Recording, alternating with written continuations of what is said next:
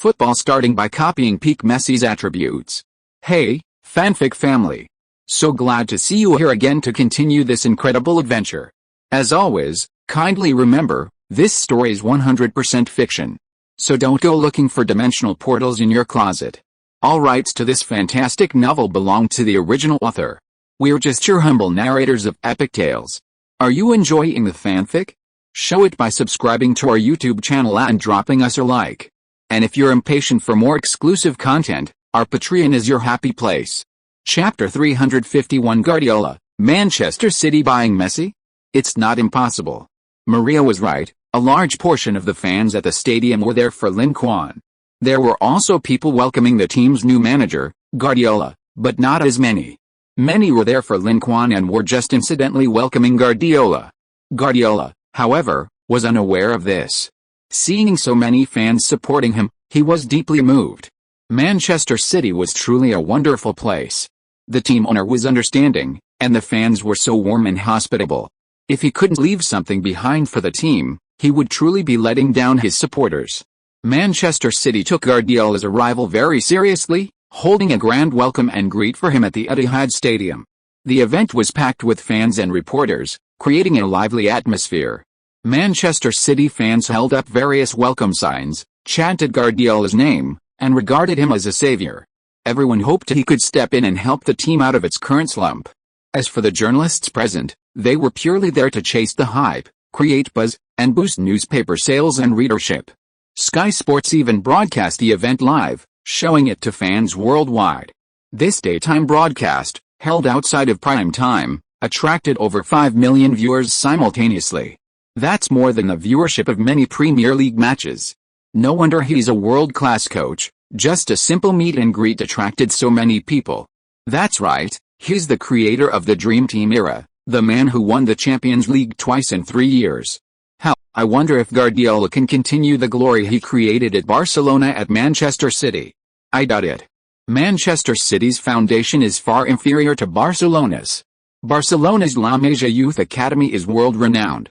Manchester City? I've never heard of any famous youth players from Manchester City. Manchester City's youth academy is indeed a weakness, but this is also related to the relatively short time they received investment. After all, it's only been 6 years since the Abu Dhabi consortium bought the team. Exactly. Teams like Barcelona and Ajax have built their youth academies over several generations and decades. It's not something that happens overnight. The Abu Dhabi consortium is quite reliable.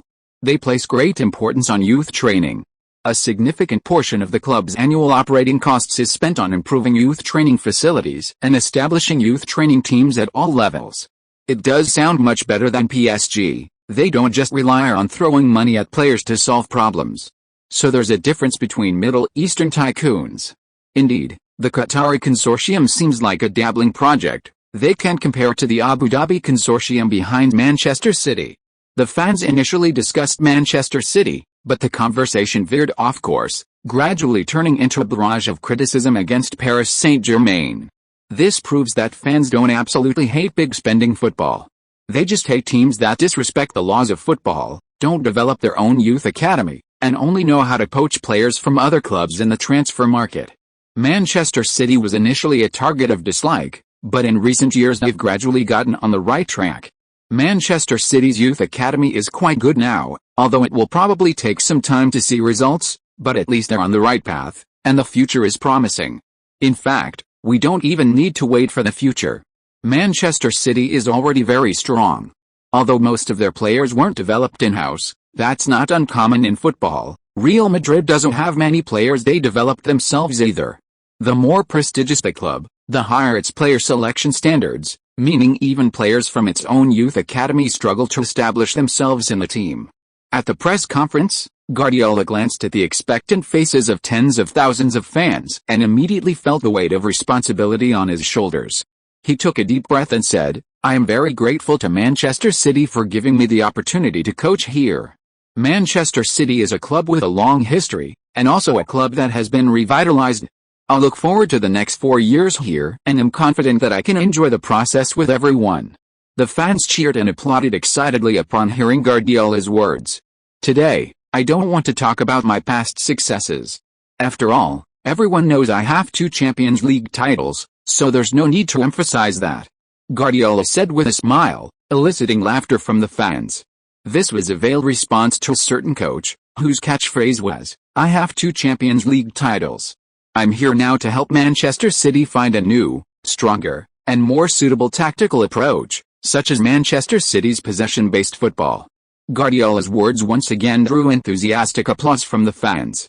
Their biggest worry was that Guardiola would simply copy Barcelona's style without any changes and apply it to Manchester City.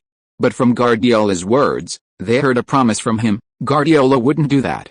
"I know Manchester City's current players, like that guy wearing the number 10 jersey." This statement caused another burst of laughter from the fans, and the cameras focused on Lin Quan, who was sitting in the front row. Manchester City's number 10 was none other than Lin Quan. Given the relationship between Lin Quan and Guardiola, it would be strange if he didn't even know Lin Quan.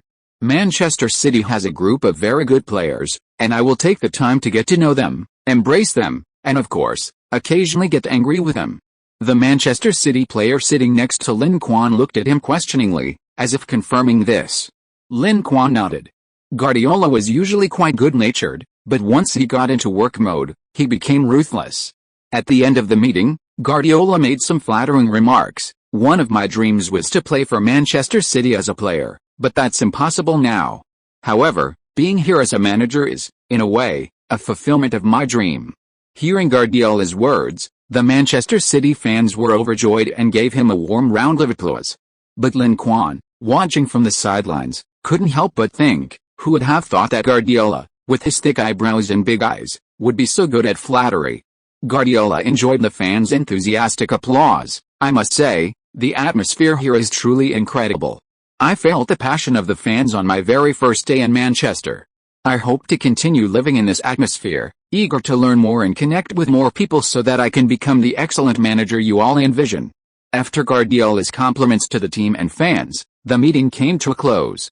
When the on-site interview session began, the eager reporters swarmed forward, and their first question immediately drew attention. One reporter shouted, "Coach Pep, would you buy Messi?" Guardiola paused for a moment, then laughed twice and replied, "Messi is a very good player. If he's willing to come, and the club is willing to pay, of course I'd like to bring him to the Etihad Stadium. After all, like everyone else, I want to see the chemistry between 2 Messis on the field." The fans and reporters present chuckled knowingly. Guardiola had voiced everyone's thoughts. Indeed, many people were very curious about what it would be like if Lin Quan and Masia were on the same team. Their individual team achievements were already formidable. If they joined forces, perhaps no team in the entire football world could rival them. Of course, considering their extremely high transfer fees, bringing them together simultaneously would not be an easy task. During the summer transfer window, Paris Saint-Germain made an offer to Manchester City. Although unsuccessful, it revealed the true market value of players of Messi and Lin Quan's caliber, over €200 million. For a team to acquire both players, the transfer fees alone would exceed €400 million. Even Manchester City and Barcelona would need to spend at least €200 million to achieve this. This amount is astronomical for most teams in today's football world. Only teams like Manchester City and PSG, backed by Middle Eastern tycoons, likely possess such financial resources. Fortunately, Manchester City, where Lin Quan plays, has this financial strength, and Guardiola and Messi have always had a good relationship. Given Manchester City's financial resources and Guardiola's use of his personal connections to persuade Messi, it's entirely possible to convince him to join. Therefore, after hearing Guardiola's statement, fans and reporters couldn't help but speculate. Some eager journalists had already prepared their stories, waiting to create a big scoop after the press conference. It wasn't just journalists trying to create a big story. Manchester City's owner, Masia, who personally attended Guardiola's meeting, mistakenly thought Guardiola was making demands of the club after hearing his statement. So, he solemnly instructed his assistant, after the winter break, resubmit an offer to Barcelona and try to see if we can bring Messi from Barcelona. Although this might cost a lot of money, for the wealthy Masia, money was no object. He wouldn't refuse any request from Guardiola as long as it strengthened the team. Guardiola's move to Manchester City garnered immense attention in Britain and throughout Europe. Guardiola is a big name, having achieved tremendous success in his coaching career, so his every move is naturally closely watched. Furthermore, he joined the reigning Champions League champions, and the team already boasts one of the most sought-after superstars in football. This powerful combination naturally aroused concern and vigilance from other teams, especially those aiming for the Champions League title. The fact that Guardiola even mentioned wanting to buy Messi has caused even more concern. After Guardiola's words reached La Liga, Barcelona immediately issued a statement: "Messi is not for sale, and Barcelona will never put him on the market under any circumstances. He will finish his career at Camp Nou." Clearly, Barcelona is somewhat panicked. As Messi's mentor, Guardiola holds a very high place in Messi's heart. Many players, including Messi himself, fondly remember their time playing under Guardiola. Therefore, Barcelona is very worried that these players might succumb to temptation and be swayed by Guardiola to actually go to Manchester City. Barcelona has already missed out on Lin Quan. They absolutely cannot let Messi go. If Messi leaves, Barcelona might be back to square one. Their entire tactical system is built around Messi. If he leaves, they will be completely finished. Despite Barcelona's repeated insistence that Messi is not for sale, they remain committed to their current position. However, reporters and fans weren't entirely convinced by Barcelona's words. In this era of commercial football, what clubs say is practically worthless. What credibility can they possibly have? The winter break is almost here, and once the transfer window opens, they'll know whether Barcelona's claims are true or not. In a luxury mansion in Barcelona, Lionel Messi casually turned off the live TV. He was a little bewildered. Pep actually said he wanted to take him to Manchester City? Was he serious, or joking? If he really extended an invitation, should he accept? Messi was in turmoil. He had deep feelings for Barcelona and didn't want to leave. But Guardiola had been kind to him and greatly admired him. Refusing Guardiola's invitation would make Messi feel guilty. So, the best scenario was for Guardiola to return to Camp Nou, and for the two of them to reunite. But this beautiful vision was shattered the moment Guardiola arrived in the Premier League. Thinking of this, Messi couldn't help but sigh. The teams that reacted most strongly to Guardiola's move to Manchester City were their two league rivals, Manchester United and Chelsea. As Manchester City's fierce city rivals, Manchester United were the least willing to see City recover from their slump. They hoped City would continue to decline so they could teach them a lesson at Old Trafford in the next Manchester derby. As for Chelsea, they were City's biggest competitor for the title this season. In their last 5 league matches, Chelsea, with a winning streak, successfully overtook the struggling Manchester City in the standings. Currently, after 17 rounds, Chelsea leads the table with 13 wins, 3 draws, and 1 loss, accumulating 42 points. Manchester City, on the other hand, is second with 12 wins, 3 draws, and 2 losses, accumulating 39 points. The gap between the two teams is not large, only 1 match. Considering there is another direct confrontation between the two teams in the second half of the season, if Manchester City recovers their form and defeats Chelsea at Stamford Bridge, Chelsea's current lead will vanish. Therefore, Mourinho and his Chelsea are very wary of Guardiola's arrival. Chapter 352 If you don't court death, you won't die. Guardiola is starting to pull some tricks. Guardiola is highly efficient. Since officially joining Manchester City, he hasn't even had time to rest. After declining the team's Christmas break offer, he quickly went to the club to start working. Manchester City is currently in a difficult situation, and Guardiola can't afford to waste any more time. He needs to get into work mode as soon as possible to help the team solve its problems. Moreover, the winter transfer window is about to open, and he also needs to scout suitable players in the transfer market to fill the gaps in various positions of the team. These tasks are numerous and varied, and time is tight, so they must be handled as quickly as possible.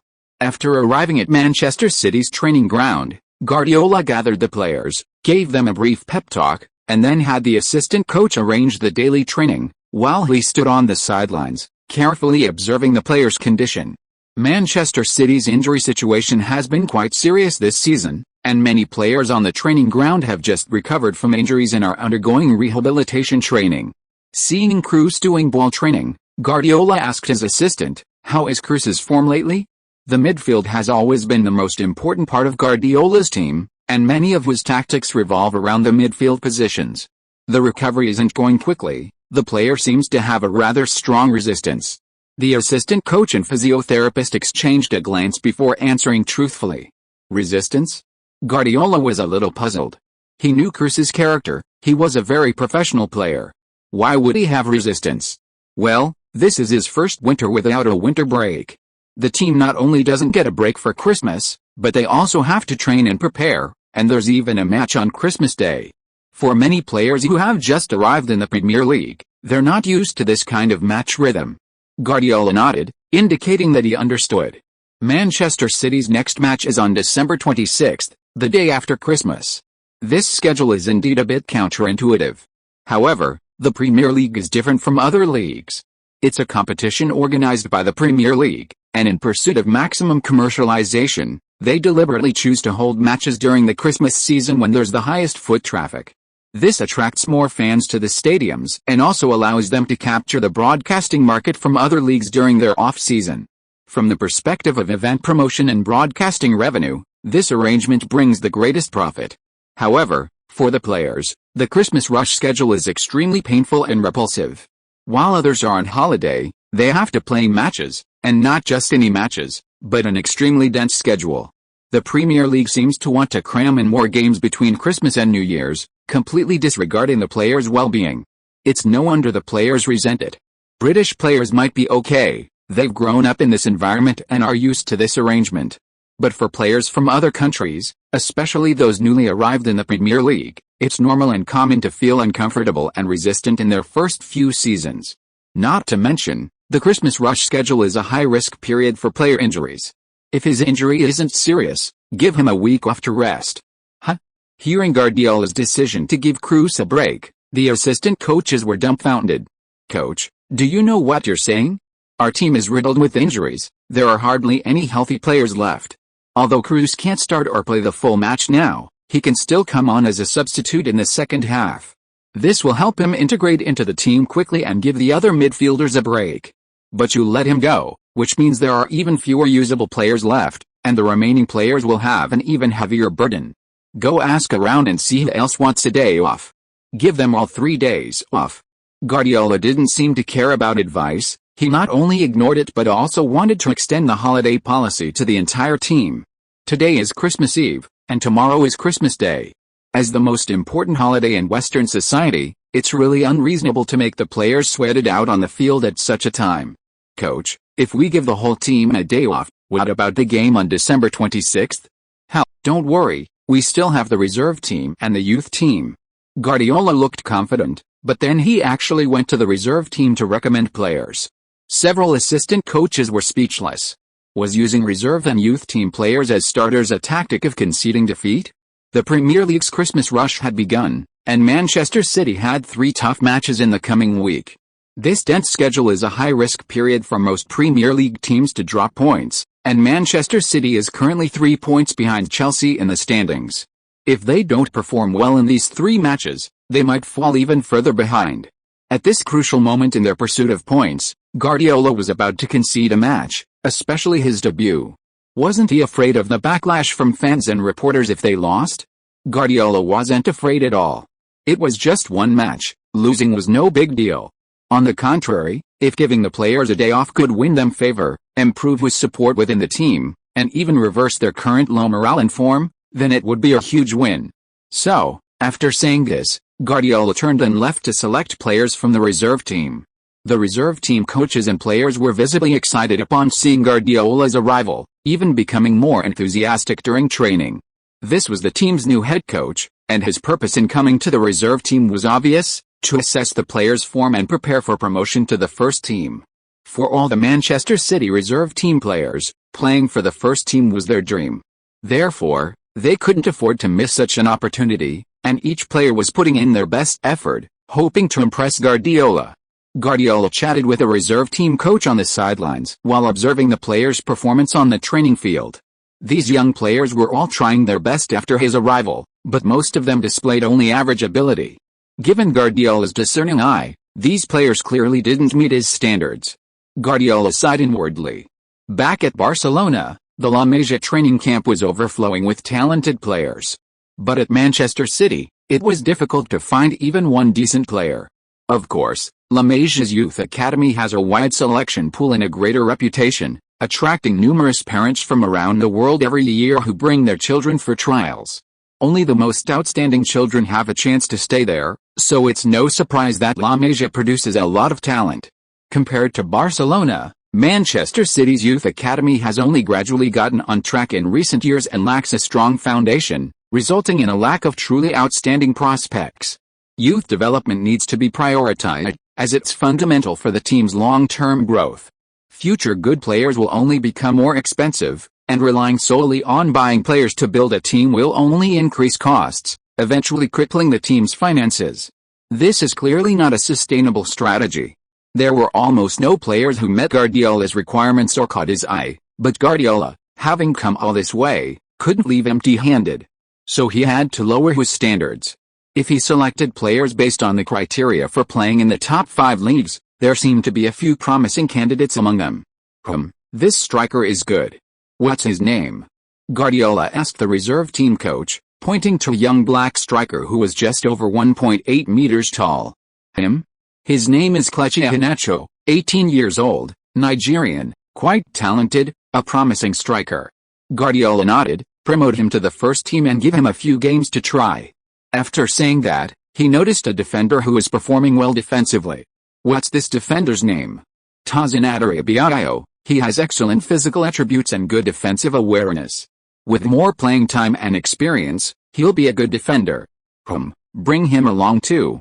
Guardiola promoted 5 young players to the first team in one go. The rest were simply not good enough. Even if the first team was lacking, he wouldn't dare use them. The 5 selected players were extremely excited, each feeling like they'd been struck by lightning. They felt like they were dreaming, somewhat unable to believe they had been chosen by Coach Guardiola. This was a world-class coach. As for the players who weren't selected, they all looked very disappointed. They had no doubt about Guardiola's eye for talent. He was unlikely to be wrong. Since they weren't selected, it meant their talent and ability were indeed lacking. This made many realize the reality. It would be difficult for them to establish themselves at Manchester City in the future, and perhaps they should consider transferring away to try their luck at other teams. When Guardiola returned to the first-team training ground with several young players promoted from the reserve team, the assistant coaches had already completed the registration. Many players wanted the 3-day holiday. After all, who could resist the temptation of the Christmas break? Guardiola had anticipated this situation, so he appeared calm. However, when he saw Lin Quan's name among them, his composure vanished completely. Ahem, are you also taking these 3 days off? Guardiola found an opportunity during a training break to find Lin Quan and bring it up. Yes, I promised to take Maria and Valentina to the amusement park and aquarium.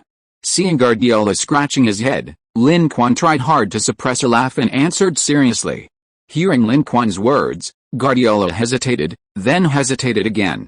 If someone is willing to go to the amusement park with us, I think Valentina and the others might be able to make an exception and postpone it until after New Year's Day. Guardiola nodded repeatedly, no problem, I have time after New Year's Day. I'll definitely take them out then. Lin Quan nodded and crossed his name off the leave application list.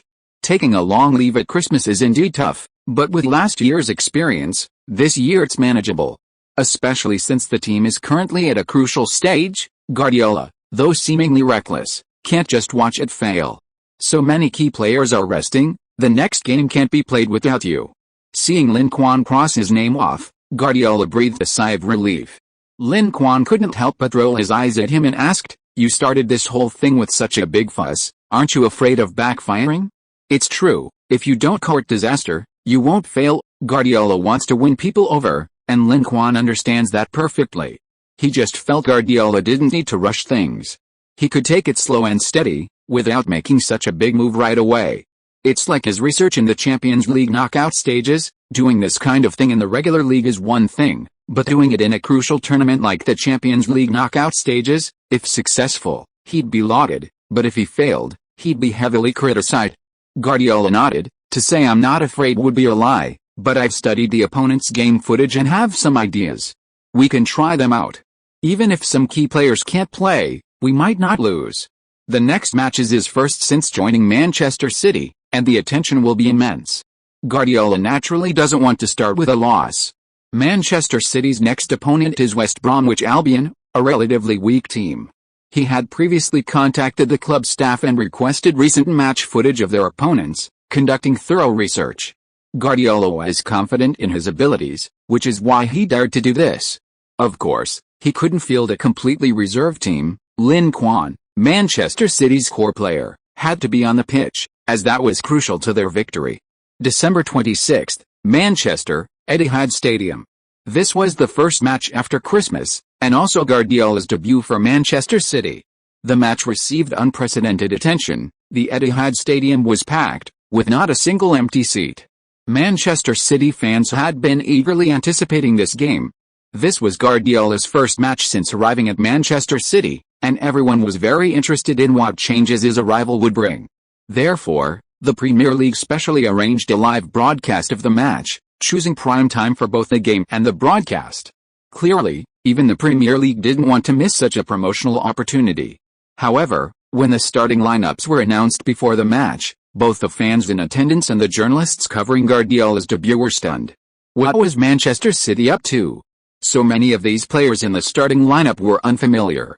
Chapter 353 Guardiola's stunt is a success. The 18-year-old shines on the field. Half of Manchester City's starting lineup is made up of substitutes, and there are even a few players whose names I've never seen before. Guardiola is incredibly bold, making such a large-scale rotation. Do they really underestimate West Bromwich Albion? After seeing Manchester City's starting lineup, there was a lot of discussion, with many feeling that Guardiola had gone too far. West Bromwich Albion is, after all, a Premier League team. Fielding so many substitutes is incredibly disrespectful. West Bromwich Albion's manager shared this view, giving Guardiola a resentful look, his face grim. Guardiola appeared very calm, at least outwardly. He calmly sat down on the bench, turning to chat and laugh with his assistant coaches, seemingly unconcerned about any problems with his starting lineup. 52-year-old Torrent, seated closest to Guardiola, asked with a worried expression, "Is this really okay?" Guardiola calmly replied, "If the tactics succeed, then there's no problem." This made Torrent even more worried. What if the tactics fail? Guardiola shook his head. "Don't worry, my old friend, it won't fail." As he said this, Guardiola's gaze fell on Lin Quan, who had just come on as a substitute. With Lin Quan backing him up, he felt very confident. Under the watchful eyes of everyone, the match officially began with the referee's whistle. Those watching the game widened their eyes, eager to see how Guardiola's Manchester City differed from Pellegrini's previous Manchester City.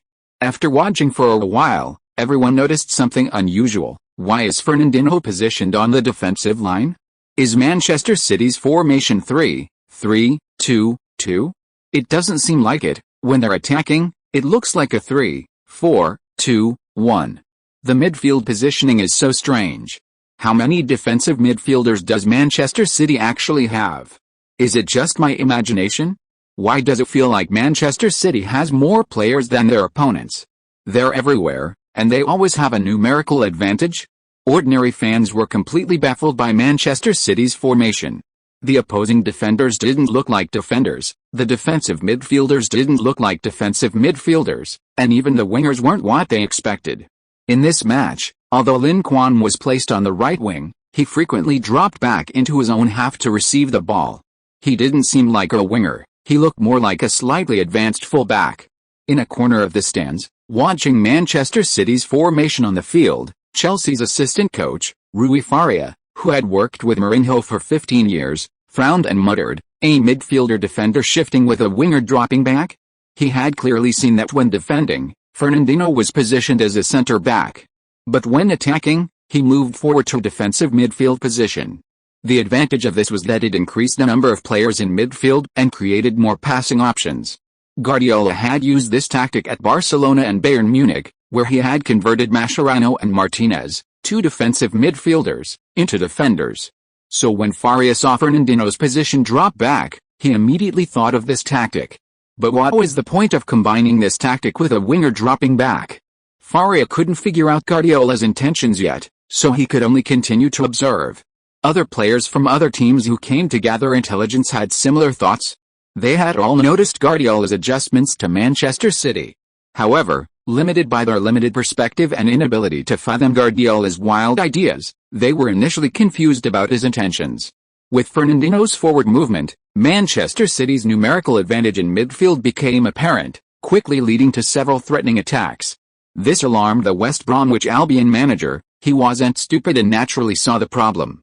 They hadn't assigned players to mark Fernandinho. After all, who had specifically assigned someone to mark the opposing centre-back before match? Without anyone to mark him, Fernandinho became the initiator of Manchester City's attacks from the midfield and backline. Had his passing ability been more refined, Manchester City might have already scored in those attacks. Seeing Fernandinho once again move forward from the defensive line to the defensive midfield position, the West Bromwich Albion manager jumped to his feet, shouting at his players to have their left winger move inside and mark the now defensive midfielder. This tactic immediately worked. With Fernandinho contained, Manchester City's attacks through him decreased rapidly. How is this all the so-called world-class coach is capable of? Seeing the obvious effect of his adjustment, the West Bromwich Albion coach was smug, his confidence greatly boosted. He had always been unconvinced by so-called famous coaches like Guardiola. He felt that the other was just more famous, not necessarily much better than himself. He imagined that after defeating Guardiola in this match, his name would be known worldwide, and perhaps he could finally experience the life of a famous coach. On the Manchester City bench, seeing the opponent's adjustment effectively contain Fernandinho, Guardiola was more pleased than worried, his posture on the bench becoming even more relaxed. "All done," he said to assistant coach Torrent. The moment Guardiola finished speaking, the situation on the field changed immediately. In the 9th minute, as West Bromwich Albion's left winger cut inside to mark the advancing Fernandinho, Lin Quan also dropped back from the opponent's half to his own. The Manchester City full-back, preparing to pass the ball to Fernandinho, immediately passed it to the retreating Lin Quan. With the opponent's left winger cutting inside, there was a huge space on the flank. And because Lin Quan had dropped back to his own half, this area was outside the opponent's fullback's defensive range. Therefore, the instant Lin Quan received the ball, he was completely unmarked within a 10-meter radius. For a player of Lin Quan's caliber, leaving him such vast space was a fatal mistake. West Bromwich Albion quickly paid the price for their error. In the 11th minute of the first half, Lin Quan dribbled past several players on the flank and assisted Iheanacho to score, making it 1-0. The moment the goal was scored, Guardiola on the bench couldn't contain himself and rushed out to celebrate wildly. This was Guardiola's first match in charge of Manchester City. The high level of public attention, coupled with his risky tactical changes and extensive substitutions, placed immense psychological pressure on him. Fortunately, his tactics worked. Fortunately, Manchester City scored first. After that goal, the game became much easier. Thinking this, Guardiola felt much more at ease. The West Bromwich Albion manager next door was stunned after seeing Manchester City score. How could their defense suddenly collapse? He scratched his head in confusion, unable to understand how his team had been defeated. Meanwhile, in the stands, Faria felt a jolt. His previous doubts were resolved by Manchester City's attack. So, the combination of these two tactics was Guardiola's true trump card? Thinking about this, he couldn't help but ponder, if Chelsea faced Manchester City, how would they contain them if they used this tactic? With Fernandinho's forward run, Manchester City had three defensive midfielders on the field. To completely contain these three defensive midfielders, relying solely on the forwards is absolutely insufficient. Their midfielders must also be involved. However, the opposing team has at least 5 players in the midfield and attacking third who need to be marked. If too many players are committed to containing the opponent's midfield and defense, the team's defense will lose its structure, and the defense will become purely man-to-man marking. The defensive line will be compressed into 2 lines.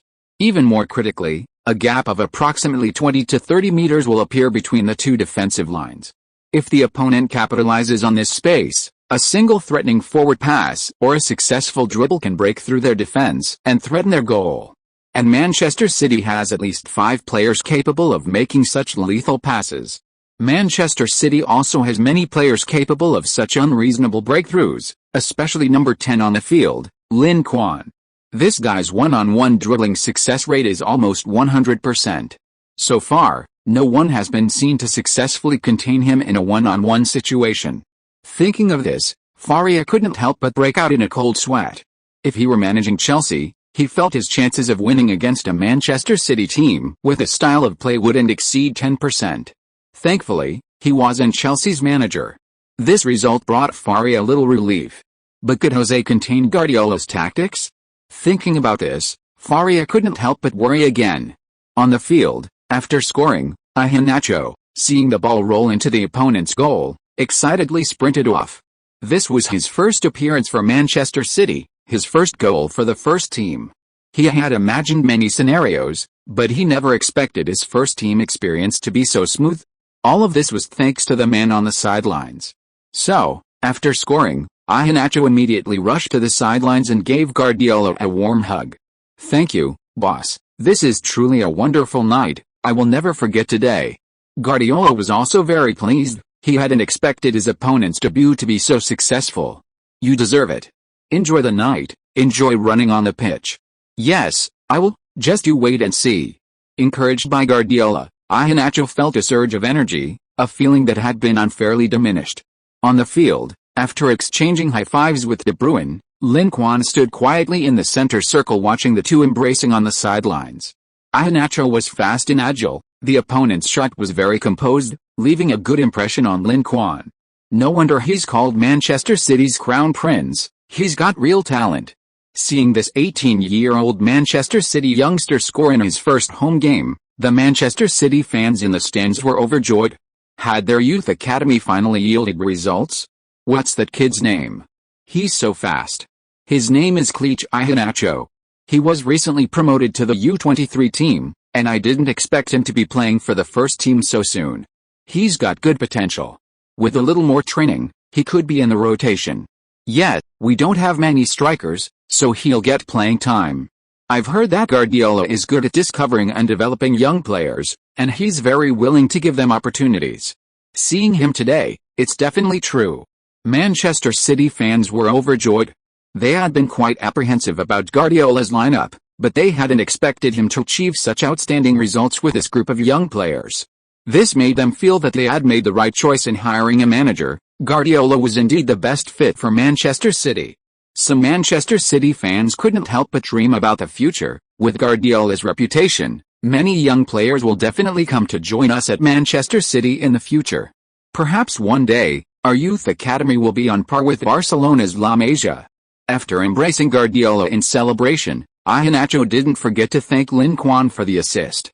If Lin Quan hadn't selflessly passed a ball to him instead of shooting himself, he wouldn't have had the chance to shoot at all. The game continued, and after taking the lead, Manchester City's morale soared, and they launched a series of fierce attacks on their opponents. On the other hand, West Bromwich Albion's players were significantly affected by conceding the goal. Under their manager's instructions, they intensified their marking and pressing of Lin Quan. If Lin Quan hadn't dribbled past several players on the wing, they wouldn't have conceded the goal so easily. Therefore, West Bromwich Albion's players believed that as long as they contained Lin Quan, they could effectively curb Manchester City's attack. However, as it turned out, they were wrong. Just 5 minutes after the first goal, in the 16th minute of the first half, Manchester City scored again. The goal was scored by De Bruyne, in a manner almost identical to the first. The difference was that this time Manchester City's attack originated from the left flank. If the first goal conceded was merely accidental, the second one left no room for excuses. Especially since this goal had almost nothing to do with Lin Quan. He had been drawing away numerous defenders on the right flank and hadn't participated in the attack. This left West Bromwich Albion's manager sweating profusely and filled with anxiety. Having conceded 2 goals using the same tactic, practically killing any suspense in the game, he still couldn't see the problem, let alone how to counter the opponent's tactics. He couldn't help but glance fearfully at the Manchester City bench. Is this the power of a world-class manager? Chapter 354 The feud between Guardiola and Mourinho. A super tough schedule is coming. With a defensive gap on the right flank widening, West Bromwich Albion had to call up players to fill the void. However, this left other positions stretched thin. In the 34th minute of the first half, Lin Quan found an opportunity, successfully breaking free in the attacking third and entering the penalty area before receiving a pass from De Bruyne to score Manchester City's third goal of the match. This goal essentially sealed the game. Seeing this goal, Both Guardiola on the sidelines and the Manchester City fans in the stadium breathed a sigh of relief. Unless a miracle occurred, West Bromwich Albion could consider their game over. After scoring, Lin Quan went to the sidelines and embraced Guardiola. This was their first match together with the same team, and scoring in such a game was particularly meaningful for Lin Quan. The cameras focused on the father and son embracing on the sidelines. The commentators chuckled, saying, "These two embracing on the sidelines might be the most powerful father-son duo in football history. Haha, one is the youngest and most promising superstar in football, the other is the most famous young coach. There's really no stronger combination.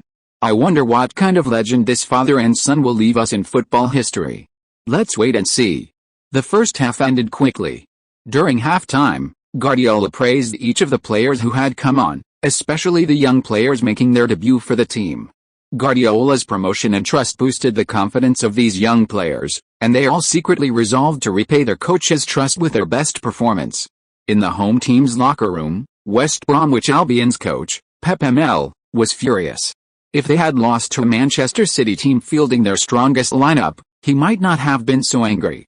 However, the Manchester City team on the field was merely a second-string lineup composed of a small number of starters, a large number of substitutes, and young players. Facing this youthful version of Manchester City, they couldn't even secure a victory, instead suffering a humiliating 3-goal defeat. This made Pep Meyer feel utterly ashamed. This was their home ground, and they couldn't accept such a disgrace. So, he gave his players a severe dressing down, unleashing his hairdryer mode, demanding they learn from their mistakes and strive for improvement. In the second half, we must play with our momentum and defend our home owner with goals. Meyer's eyes were filled with fervor. In the second half, West Bromwich Albion players indeed intensified their attack. Pep Meyer's eyes were fixed on the pitch, hoping to see even a glimmer of hope. Manchester City had many young players, whose weaknesses might not be apparent when they were winning. But once Manchester City fell behind, their weaknesses would be exposed. Pep Meyer's plan was to relentlessly attack this weak point in Manchester City's squad, hoping to create an opening. However, to his surprise, Manchester City's young players were not easily defeated by his tactics. Their fighting spirit was exceptionally high. Like unkillable cockroaches, they persevered tenaciously. These players' abilities were indeed insufficient to establish themselves on the high-intensity stage of the Premier League, at least not yet. But they compensated for their lack of ability with fighting spirit and attitude, and the team's key players were very reliable. When these young players encountered trouble, they relied on their experience and strong individual abilities to provide protection and assistance, helping them resolve crisis after crisis. With someone to back them up, these young players felt incredibly safe, and the performance on the field improved steadily. West Bromwich Albion is not a top team, and their players are just a group of ordinary players. Their individual abilities are not particularly strong, although they can use their experience to overpower these young players to some extent. However, when they encounter Manchester City's key players or even some substitutes, they are completely at a disadvantage in terms of individual ability. This resulted in the game becoming tense, but West Bromwich Albion finding it difficult to break through and score. Seeing his team's attack stalled, Pep Mel made a bold decision: go all out. In the 66th minute, West Bromwich Albion made substitutions. They brought on 3 players in quick succession, all of them attacking players. Their intention was clear: they were going to fight Manchester City to the death.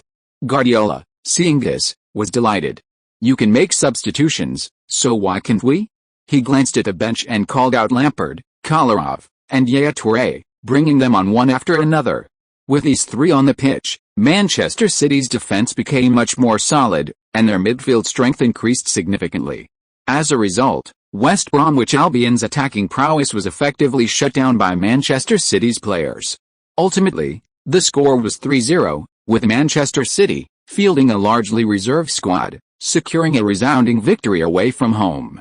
Guardiola's debut was a resounding success. After the match, Guardiola was surrounded by reporters.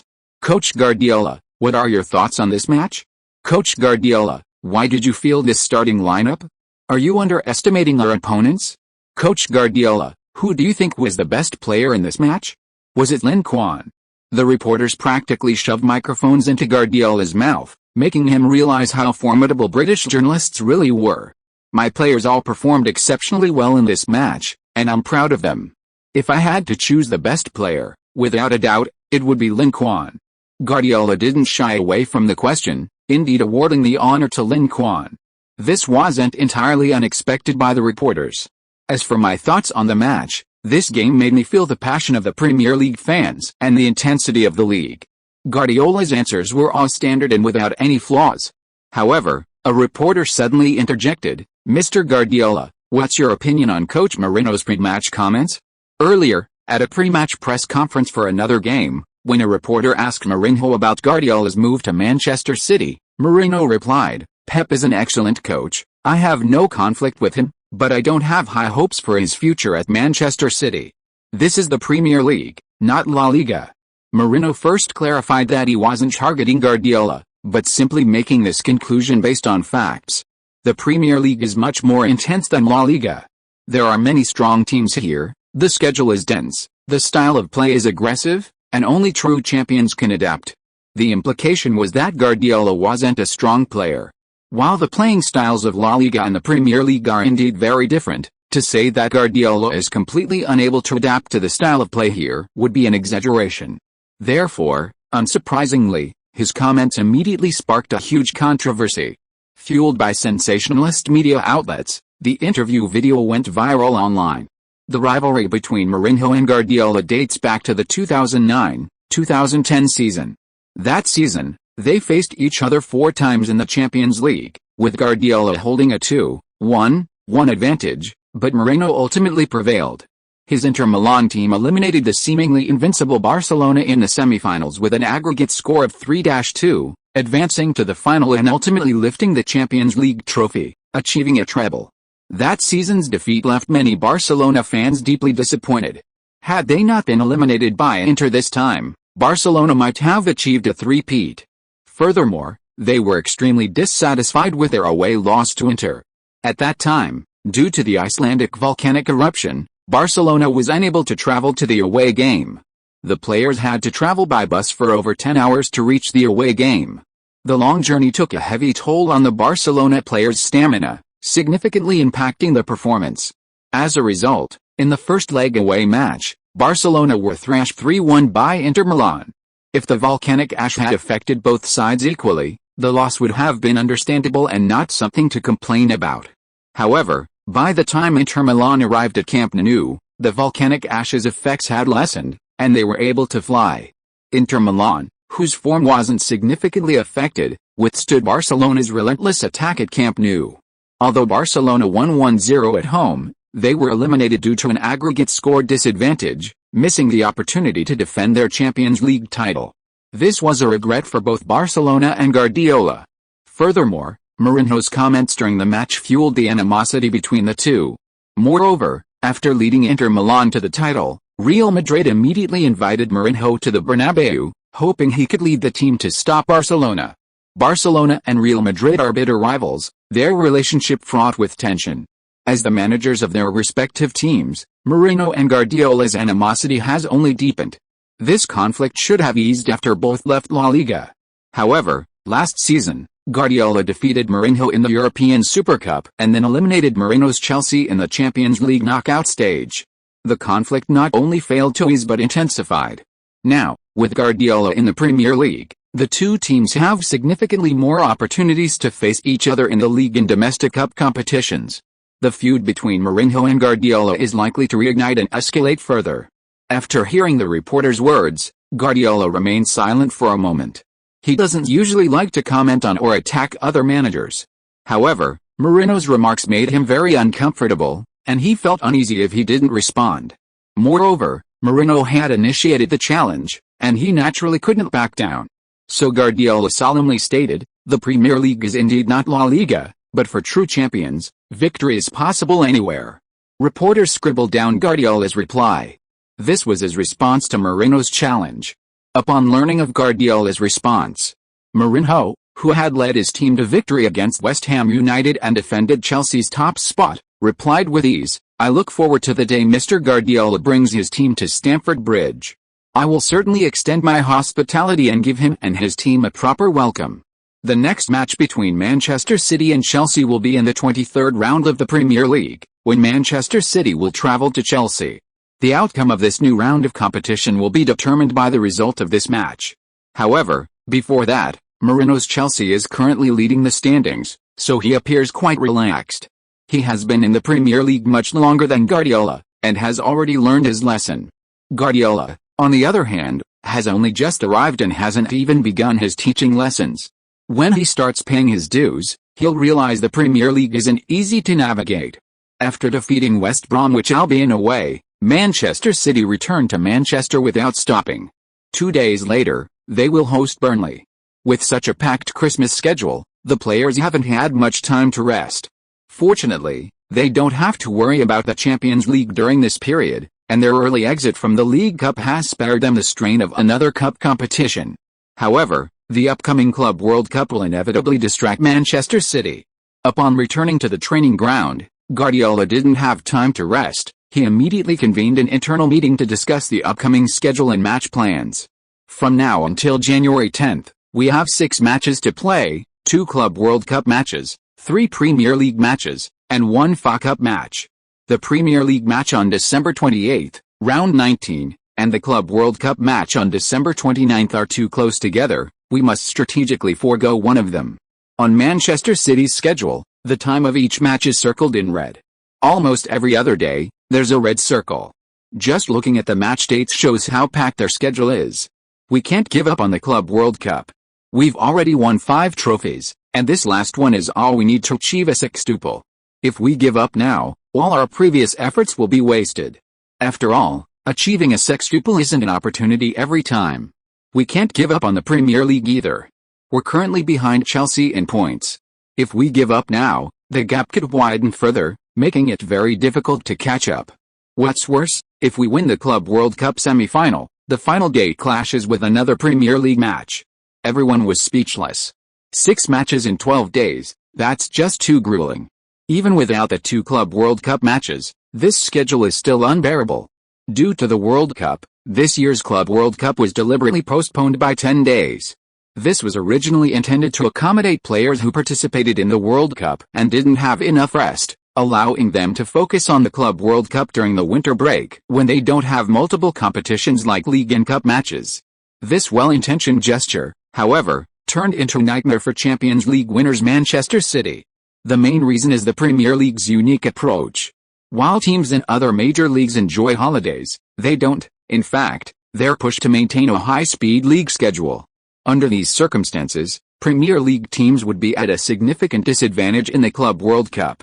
For Manchester City, the question now is, should they prioritize securing the league title or go all out to win their sextuple? Chapter 355 Mourinho's shock. 14 days, 6 matches, defending champions face a hellish schedule. Club World Cup and League? What will Guardiola choose?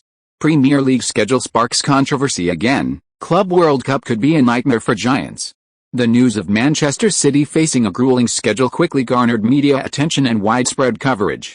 As one of the most talked about teams recently, Manchester City receives immense attention, and any report about them sparks considerable discussion. For example, this time, after media reports on Manchester City's predicament, it immediately became a trending topic online, generating widespread discussion. Manchester City's luck is just too bad. It's Guardiola's bad luck. They've just arrived and already faced such a grueling schedule. Is this kind of schedule even humanly possible? Even without these 2 Club World Cup matches, Manchester City's schedule hasn't been easy lately. Luckily, Manchester City are the Champions League winners, so they only need to start the Club World Cup from the semi-finals, which is only 2 matches at most. Otherwise, their situation would be even more dire. Although it's only 2 matches, cramming 2 more into an already grueling schedule makes it even more difficult. I think Manchester City will definitely have to make some choices. Winning the Club World Cup would achieve a sextuple. Maybe they should win it first.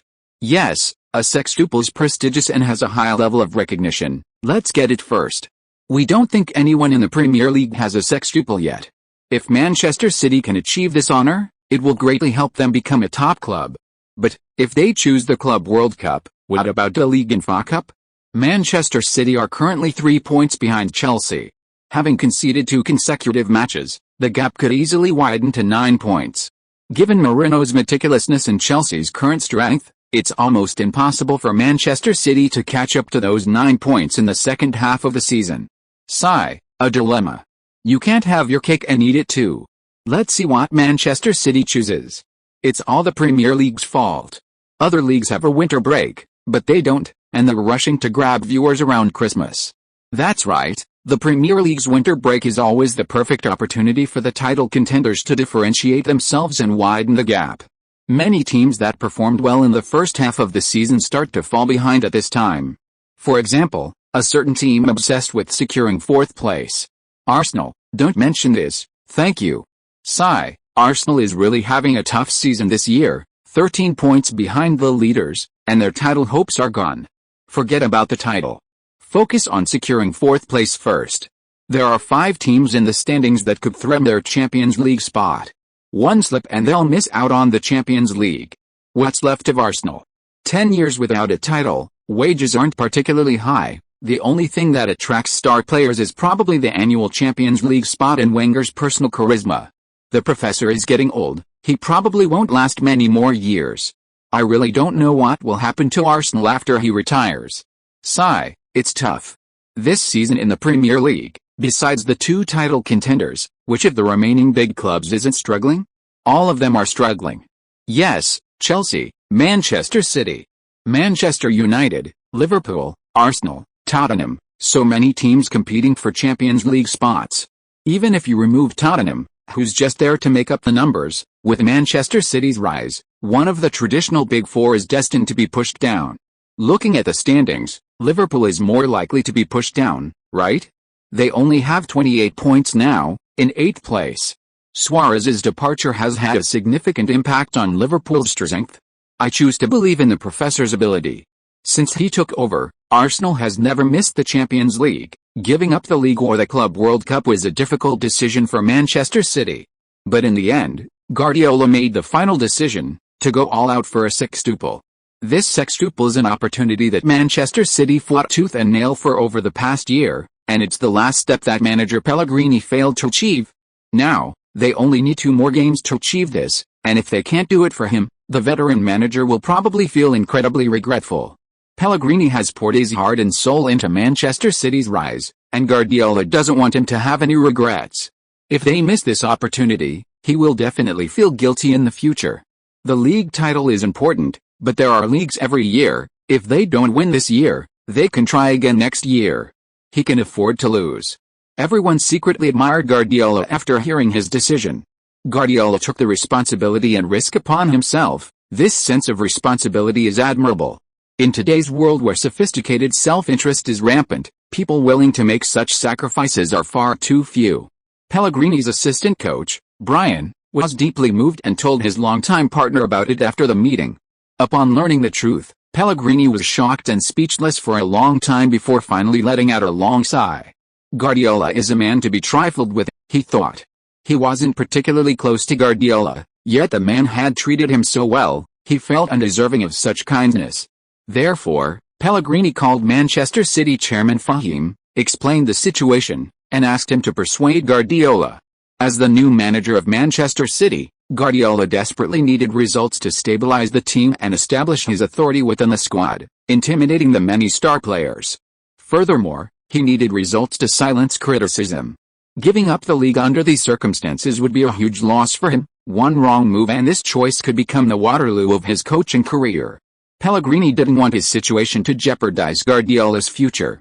The sextuple is just an empty title, losing it is no big deal.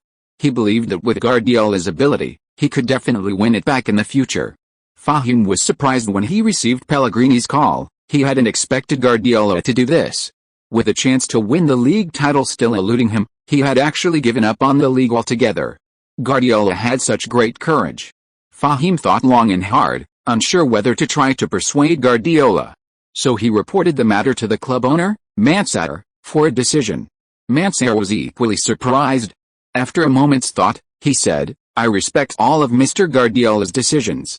If he really decides to go for the sextuple, I will provide my private jet to the team so they can reduce the burden of travel. Masia greatly admired Guardiola's character. Even though Guardiola's performance this season was less than ideal, and they failed to defend their Premier League title, he wouldn't blame Guardiola. He had initially hired Guardiola simply because of his ability and coaching style. Now, having witnessed Guardiola's noble character, he felt that for that reason alone, Guardiola was the most suitable candidate for manager. After making the decision, Manchester City fielded a large number of substitutes and reserve team players in their home game of the 19th round. This lineup was even bolder than in the previous match against West Bromwich Albion, with almost no first-team players on the field. Manchester City's first-team players had already taken a connecting flight to Morocco to participate in the 2014 Club World Cup. Burnley's manager was secretly delighted to see the opponent's lineup. Deep in the relegation zone, they desperately needed points to escape the relegation mire.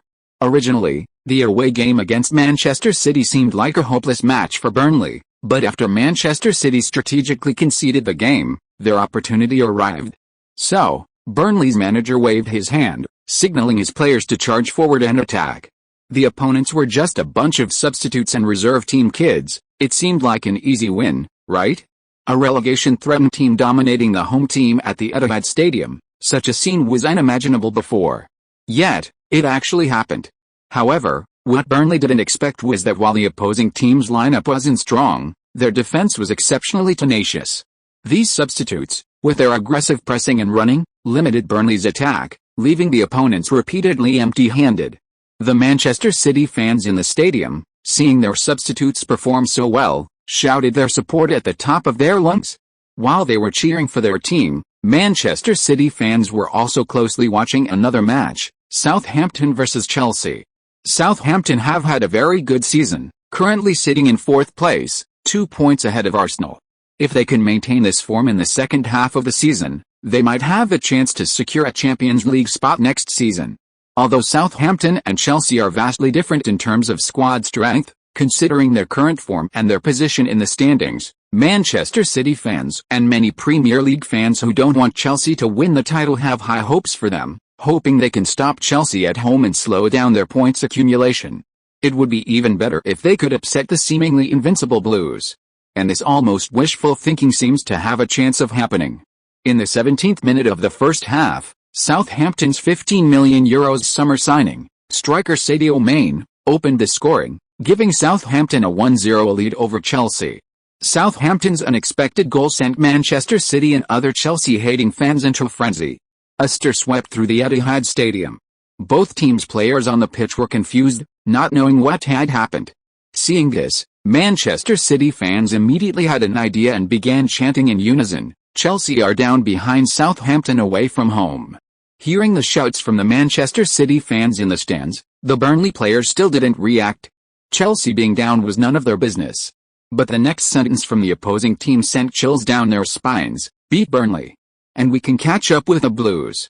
After these two sentences were shouted, the Burnley players suddenly realized that the Manchester City players on the field had changed. They had become incredibly encouraged, incredibly aggressive. This is bad. Realizing the danger, Burnley's manager was about to address his players, urging them to regain their composure, when Manchester City launched a powerful counter-attack. Sinclair intercepted the ball in the backfield and passed it to Milner, who sprinted down the wing, cut inside to the edge of the penalty area, drew the attention of the opposing defenders, and then laid the ball off to the center. Iheanacho cleverly passed it to the on-rushing Lampard. Lampard unleashed his signature long-range shot, piercing the Burnley goal 1-0. Manchester City, playing at home, had taken the lead. After scoring, Lampard shook his head and smiled wryly. His last goal for Manchester City had been a crucial one, helping the team defeat Chelsea. This time, his goal put Chelsea's top spot in jeopardy. Would the Blues fans hold a grudge over these two goals? The Manchester City fans in the stadium didn't care about such things. They celebrated wildly after Lampard's goal. Unexpectedly, the team, using this lineup, could actually take the lead and even have a chance to win.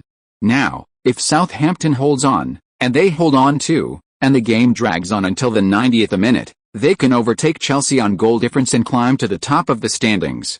Southampton, St. Mary's Stadium. Seeing the opposing team's young black striker slot a ball into the far corner, breaching his own goal, Chelsea's manager Mourinho couldn't help but mutter a curse under his breath, "Damn it." He admitted he had underestimated Southampton's fighting spirit. On paper, Their strength was far inferior to Chelsea's, so before the match, Mourinho, like other Chelsea fans, was optimistic, believing it would be a foregone conclusion. However, once the game started, he found that things weren't so simple. Southampton opted for a defensive counter-attacking strategy at home, a tactic that wasn't unexpected for Mourinho. After all, most teams would choose this approach when facing Chelsea. The problem was, Southampton had an incredibly fast winger, Main.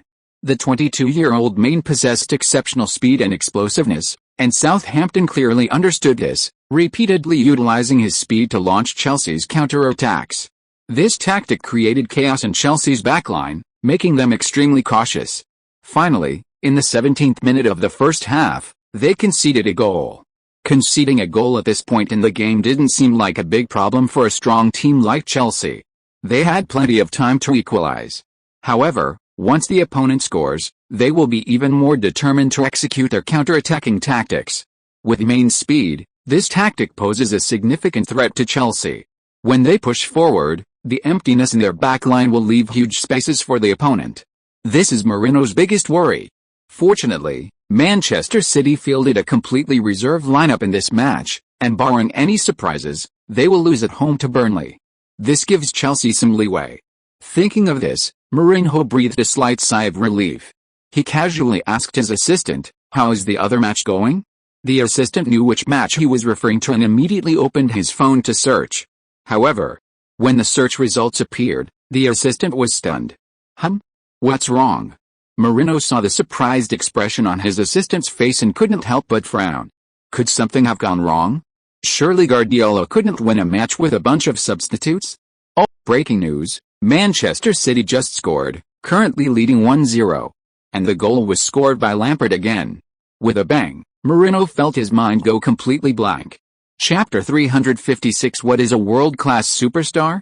Lin Quan's unique influence. Attack. Attack at all costs. Mourinho couldn't sit still. If Chelsea lost and Manchester City won, their previous lead would vanish. Burnley's players were truly incompetent, unable to even beat a Manchester City team fielding a completely reserved lineup. Now Chelsea could only rely on themselves. They absolutely had to win this match. If they defeated Southampton, regardless of Manchester City's result, they would at least maintain a 3-point lead. Under Mourinho's command, Chelsea's players launched a frenzied attack on Southampton. Diego Costa, Sherrill, Hazard, Oscar, Fabregas. Chelsea's midfield and attacking lineup was undeniably luxurious, and after half a season of playing together, their understanding had greatly improved. Under the onslaught of these top stars, Southampton's defense faced immense pressure. In the 45th minute of the first half, Fabregas delivered a brilliant pass, assisting Hazard to score and equalize the score. This is Fabregas' 13th assist of the season, an astonishingly high efficiency. The main reason Chelsea's attacking firepower is so strong this season is the arrival of Fabregas and Diego Costa. One can provide assists, the other can score goals. Together they account for over 70% of Chelsea's goals. They've single-handedly elevated Chelsea's attacking prowess to a whole new level. After seeing Hazard score, Mourinho excitedly pumped his fist. Play like this, victory is sure to be ours. Fabregas' performance in this match was outstanding. Since joining Chelsea, he seems to have found his place in the team. This has made him play with increasing composure and confidence. His confidence is reflected in his willingness to dribble and break through defenses, much like Iniesta at Barcelona. Throughout the first half, facing Southampton's tight defense, Fabregas completed 5 successful dribbles. Besides his assist to Hazard, Fabregas also had 2 other very dangerous passes in the first half. In the 7th minute, Fabregas faced Wanyama, the opposing defensive midfielder, on the left wing. He anticipated Wanyama's move, skillfully dribbled past him, and entered the penalty area before delivering a cross. Unfortunately, the ball was blocked by a defender and went out of play, failing to reach his teammate. Otherwise, Chelsea might have taken the lead early on. In the 24th minute, Fabregas again created a threat on the left wing with a breakthrough, accelerating and cutting inside to shake off his opponent. Unfortunately, Sherrill wasn't on the same wavelength, wasting his cross. In the second half, Fabregas continued his excellent performance. In the 47th minute, after a breakthrough in the attacking third, Fabregas delivered a through ball to Diego Costa, but Diego Costa was too fast, and Fabregas's pass was slightly weak, resulting in a missed opportunity. On the sidelines, Mourinho was very satisfied with Fabregas's performance, even giving him a thumbs up. As Chelsea's midfield maestro, as long as Fabregas is in good form, Chelsea's chances of winning are very high. However, all of this came to an abrupt end after a foul by the opponent.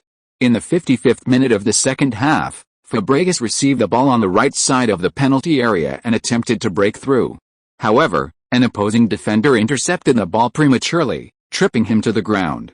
It should have been a clear foul, but surprisingly, referee Taylor showed Fabregas a yellow card, seemingly believing he was diving to draw a penalty. This decision angered Fabregas, who chased after Taylor, demanding an explanation.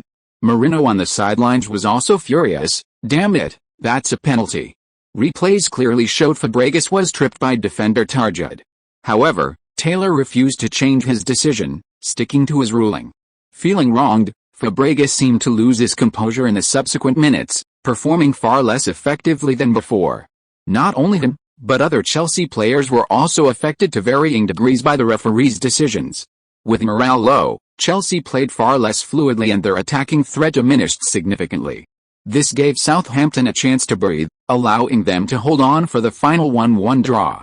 Chelsea, who had initially held a strong lead, failed to maintain their momentum.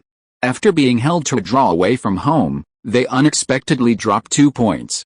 If Manchester City had defeated Burnley, their lead would have shrunk to just 1 point. At the end of the match, Mourinho was hesitant to ask about Manchester City's score. He feared they had beaten Burnley and closed the gap. Fortunately, this nightmare didn't happen. Manchester City's lead didn't last, Burnley equalized in the second half, and the match ended in a draw. Thus, Chelsea's lead remained at 3 points. This result was far from ideal, and Mourinho and his players were understandably disappointed. Even the usually mild-mannered Cesc Fabregas, risking a foul ban, publicly criticized the referee in a post-match interview. Mr. Taylor believed his eyes, but the cameras clearly contradicted him. "I wouldn't suggest he see an eye doctor. Instead, I'd suggest he see a psychologist. I don't think he'll sleep well tonight after making such an absurd decision." Mourinho's attack was even more scathing. "I can't believe such a foul wasn't awarded a penalty. I want to find referee Taylor and wish him a happy new year. I'll also tell him that if he saw this on TV, he'd be ashamed of his actions." Besides the angry parties involved, Chelsea fans were also furious. They had finally managed to widen the gap while Manchester City faced a grueling schedule, only to have it ruined by the referee.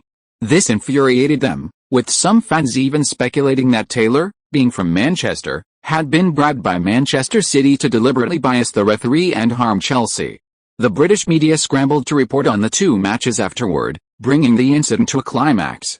Sky Sports, 2 draws, but completely different results for the 2 teams.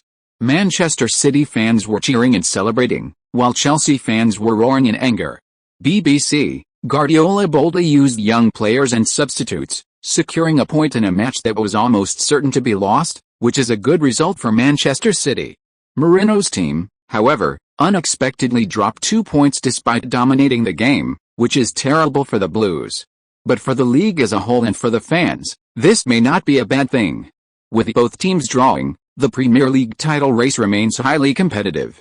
There are still 19 rounds left in the league, and a 3-point difference isn't significant. Especially since the 2 teams have another direct encounter. If Manchester City can beat Chelsea at Stamford Bridge, they will erase Chelsea's lead. What? Our substitutes actually drew at home? Guardiola, in Morocco, preparing for the Club World Cup. Upon learning the results of the Premier League match, they were quite surprised. Yes, and Chelsea were held to draw by Southampton, which means the gap between us hasn't widened further. Assistant coach Torrance said happily, "This result was a pleasant surprise. If we can hold on in the next game, then when we go back, we might actually be able to upset Chelsea and defend our Premier League title," another assistant coach said with anticipation. Guardiola smiled, "I'm afraid it's not that simple. Our cards have basically been exposed. Our next opponent will definitely know how to deal with us, and it's an away game, so the probability of us losing is high." Manchester City's next opponent is Arsenal, one of the Big Four, whose strength is far superior to Burnley. Moreover, Arsenal desperately needs points to secure their Champions League spot for next season, so they will definitely do their homework before the game and fight with all their might to win. Facing such a tough battle, Manchester City's chances of winning are slim, let alone securing a draw. Arsenal may have declined somewhat, but they are still a Premier League powerhouse with a rich history.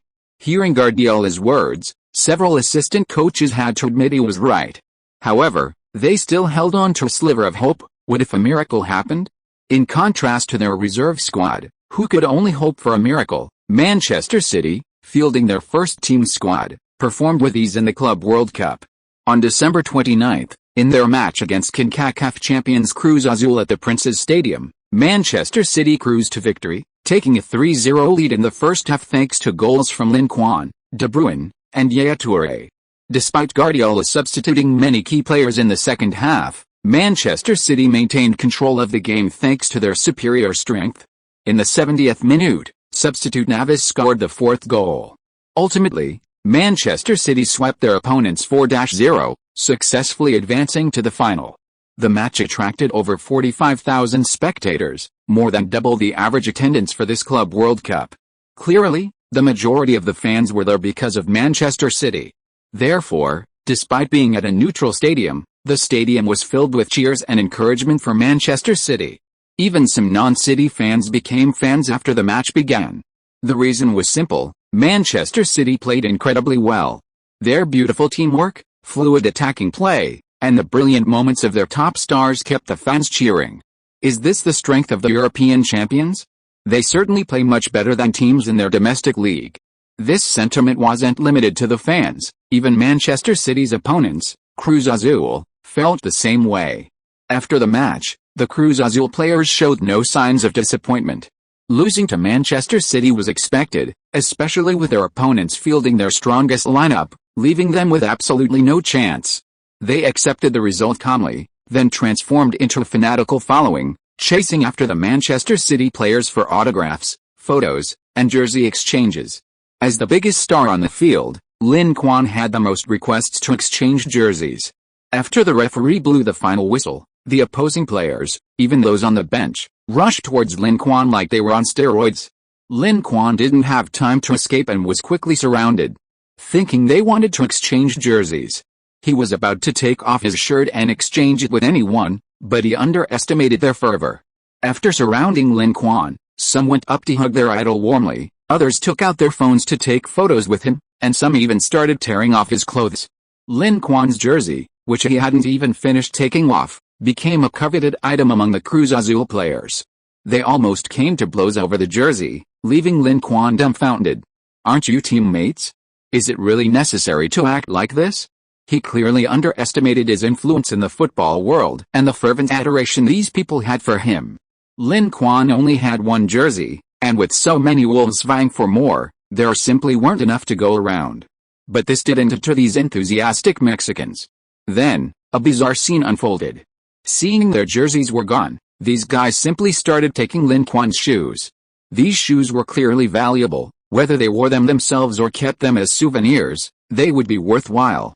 Like the broken windows theory, once one person started, others followed suit, even going further. After his shoes were stolen, Lin Quan's shin guards, shorts, and socks were also snatched away. If Lin Quan hadn't been desperately protecting them, he suspected they would have even taken his underwear. These guys, after grabbing his jersey and shoes, held them up high like trophies, showing them off everywhere. It's hard to tell if these guys came to play football or to idolize a celebrity. But such things happening on the Club World Cup stage aren't exactly surprising. Last year at the Club World Cup, Ronaldinho, playing for Atlético Mineiro, experienced something similar on the field. With a superstar like Ronaldinho leading the way, it's not surprising that other players turned the Club World Cup into a fan club. He just hadn't expected this to happen to him. After all, he'd only been famous for a relatively short time, and his international status and influence were far inferior to Ronaldinho's. However, judging from what happened on the field, the reality seemed to differ from his initial assessment. His fame was far greater than he imagined. Shaking his head, Lin Quan prepared to return to the locker room.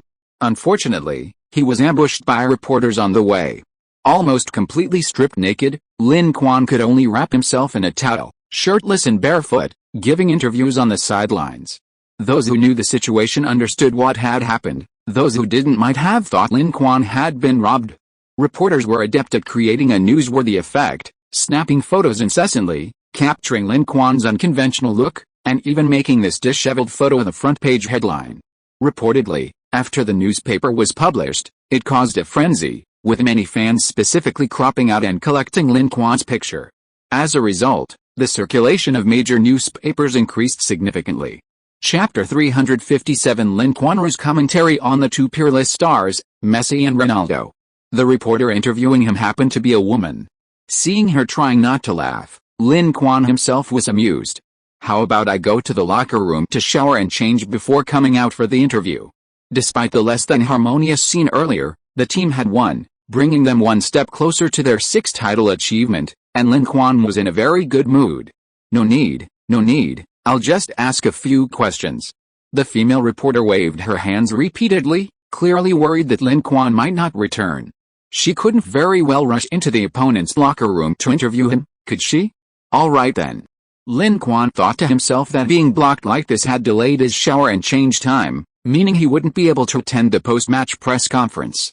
He seriously doubted that Guardiola would bring him to the press conference, as that would shield him from many questions. The female reporter first identified herself as a reporter for the French newspaper, L'Equipe. "Lin, first of all, congratulations to your team for defeating your opponents and reaching the Club World Cup final. Are you and your teammates confident of winning the final?" Lin Quan nodded and said, "Of course. We're here for the championship. No matter who our opponent is in the final, we're confident we can beat them and win our first sixth title in club history." Lin Quan's answer was decisive, even somewhat arrogant, completely disregarding their final opponent. If nothing unexpected happens, their opponent in the final will most likely be San Lorenzo from Argentina, the reigning Copa Libertadores champions. In the past 7 years, the Club World Cup final has basically been a match between the Champions League winner and the South American champion, and the results have been almost one-sided, with European teams winning 6 and losing 1. The only team to lose was Chelsea, the 2012 Champions League winners. That year, Chelsea suffered a mental breakdown due to refereeing error in their match against Manchester United, resulting in crushing defeats on all fronts. They first lost to Atletico Madrid in the Super Cup, and then were eliminated from the Champions League group stage by Juventus and Shakhtar Donetsk, failing to advance from the group stage. Then, in December's Club World Cup, they lost to Corinthians, ending the European champions' 5-game winning streak against the South American champions.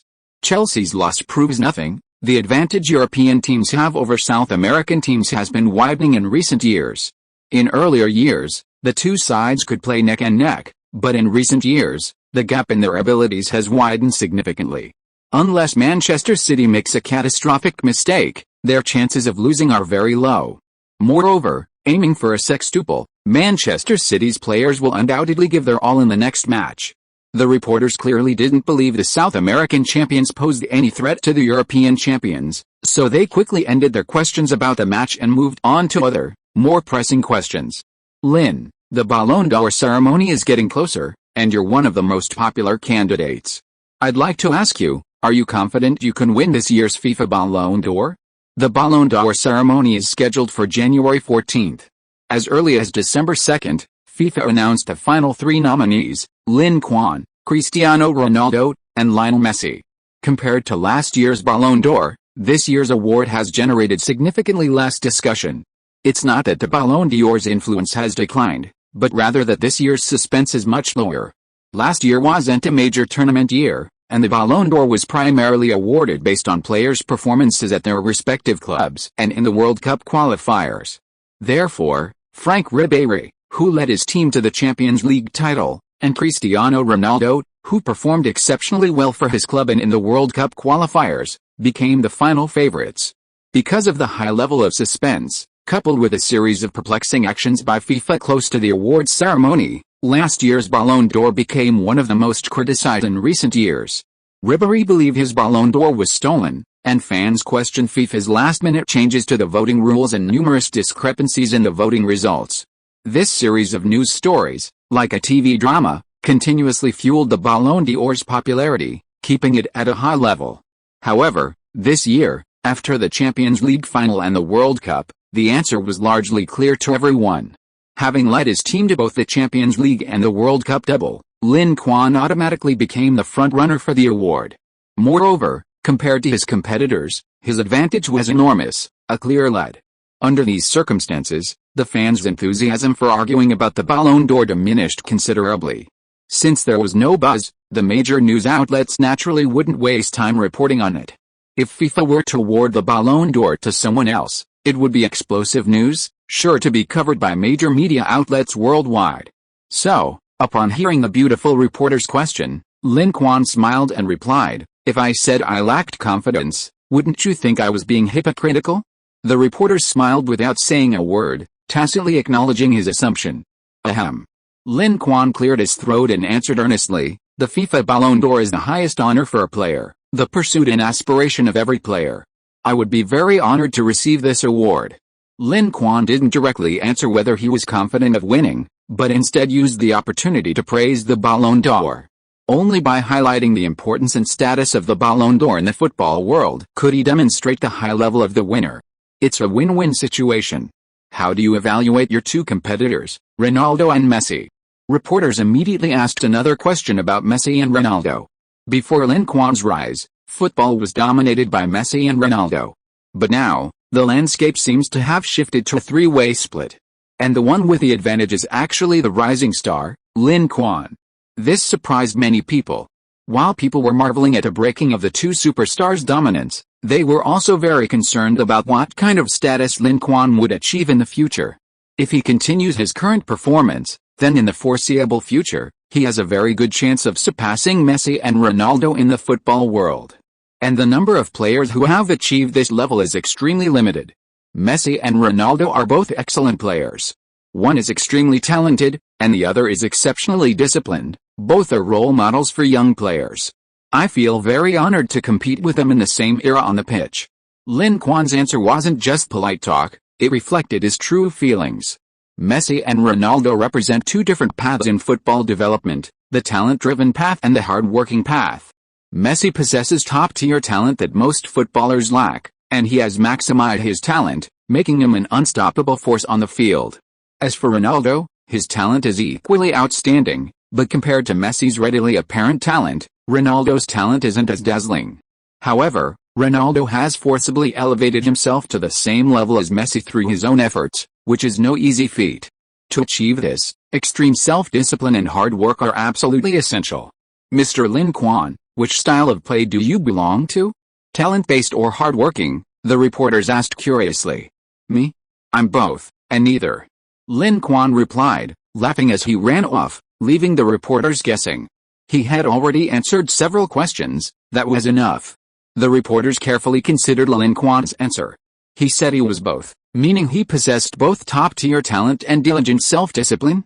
Although it sounded like self-praise, the reporters couldn't find any grounds for rebuttal.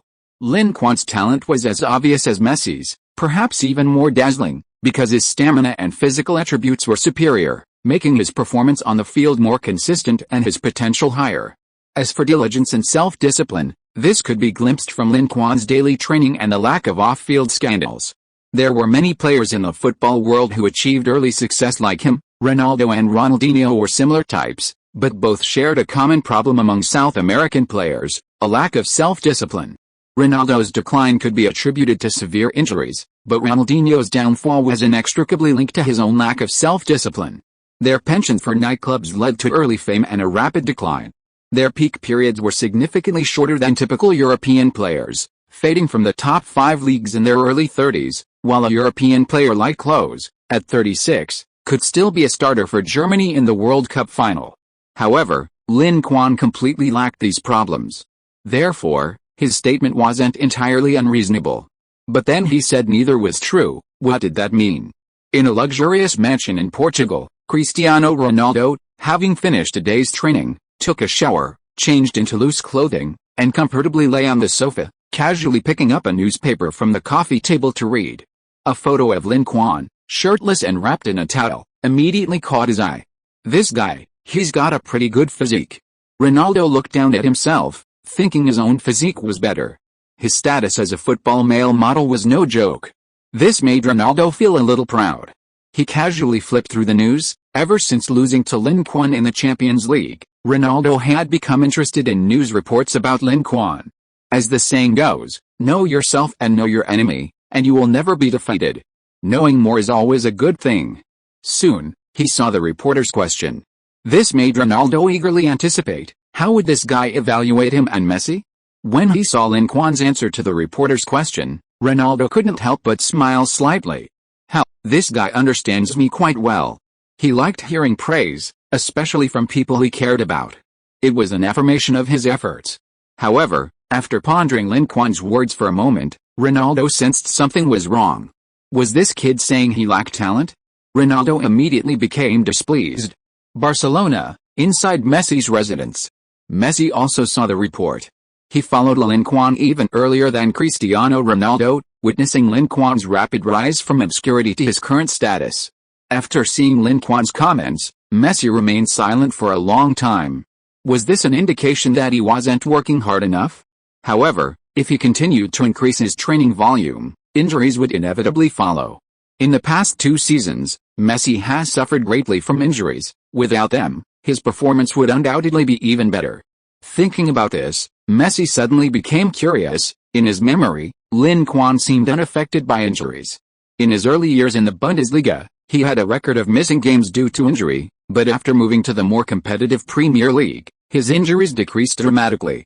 This made Messi very curious. Either Lin Quan possessed exceptional physical attributes, making him less prone to injury, or he had highly professional sports experts and medical teams providing him with services.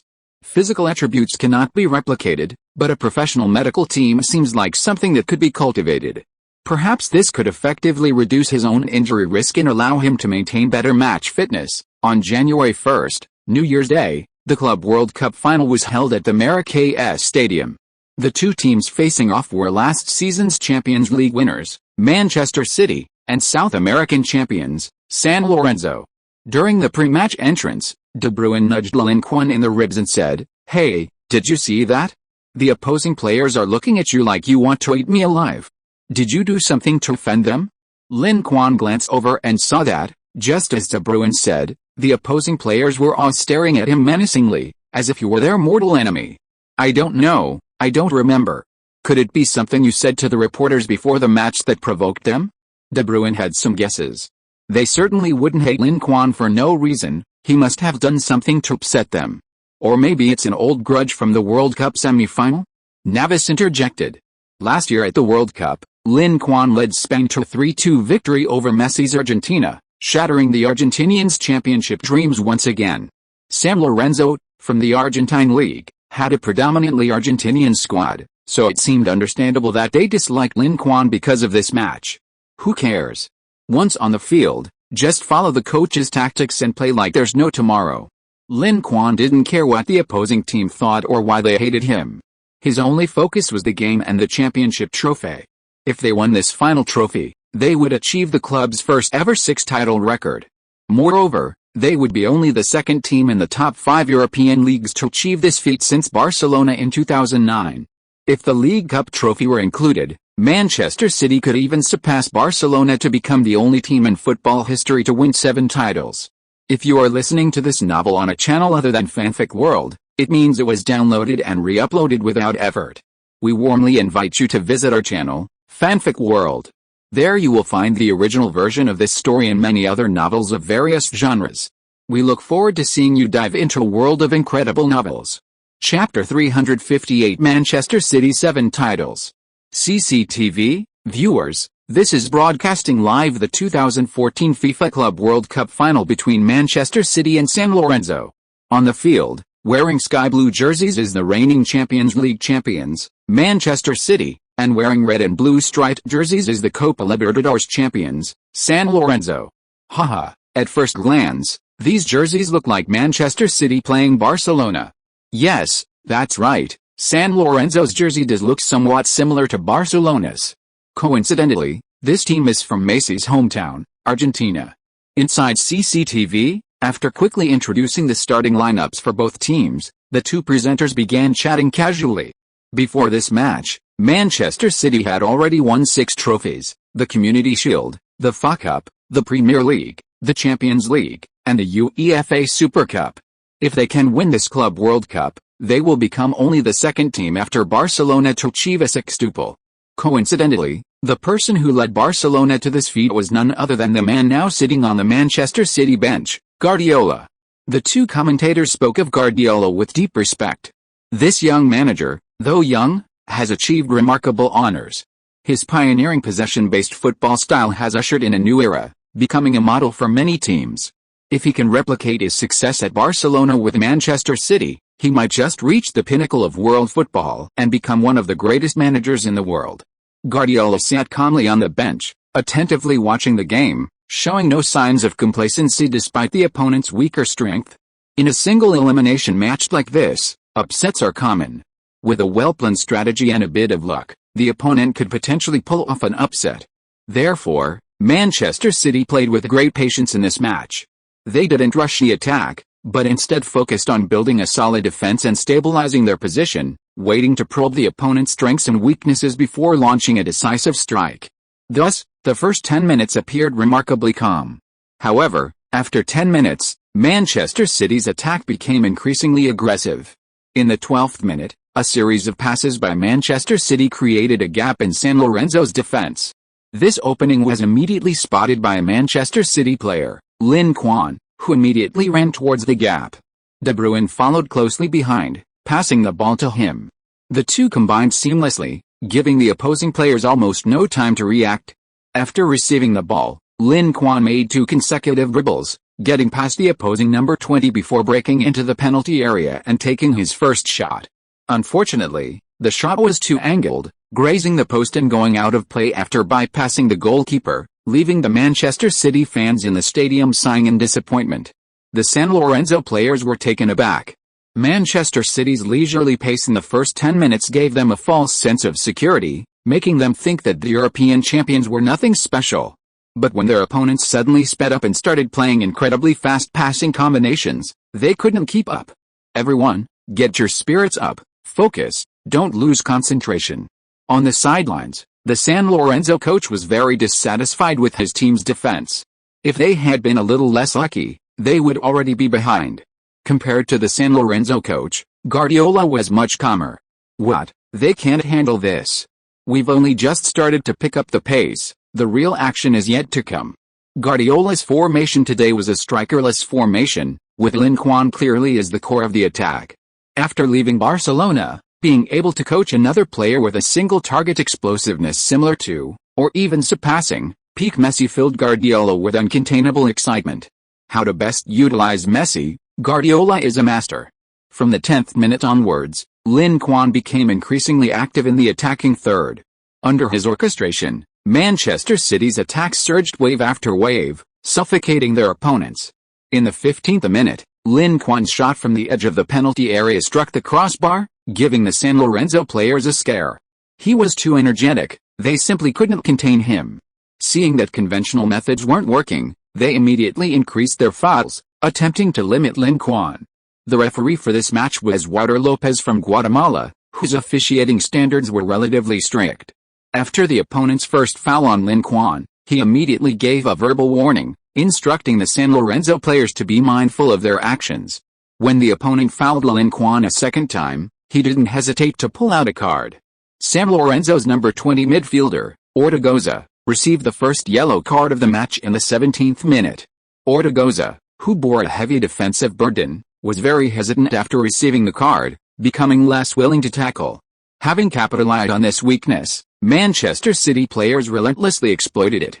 Ortigoza was immediately overwhelmed, his constant attacks leaving him flustered and prone to errors. His teammates were forced to cover, further weakening the defense. And so, the opening appeared. In the 22nd minute, Lin Quan dribbled past the hesitant Ortigoza, breaking into the penalty area. After drawing the attention of the defenders and goalkeeper, he laid the ball off to De Bruyne, who slotted it into the empty net. The score was now 1-0, with Manchester City in the lead. De Bruyne's goal was effortless. Lin Quan's breakthrough had disrupted the entire defense, requiring only a quick shot from him. Even an 80-year-old grandmother could score like that. After the goal, De Bruyne pointed to Lin Quan, gesturing for him to join him in celebrating. Lin Quan ran over with a smile, hugging De Bruyne as he asked, "Was my pass alright?" De Bruyne replied seriously, "It was alright, but it would have been even better if it had been to my right foot." De Bruyne's dominant foot was right, but who cares when passing a ball? Under so much pressure and double teaming, just getting the ball out was already a feat, let alone being so picky. So, hearing De Bruyne's words, Lin Quan couldn't help but roll his eyes. "Come on, try passing me a ball like that." Hearing Lin Quan's words, De Bruyne nodded, "I'll try." Beautiful. That was a really beautiful pass. To be able to pass the ball out while surrounded by three players, Lin Quan's vision and passing ability are amazing. In the CCTV studio, the two commentators couldn't help but shout their approval after seeing this pass. This goal was mainly thanks to Lin Quan. After he passed the ball, the opponent's defense completely collapsed. De Bruyne's shot was incredibly easy, anyone else could have scored it too. Some people worry that Lin Quan will end up like Messi, with age and accumulated injuries causing his explosiveness and speed to decline, making him unable to continue his sharp breakthroughs and thus losing his threat. But in this match, Lin Quan used his excellent passing to tell everyone that even if he loses his dribbling ability, with his superb passing skills, he can definitely still have a place in the team. In fact, after Suarez came to Barcelona, Messi also began to transform. His dribbling attempts decreased, and his passing attempts increased. Within the Barcelona team, Messi's goal-scoring percentage decreased, but Suarez and Neymar's goal-scoring numbers repeatedly broke records.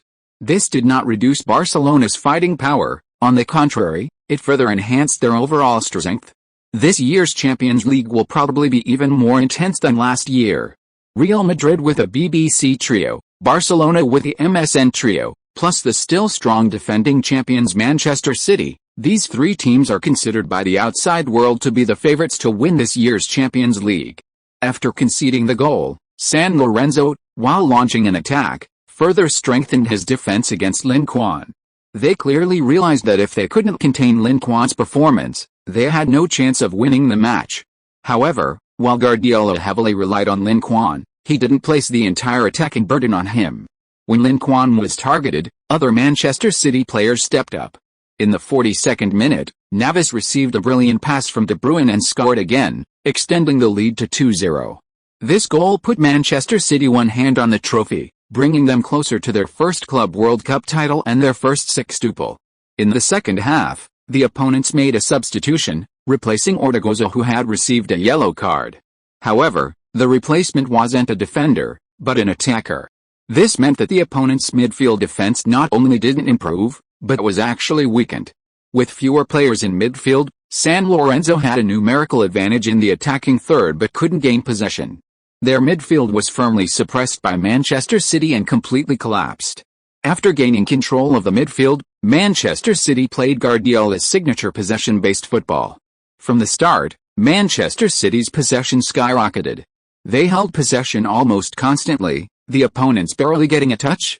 Even when the opposition managed to win the ball back, they were immediately met with multiple Manchester City players pressing and quickly regaining possession. At this point, all of Manchester City's players, except the goalkeeper, had pushed past the halfway line. They relentlessly passed and attacked outside the opponent's penalty area, leaving the opposing players exhausted and passively tossed around. For a time, Manchester City's attacks came in waves, one after another, like a relentless tide. The San Lorenzo players were under immense pressure, experiencing tremendous physical and mental strain. This style of play left them feeling incredibly frustrated. But they were helpless, the opponent's ball control was too strong, they simply couldn't win the ball back. Even if they managed to win it, they couldn't pass it out, the opponent wouldn't give them time to process it. On the sidelines, the San Lorenzo manager watched with a chill running down his spine, his body trembling slightly. Too strong. Absolutely too strong. This opponent was on a completely different level from those they had faced in the league and the Copa Libertadores. They had never encountered such a formidable opponent before. Was this Guardiola's possession-based football? Although he had heard of the fame of possession-based football, this was the first time he had experienced the pressure of this tactic up close on the field. He couldn't help but look fearfully at the bald man beside him. What kind of genius could come up with such a revolutionary and creative tactic? On the field, the situation was spiraling out of control. The San Lorenzo players, under immense mental strain, were expending tremendous energy. Although only 60 minutes had passed, their players were visibly panting heavily, some even experiencing cramps. The immense physical exertion and mental tension caused their movements to become erratic during tackles, leading to a rapid increase in fouls and cards. In the 61st minute, Navas was fouled while dribbling, and San Lorenzo's number 11 player received a yellow card. In the 65th minute, Lin Quan was fouled by the opposing winger while dribbling down the left flank, and San Lorenzo's number 7 received a yellow card. Compared to their opponents, Manchester City, who controlled the game, were expending less energy. As their opponent's stamina waned, they could no longer withstand Manchester City's attacks. In the 72nd minute, Lin Quan, on the edge of the penalty area, unleashed a powerful shot that pierced the opponent's goal again, making the score 3-0. This goal completely sealed the game. San Lorenzo, already weaker than Manchester City, were now trailing by such a large margin, and with the score and situation unfavorable to them, they saw no hope of a comeback. With the game no longer in doubt, Guardiola began making substitutions, trying to conserve the players' energy so they could be in better form to chase points back in the Premier League. Before being substituted, De Bruyne delivered a perfect pass to Lin Quan in the 77th minute. In open play, he calculated Lin Quan's lead and stride frequency perfectly, delivering the ball precisely to Lin Quan's right foot. This pass made Guardiola jump to his feet from the bench, his eyes wide with surprise. Lin Quan was also surprised. He had only been joking with De Bruyne, but the latter had actually pulled it off. Facing De Bruyne's comfortable pass, Lin Quan didn't waste the assist. Without adjusting, he swung his leg and sent the ball into the top corner of the goal 4-0. Lin Quan scored the fourth goal of the match, completing his brace in the final. After Lin Quan scored, Guardiola immediately made 2 substitutions, taking him and De Bruyne off the field together. As they left the field, the fans stood up and applauded them. In this match, the fans remembered not only Lin Quan but also De Bruyne. Especially his spectacular pass in the final moments, which stunned the entire stadium. After leaving Chelsea, De Bruyne improved rapidly. At this point, he might not have been as famous as some of the world-class midfielders, but his ability was no less than theirs. Shortly after the two were substituted, the referee blew the final whistle. With 4 brilliant goals in the final, Manchester City defeated their opponents, not only defending their European Championship title but also winning their first ever Club World Cup trophy. This was their 7th trophy, making Manchester City the first team in Premier League and even football history to win 7 titles. Chapter 359 Chelsea's crushing defeat, the Ballon d'Or is coming. After the Club World Cup awards ceremony, Manchester City immediately returned to Manchester on Mansar's private jet with a trophy. Unsurprisingly, outside the Manchester airport, the City players were surrounded by a massive crowd of fans who had rushed to the scene. This was Manchester City's first ever Club World Cup and 7th title, and also the first 7-time Premier League champion. This was a feat even their rivals, Manchester United, had never accomplished. How could the citizens' fans not be excited and overjoyed? That night, Manchester erupted in celebration. That night, Manchester City fans all over the world celebrated. And the news of Manchester City's 7th title spread throughout the football world instantly. That's 7 titles. That's incredible. Congratulations to Manchester City on their 7th title. Congratulations to Lingard and Guardiola on their new achievement. Keep up the good work, Manchester City, and try for another one this year.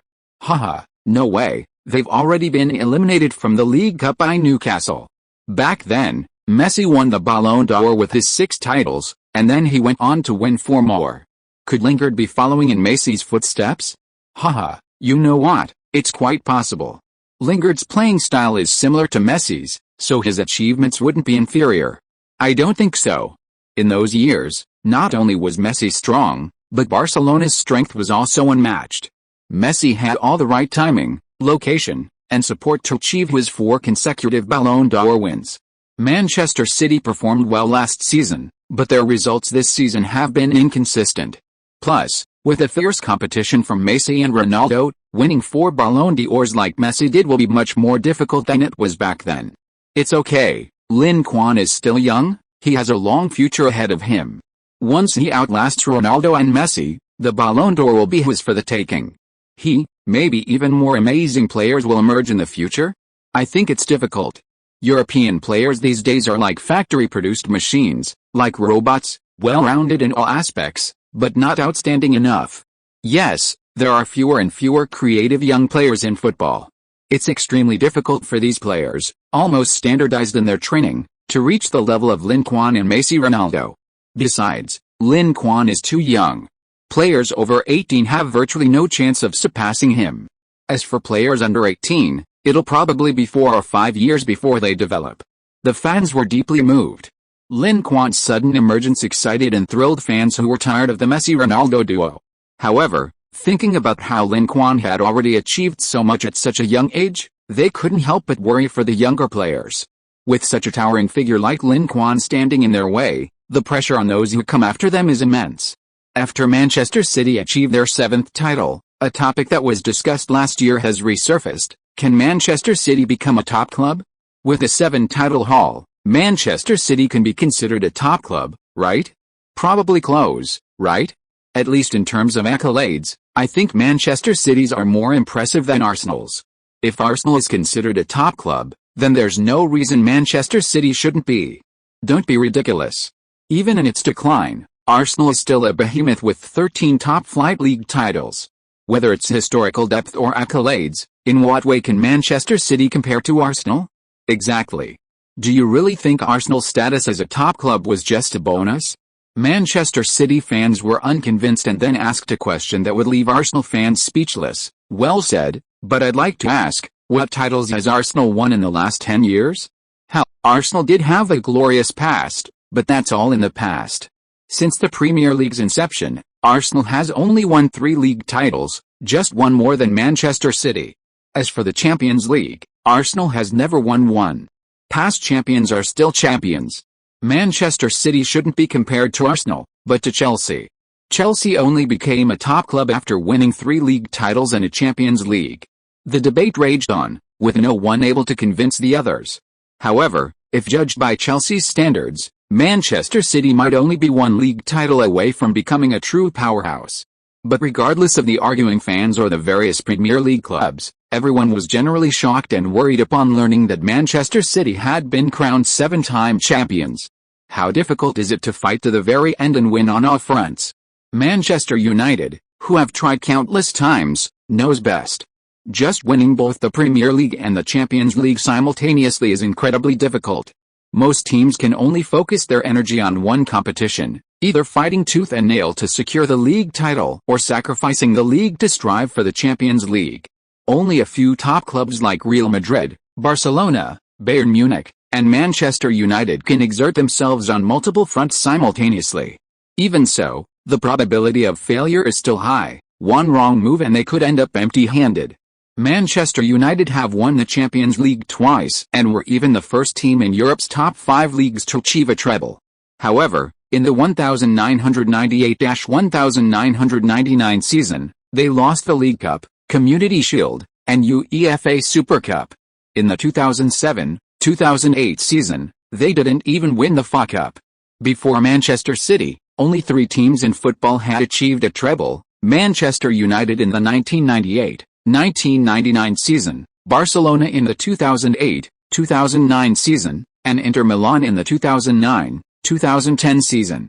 Bayern Munich in the 2012-2013 season had a good chance of winning the treble, but they were eliminated by Werder Bremen in the German Cup, unfortunately missing this opportunity.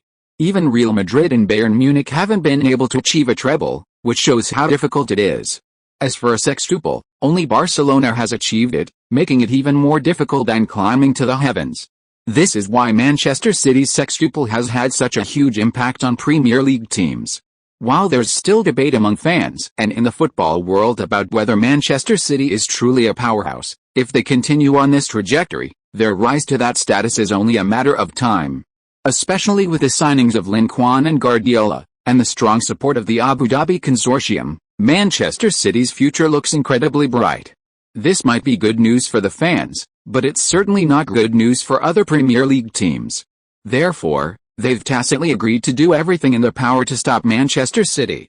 On January 2nd, in the 20th round of the Premier League, Manchester City hosted Sunderland. Before the match, Sunderland's manager made a bold statement: saying he would test the 7-time champions medal. Normally, such words might be considered overconfident. What right did Sunderland have to test Manchester City's strength? The two teams are completely different levels. If Manchester City were to go all out against Sunderland, conceding 2 goals would be considered a concession. However, this time, the situation was very unfavorable for Manchester City. Although the key players returned overnight after winning the Club World Cup, the fatigue from the match and the journey left them out of form. To avoid injuries caused by players playing in such a tired state, Guardiola again fielded a completely reserve lineup for this match. However, just 7 minutes into the game, a Manchester City player conceded a penalty and a red card in the penalty area, making Manchester City's home defense incredibly difficult. Adam Johnson, who had a brief stint with Manchester City, calmly converted the penalty, giving his team the lead away from home. Forced to play with 10 men, Manchester City managed to equalize briefly through a goal by Nasri. However, in the 68th minute of the second half, Sunderland's number 8, Rodwell, scored in a scramble, giving the Black Cats the lead again. Coincidentally, Rodwell is also a former Manchester City player. He transferred to Sunderland last summer for €12.6 million, but unexpectedly, on his first return to the Etihad Stadium, he scored the winning goal against his former club. Ultimately, thanks to the heroics of 2 former players, Manchester City suffered a 1-2 defeat at home to Sunderland. Sunderland's manager fulfilled his pre-match boast, delivering a crushing blow to Manchester City fans with a loss that served as a stark reminder: the good times are over, and darkness is on the horizon. News of Sunderland's victory at the Etihad Stadium immediately dominated headlines. Upsets are always entertaining stories, especially when the opponent is the newly crowned 7-time champions, Manchester City, riding high on their glory.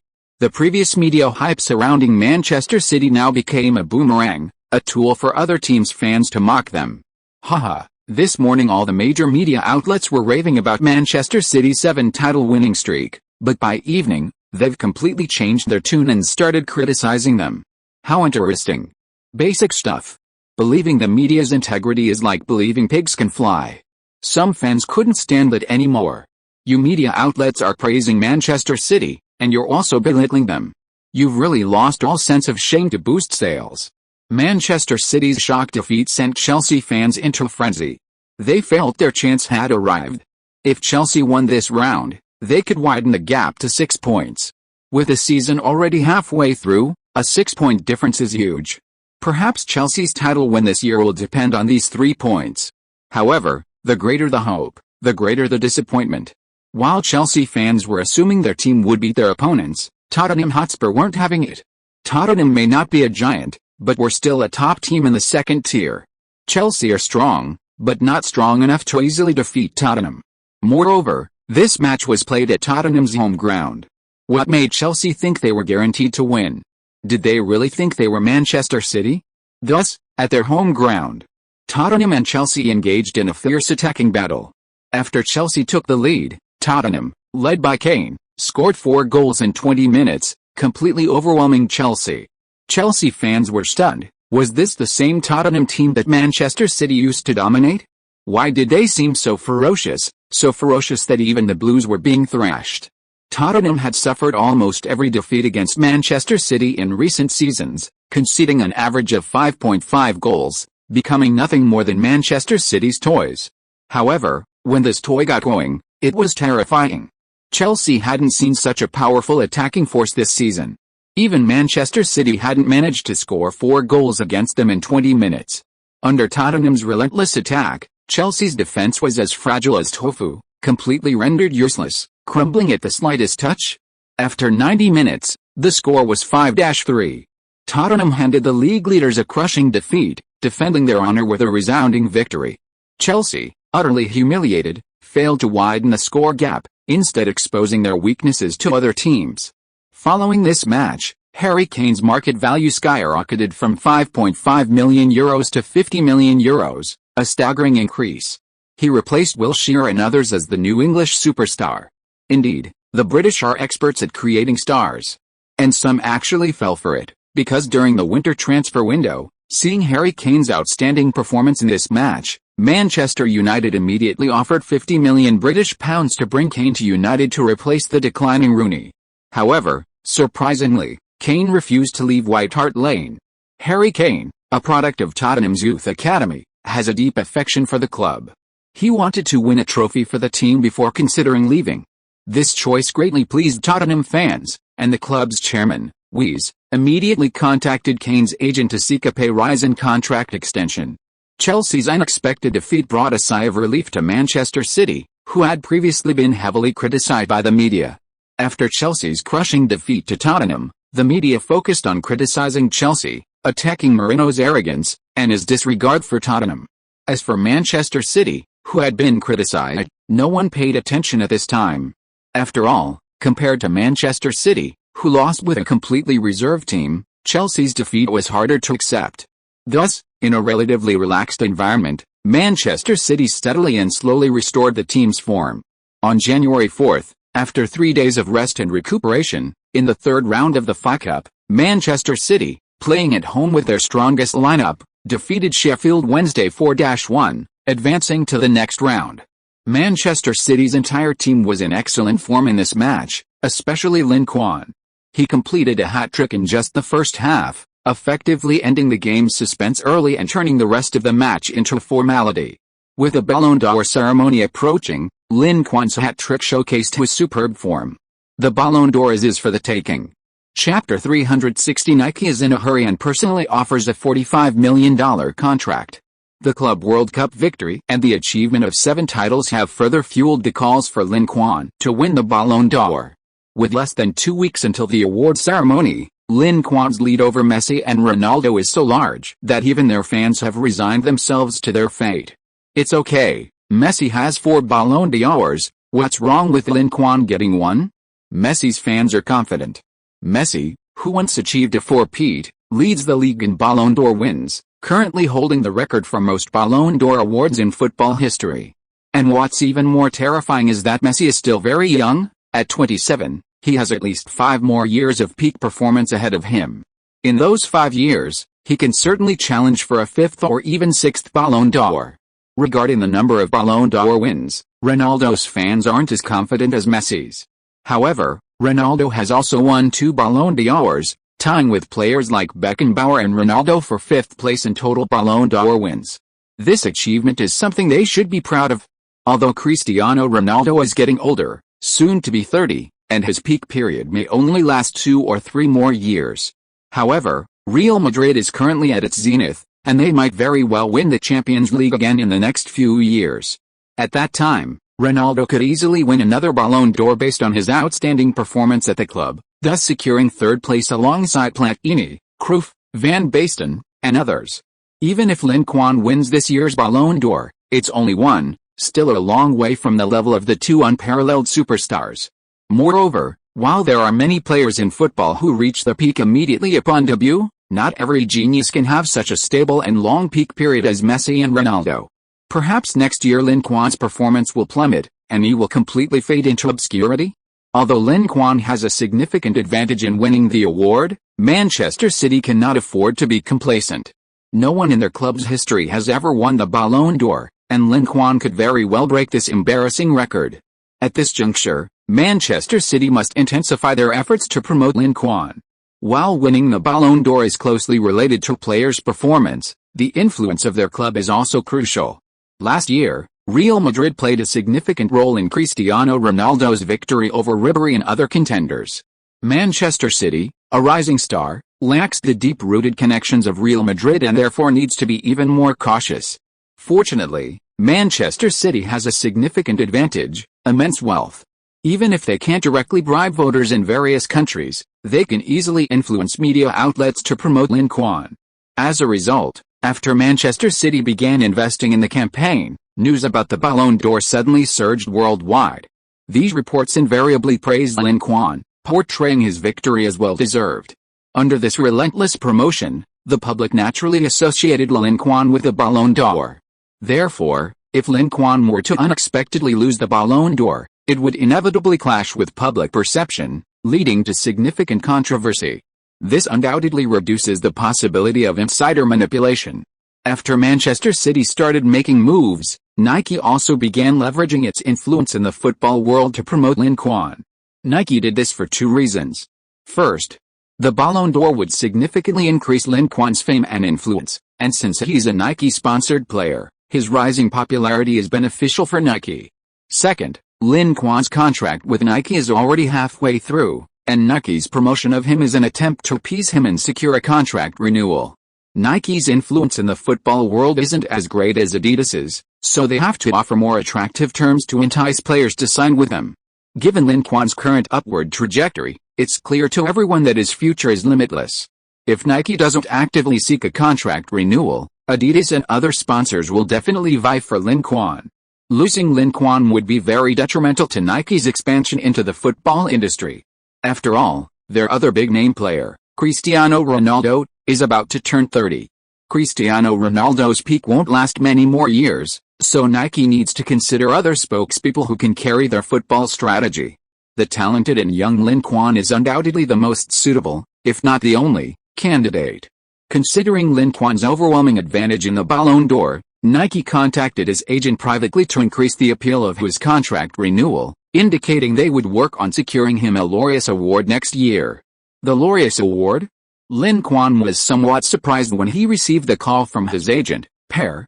He had certainly heard of the Laureus Award, but it had always been dominated by racing, tennis, and golf. It had never been awarded to a football player. Therefore, Lin Quan had almost never had any expectations for this award, hence his surprise when Per mentioned it. Yes, Nike wants to make you their top athlete and compete for next year's Laureus Award. The Laureus Award has very strict selection criteria. Winners must achieve outstanding results in international sports competitions over the past year and receive unanimous approval from the selection committee. The sports participating in the selection include a wide range of events such as football, basketball, track and field, swimming, and tennis, making the competition fierce. In recent years, the majority of Laureus World Sports Athlete of the Year winners have come from track and field and tennis. Bolt, Nadal, and Djokovic are frequent winners. As for football players, although Ronaldo and Messi have been shortlisted multiple times, they have never won. There are rumors that because of the more prestigious Ballon d'Or, Laureus judges are less inclined to vote for football players, making it extremely difficult for them to win the award. Of course, this is not absolute. Lin Quan recalls that Messi won the Laureus Award twice based on his outstanding performance. However, that was after 2020. Before that, no player had stood on the Laureus Award podium. Nike is a sports behemoth, sponsoring many projects and representing a large number of athletes. Therefore, Nike's influence in the sports world is absolutely undeniable. If he could truly secure their full support, Lin Quan might actually have a chance to win an award. After all, looking at his performance in 2014, Lin Quan had almost achieved the pinnacle of what a football player could do. He swept all the team awards, including League Cup, Champions League, World Cup, and Club World Cup. In terms of individual awards, Lin Quan also won almost every possible award, such as the League Golden Boot, League Best Player, Champions League Golden Boot, Champions League Best Player, World Cup Golden Boot, and World Cup Best Player. Whether in team or individual honors, he was no less impressive than his competitors. Coupled with Nike's enormous influence, Lin Quan suddenly felt that if Nike wasn't misleading him, then next year's Laureus Award was a real possibility. What conditions does Nike have? There's no such thing as a free lunch. If they're willing to do this, they must have some ulterior motive. They want to renew your contract, or sign a new sponsorship deal with a longer term. Lin Quan's contract with Nike was signed in 2013, worth €18 million, for a 3-year term. Almost 2 years have passed, and the contract is about to expire, so it's understandable that Nike is anxious. After all, superstars like Lin Quan are always highly sought after. What price did they offer? No one would refuse such a good deal when someone is eager to offer their money. Of course, the initiative for renewing the contract is now in Lin Quan's own hands, and he will definitely use this opportunity to secure more benefits for himself. Sponsors may be very assertive with other players, but they can't be so assertive with top players, because superstars have no shortage of suitors, just like beautiful women have no shortage of admirers. They offered you a 5-year, €45 million contract. Per's voice sounded excited on the other end of the phone. Compared to the previous 3-year, €18 million contract, Nike's new offer is incredibly generous. The old contract was only worth €6 million per year, while the new contract is half that, with a sponsorship fee reaching €9 million per year. This price has already surpassed Cristiano Ronaldo's. When Cristiano Ronaldo renewed his contract with Nike in 2013, he signed a 5-year, €40 million deal, €1 million less per player than Lin Quan. The price of a sponsor's contract directly reflects a player's status with that sponsor. Lin Quan's higher price per player meant that, in Nike's eyes, his status and commercial value surpassed Ronaldo's, making him Nike's number one star in their football strategy. This is what Per felt was Nike's sincerity. However, Lin Quan wasn't entirely satisfied with the amount. He remembered that when NBA star LeBron James debuted in 2003, he signed a massive 7-year, $93 million contract with Nike. After renewing his contract with Nike in 2010, industry insiders widely speculated that James's sponsorship deal exceeded $200 million, with a staggering $40 million per year. Compared to Lin Quan's €9 million per year, James's contract was about 4 times that. This huge disparity made Lin Quan somewhat unhappy. LeBron James is currently the best player in the NBA, and his status might be slightly higher. However, the difference in status between the two is definitely not as exaggerated as 4 times. So the question is, why does Nike pay James such a high sponsorship fee, but pay Lin Quan so little? Per was speechless for a moment, not knowing how to explain it to Lin Quan. Compared to football, basketball's influence worldwide is indeed much smaller. Even in the United States, basketball is not considered the number one sport. Judging from the global frenzy caused by last year's World Cup, football is undoubtedly the world's number one sport. However, football has a fatal flaw: its shoes don't sell well. Most basketball players' contracts are for shoe endorsements. And some sponsors even collaborate with them to develop exclusive shoes. These shoes worn by star players can be worn by fans in both sports and daily life, so the audience is huge, and sales are never a problem. Sponsors can obtain huge profits from shoe sales, so naturally they are happy to spend money to sign players. However, soccer cleats are too specialized. These cleats with studs are only suitable for wearing on the field and not for everyday life. Professional soccer cleats are expensive and have limited uses, meaning only dedicated soccer fans would buy them. Ordinary fans might buy a jersey, but they're unlikely to buy cleats, which undoubtedly limits its audience and market size. Therefore, the sponsorship contracts for soccer players are naturally limited in value, not as high as those for NBA players. That's not a problem. I don't wear soccer cleats all the time. I can totally endorse Nike for everyday athletic shoes. There's no need to limit the scope so much. Per was momentarily speechless. Lin Quan's idea was truly imaginative. Okay, I'll give Nike feedback and see what they say. After receiving Per's reply, Nike immediately held an emergency meeting to discuss the matter. They were unsure about the effectiveness of having a soccer player endorse other sports products unrelated to soccer. Nike typically chooses track and field athletes or even movie stars to endorse these kinds of athletic shoes, rarely using football players. Furthermore, Lin Quan's contract already exceeded Cristiano Ronaldo's. Further increases would likely cause serious dissatisfaction from Ronaldo. Therefore, Nike politely declined Per's offer. To compensate Lin Quan, they promised to do everything in their power to help him win the Laureus Award next year. Let's wait until the Laureus Award results are announced next year. Lin Quan was somewhat dissatisfied after receiving Nike's reply. They were essentially offering him a pie in the sky, tricking him into renewing his contract early. They made no guarantee that the promise would be fulfilled after the renewal. He naturally wouldn't believe such empty promises.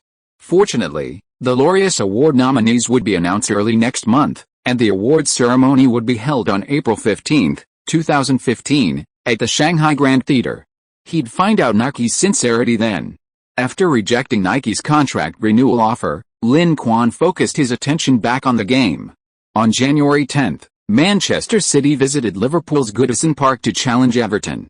City received good news for the match. Sergio Aguero and Toni Kroos both recovered from injury and were included in the squad, coming on as substitutes for Pep Guardiola in the second half. With their strongest lineup, Manchester City took a 3-0 lead in the first half thanks to goals from Lin Quan and Kevin De Bruyne. Lin Quan scored again in the second half, completing a hat-trick in his second consecutive match, showcasing his excellent form. Shortly after completing his hat trick, Lin Quan was substituted by Agüero under Guardiola. When Lin Quan was taken off, Guardiola, seemingly concerned for his safety, hugged him and explained his reasons for substituting him early. "You've already scored 3 goals, and Everton's players are getting desperate. If we keep you on the field, they might retaliate and foul you, which would be dangerous, so I substituted you." Lin Quan glanced at Guardiola and asked curiously, "Did you explain it the same way when you substituted Messi?" Chapter 361. The Golden Globe Awards are announced, and the winner is Lin Quan. After the match against Everton, Lin Quan and Guardiola flew to Switzerland to attend the FIFA Awards ceremony. Upon arrival, they were immediately surrounded by layers of reporters. Behind the reporters were a large group of fans. Some held up posters of Lin Quan, others wore his jerseys, chanting his name and hoping for an autograph.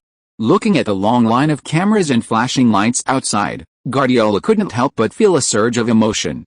He vividly remembered 2 years ago when he first brought Lin Quan to such an event. Lin Quan was an unknown nobody.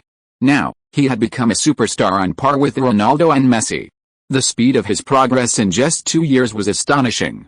Lin Quan, always fond of his fans, smiled and waved to those holding up his support signs, accepting jerseys and autograph books from fans and signing his name. Of course, there were just too many fans at the event, so he couldn't possibly fulfill everyone's requests for autographs and photos. After entering the venue with Guardiola, Lin Quan intended to find a seat anywhere. However, the organizers led him to the front row and arranged for him to sit in one of the pre-prepared seats. Someone was already seated next to him. Lin Quan looked over and saw a familiar face in a sharp suit with a friendly smile, Leo Messi. "Hi, Messi." Seeing Messi smiling at him, Lin Quan greeted him.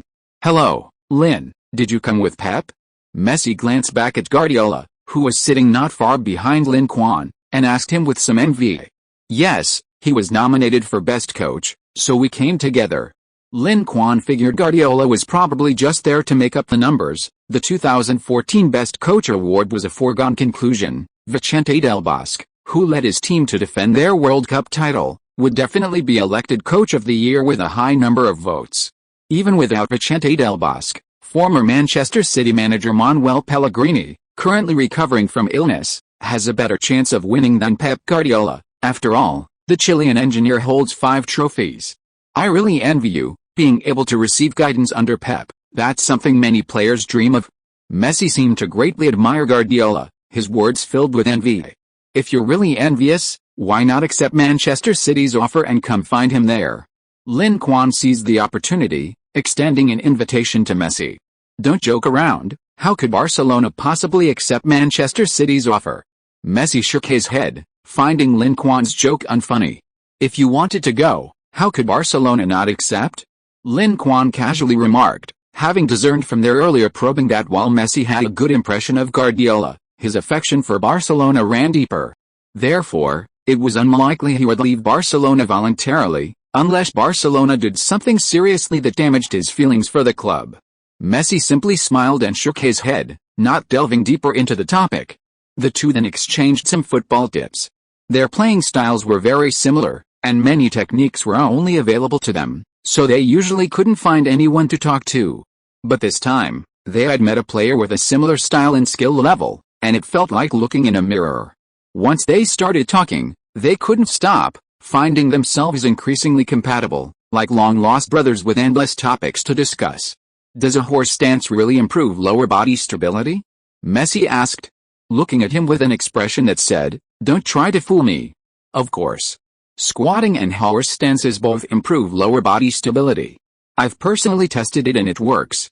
For players like Lin Quan and Messi, who operate in the core of the attacking third, a stable lower body and excellent physical strength are crucial.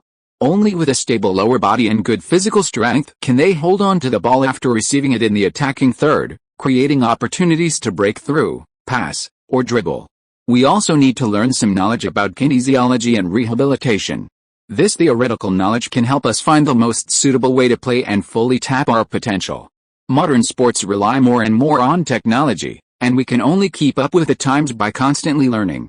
Hearing Lin Quan speak so confidently, Messi immediately became interested. I'll try it out when I get back. Their styles are similar, and the positions on the field and the intensity of the defense they face are almost the same. However, Lin Quan's performance in terms of physical fitness and injury is clearly better than his, and there's obviously a reason for that. So, with a learning mindset, Messi took Lin Quan's advice very seriously. The FIFA awards ceremony is broadcast live, and from the seat next to Lin Quan, a camera was focused on them the entire time, continuously tracking their interactions. Lin and Messi seem to have a good relationship, chatting so happily. They both came from La Masia, they might have known each other before. Yet, very likely. Their skills and styles are similar, and as the saying goes, heroes admire heroes, so it's not surprising they get along well. Hell, back when Messi and Ronaldo were leading the football world, known as the two greatest players of all time, things weren't this harmonious. Back then, there was always talk of two tigers cannot share one mountain, and there's no first in literature, but there's a second in martial arts, forcing a comparison between them. If the media hadn't hyped up their rivalry, the relationship between Messi and Ronaldo fans probably wouldn't be so tense. Come on, birds of a feather flock together. The players' personalities influence the fans they attract. Exactly, Messi and Lingard are both humble and low-key, easy to get along with. I'm not surprised they can chat so well, but Messi and Ronaldo, just putting them together feels incredibly awkward. Hell, you talk like the short guy is some kind of good person. When you were putting down Ronaldo, where was your humility and modesty? In the blink of an eye, the fans of both sides started arguing again. Wherever Messi and Ronaldo's fans are, it seems that no matter what, a quarrel will eventually break out. Lin Quan's fans watched the show from the sidelines, not caring about the drama, and had no intention of getting involved. To be honest, Lin Quan's relationship with Messi and Ronaldo wasn't completely antagonistic, nor was it so good that they had to stand together. So, not taking sides was the best choice. Speak of the devil, and he appears. Just as Lin Quan and Messi were chatting happily, a tall figure sat down next to them. The two immediately stopped talking and turned their heads to look at the newcomer. It was none other than Ronaldo. What are you talking about? Unexpectedly, Ronaldo didn't have the aloofness of a domineering CEO, but instead took the initiative to ask. We're talking about how to improve physical fitness and reduce injuries. Oh? Do you have any good ideas? Hearing Lin Quan's words, Ronaldo immediately became interested. So Lin Quan repeated what he had just said to Messi. Messi occasionally chimed in, and with Lin Quan between them, the two didn't seem as antagonistic as rumored. The three of them seemed to be chatting quite well. This scene left those keyboard warriors arguing with each other's fans online dumbfounded. Weren't Messi and Ronaldo supposed to see each other as enemies and dislike each other? How come they were chatting so warmly in private? Lin Quan has pretty good interpersonal skills. He can actually chat with both Messi and Ronaldo. Some people realized that Lin Quan's presence had eased the tension between the two sides. Otherwise, given the relationship between Messi and Ronaldo, they would at most exchange greetings, and it would be impossible for them to actually chat. At 7:30 p.m., as the guests arrived, the awards ceremony officially began. As usual, the Puskas Award was announced first. Sitting in the front row, Lin Quan, Cristiano Ronaldo, and Lionel Messi all looked relaxed, as none of them had been nominated for this year's Puskas Award. Who do you think will win this award? Ronaldo seemed to have some prior knowledge, so he initiated the conversation. Lin Quan and Messi exchanged a glance and said in unison, James Rodriguez. Hearing their answer, Ronaldo was slightly taken aback. How did you guess? It's simple. His goal was the most difficult and the most spectacular. Van Persie's header and Cahill's world-class goal were also brilliant, but they weren't quite as good as James Rodriguez's. The answer was quickly revealed, just as Lin Quan and Messi had analyzed. The winner was Real Madrid's James Rodriguez. His turning volley at the World Cup won unanimous approval from the judges, securing him a high number of votes. After the Puskas Award announcement, the host quickly revealed the 2014 Best Eye with the invited guests. The 11-man squad was, goalkeeper, Casillas. Defenders, Lam, Ramos, Thiago Silva, Alba. Midfielders, Iniesta, David Silva, Cruz. Forwards, Lin Quan, Cristiano Ronaldo, Messi. The biggest winner was undoubtedly the world champions, Spain, with 6 of these 11 players coming from the Spanish national team. The organizers then announced several other awards. The Women's Best Coach Award went to Kellerman, and the FIFA Women's World Player of the Year Award went to Kessler. On the men's side, the Best Coach award went unsurprisingly to Spain's Vicente del Bosque. After these awards were presented, the highlight of the ceremony arrived, the FIFA Ballon d'Or.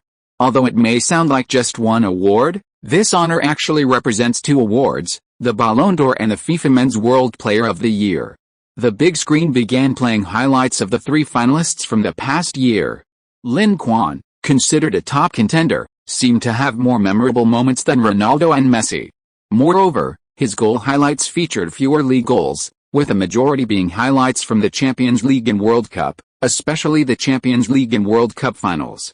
When the big screen replayed these goals, many viewers' memories were successfully evoked. Due to time constraints, they may not have watched every match of the top 5 European leagues or even the Champions League and World Cup. However, as the main events, the Champions League and World Cup finals were familiar to most attendees. Therefore, seeing these familiar scenes immediately reminded them of that unstoppable figure on the field.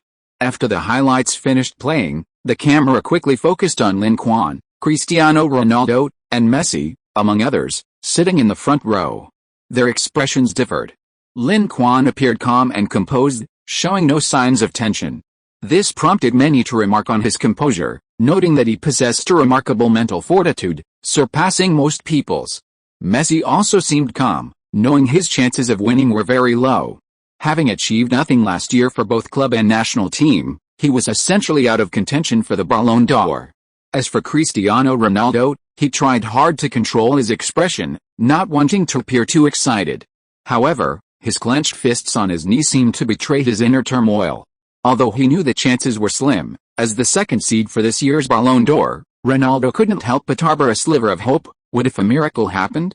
Former Arsenal superstar Thierry Henry, known as the King of Highbury, walked onto the stage as a presenter. Henry held an envelope containing a card with the winner's name on it. The director then projected a shot of Lin Quan, Ronaldo, and Messi together. The three men's demeanor shifted slightly. Lin Quan involuntarily sat up straight, his eyes fixed intently on the presenter. Messi, standing beside him, didn't look at the stage but turned to the side, glancing at someone. It was unclear whether he was looking at Lin Quan or Ronaldo. As for Ronaldo, he appeared very nervous, and as Henry opened the envelope, he couldn't help but gently touch his forehead with his right hand a few times.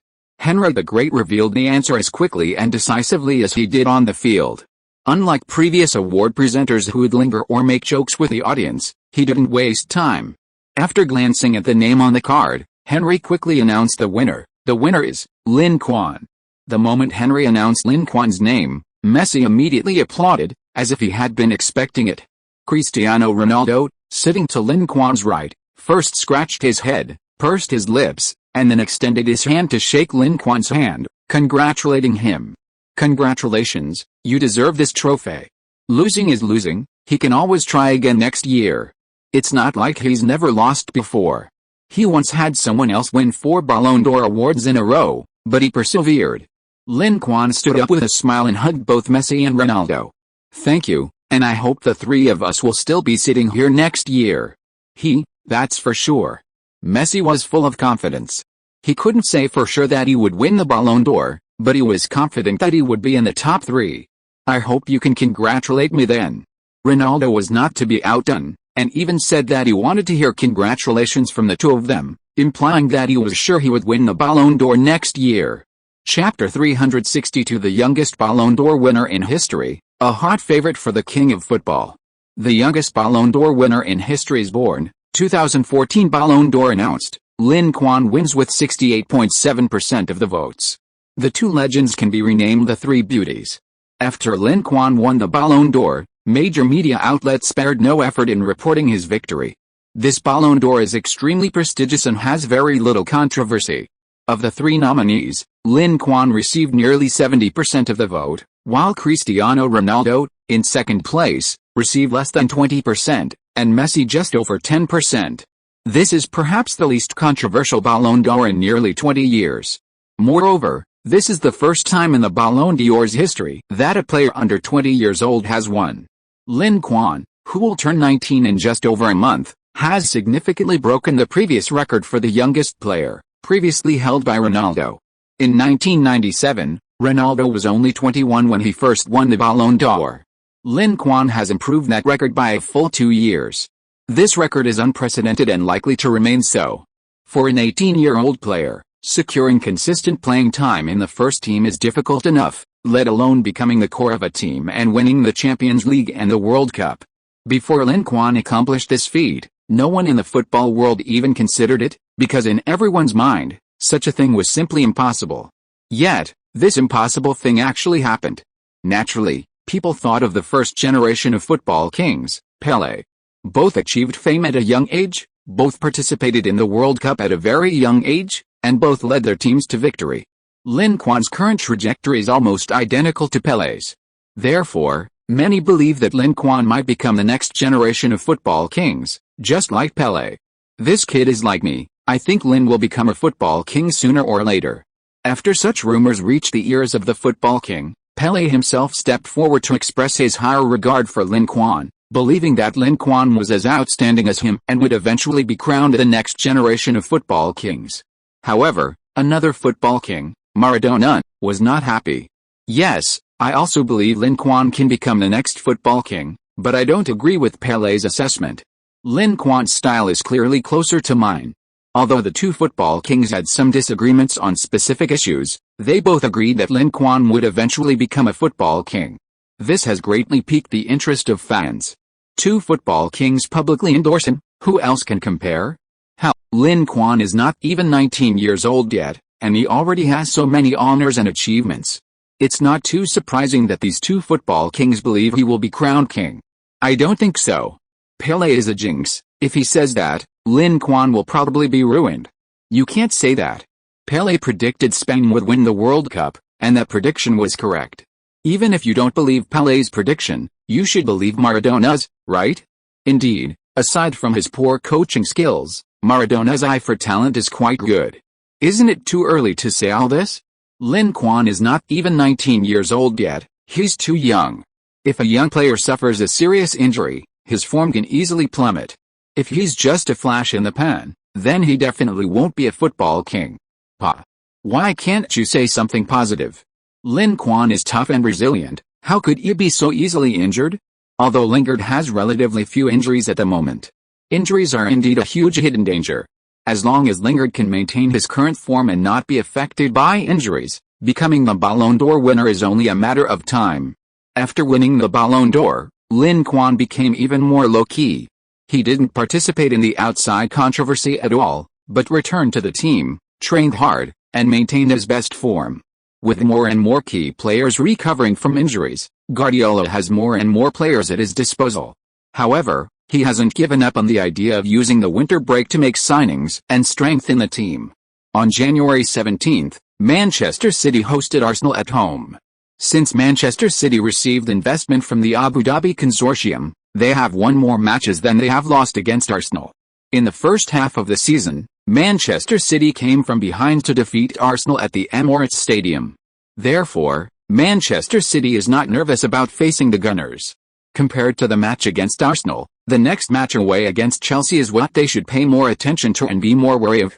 Chelsea's home ground is notoriously difficult to beat. They once boasted an 86-game unbeaten home run. Visiting Stamford Bridge is a major headache for any team. Last year, Manchester City were pushed to the brink by Chelsea when they visited Stamford Bridge. If it weren't for Lin Quan's spectacular bicycle kick in the final moments to equalize, they would have fallen victim to Chelsea. Therefore, Guardiola used this match against Arsenal as a preview of his game against Chelsea.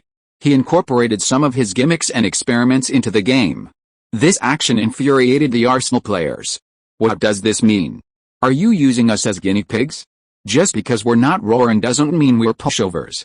Arsenal, fighting tooth and nail in the pursuit of a top 4 finish, can be quite formidable when they're on fire. In just 34 minutes of the first half, thanks to a goal and an assist from Cazorla, Arsenal surprisingly took a 2-0 lead over the defending champions. This result was completely unexpected. Manchester City fans at home held their heads in disbelief, wondering if they were seeing things. Was the score reversed? The few Arsenal fans who had traveled to the away game were equally incredulous. What was going on?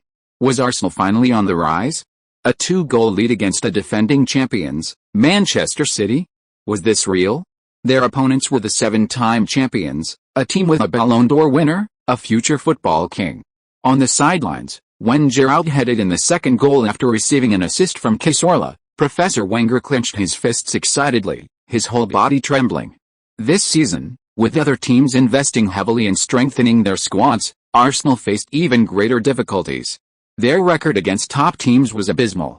This season, Arsenal failed to win against Manchester United, Manchester City, and Chelsea, only managing a point against Liverpool. This poor performance against strong teams caused Arsenal to fall out of the top 4 in the standings and are currently struggling to maintain their top 4 position. This victory not only brings them 3 valuable points but also ends Arsenal's embarrassing record of never winning an away game against a defending champion since 2002. After the initial excitement, Wenger forced himself to calm down. It wasn't time to pop the champagne yet.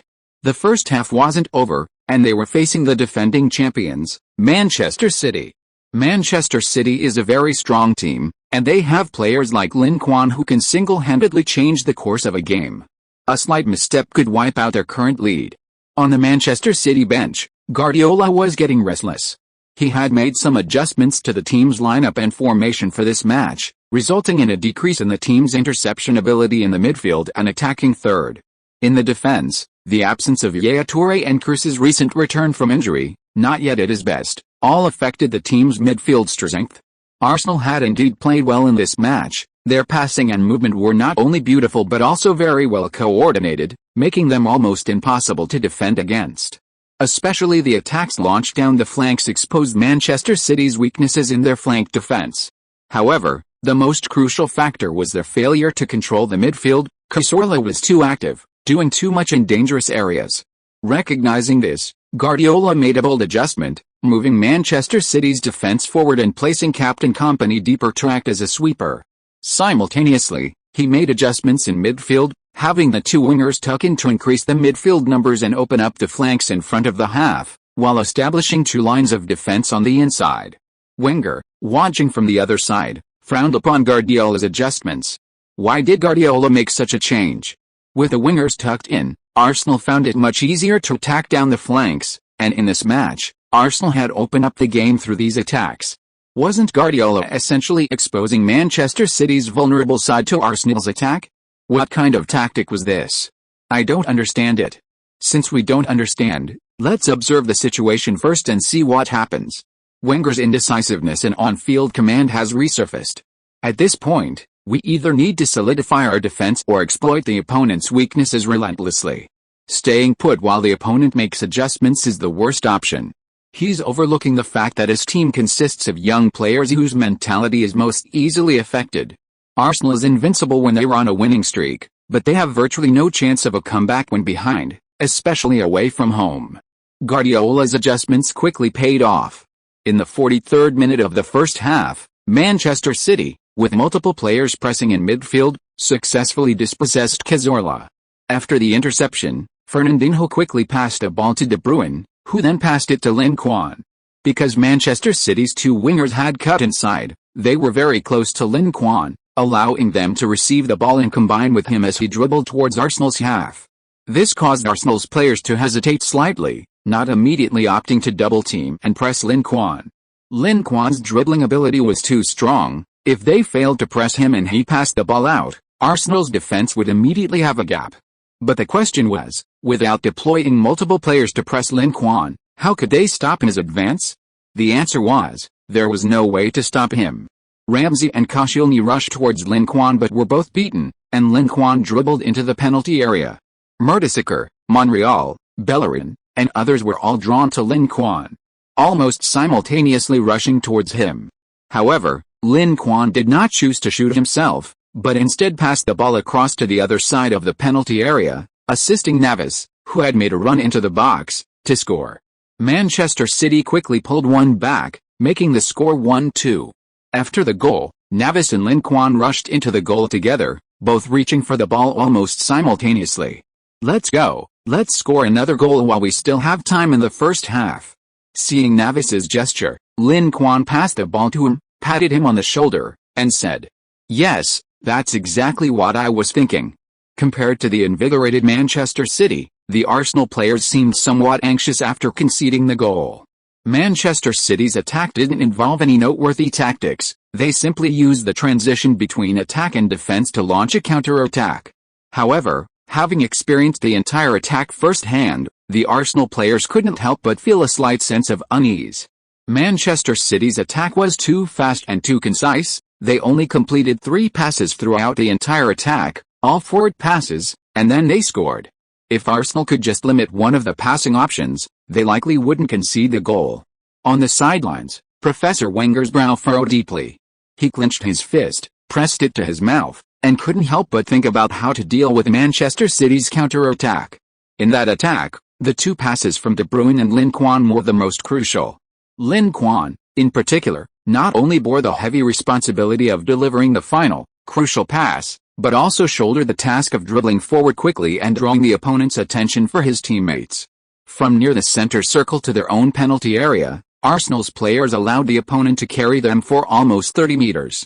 This was an unacceptable mistake. If anyone had fouled or stopped him during that time, Manchester City's attack would not have succeeded. However, how difficult would it be to contain Lin Quan? Did Real Madrid and Barcelona not know how threatening Lin Quan was? They did, but they still couldn't contain him. So Wenger glanced at Lin Quan and quickly dismissed this unrealistic idea. He turned his attention to De Bruyne. This kid's passing threat was growing, and in the previous attack, he had completed the first key pass. If he could contain him, Manchester City's attacking threat might not be so great. Thinking of this, Wenger immediately made adjustments, strengthening the defense against De Bruyne. This change quickly had an effect. De Bruyne's touches and passes decreased significantly. However, the situation didn't seem to improve at all. In fact, it got worse. After De Bruyne was effectively marked out of the game, another player stepped up, none other than the previously underperforming Kroos. In first-half stoppage time, Manchester City capitalized on Arsenal's attacking error and launched a counter-attack. Kroos received a pass back from Lin Quan on the edge of the penalty area and unleashed a long-range shot, piercing Arsenal's goal for the second time. Manchester City scored 2 goals in just a few minutes, leaving Arsenal's players questioning their very existence. To the Arsenal players, Manchester City's goal seemed as easy as eating and drinking. Their hard-earned lead vanished in just a few minutes. This made them start to doubt. Can we really beat the mighty Manchester City? When Arsenal's players begin to doubt themselves, it means they might be on the verge of collapse. In the second half, Manchester City continued their relentless attack, threatening Arsenal's goal time and again with their sharp offensives. Arsenal's counter-attacks, however, completely lacked the flair they displayed at the start of the first half. Without skillful and creative passing combinations, they couldn't break down Manchester City's defense. After 90 minutes, the scoreboard showed 5-2. Arsenal, leading by 2 goals, conceded 5 in quick succession, regrettably losing 3 points they should have easily secured. After the match, fans photographed Arsenal manager Arsene Wenger falling on the Manchester Metro. In the photos, the silver-haired Wenger, carrying a suitcase, has fallen to the ground. 2 Metro security personnel are helping him up. These photos immediately sparked widespread discussion online. My heart aches for the professor, he looks like he fell really hard. Sigh, he was probably in a bad mood after the loss, and the ground was too slippery, so he slipped and fell. Arsenal fans are heartbroken, losing like this is so painful. The professor is getting old, in just a few years, his once black hair has completely turned white. He has given so much for Arsenal, sacrificed so much. If he were coaching another team, he definitely wouldn't have so many troubles. At this rate, I feel like the professor can't keep going for many more years. This Gunners team is truly hopeless, there's no hope at all. Chapter 363 The transfer window opens, Manchester City sets its sights on young talents like Kimmich, Rudiger, and Kante. Since Chelsea also won their match this round, Manchester City failed to close the gap with Arsenal after their game. The difference remains at 3 points. With City's next match an away game against Chelsea, Guardiola opted to rest many key players and field a largely reserve team in their midweek FA Cup match against Molsterberg to conserve energy. Unexpectedly, City suffered a shock 0-2 defeat away from home, exiting the FA Cup. This result caused a stir, with many commenting on the number of losses City have suffered since Guardiola's arrival. The record doesn't seem much better than when Pellegrini was absent. Consequently, many are questioning whether Guardiola's approach, as Mourinho claims, is truly incompatible with the Premier League. Naturally, Mourinho would have ridiculed the opponent's unexpected upset. Especially with the two teams facing each other directly in the next round, psychological warfare could significantly improve Chelsea's chances of winning. I've said before that Guardiola's methods only work in La Liga, they won't work in another league. The loss to Mönsterberg is proof of that. Next game at Stamford Bridge, I'll personally teach Guardiola how to play in the Premier League, the world's #1 league. Initially, everyone was skeptical of Mourinho's promise to teach Manchester City a lesson at Stamford Bridge, but considering City's recent form, they're starting to believe him. City's form is still quite poor, and their recent results haven't been great. Playing away at Chelsea's notoriously difficult stadium in this state is likely to be a disaster. Guardiola doesn't even bother responding to Mourinho's trash talk. He's experienced Mourinho's psychological tactics firsthand in La Liga. Verbal sparring is one of Mourinho's strengths, and if he gets provoked, he'll fall into a trap. However, these recent matches have indeed exposed some problems within the Manchester City squad. With Yaya Toure on leave to play in the Africa Cup of Nations, City's midfield is somewhat short-handed. Furthermore, the defense also had many problems and needed further reinforcements. Therefore, taking advantage of the remaining transfer window before the winter break, Guardiola began to try to make signings. He first let go of defender Mangala, whom he had bought from Porto in the summer transfer window, for €23 million. Mangala had a very poor half-season at Manchester City, frequently making basic mistakes in his limited appearances.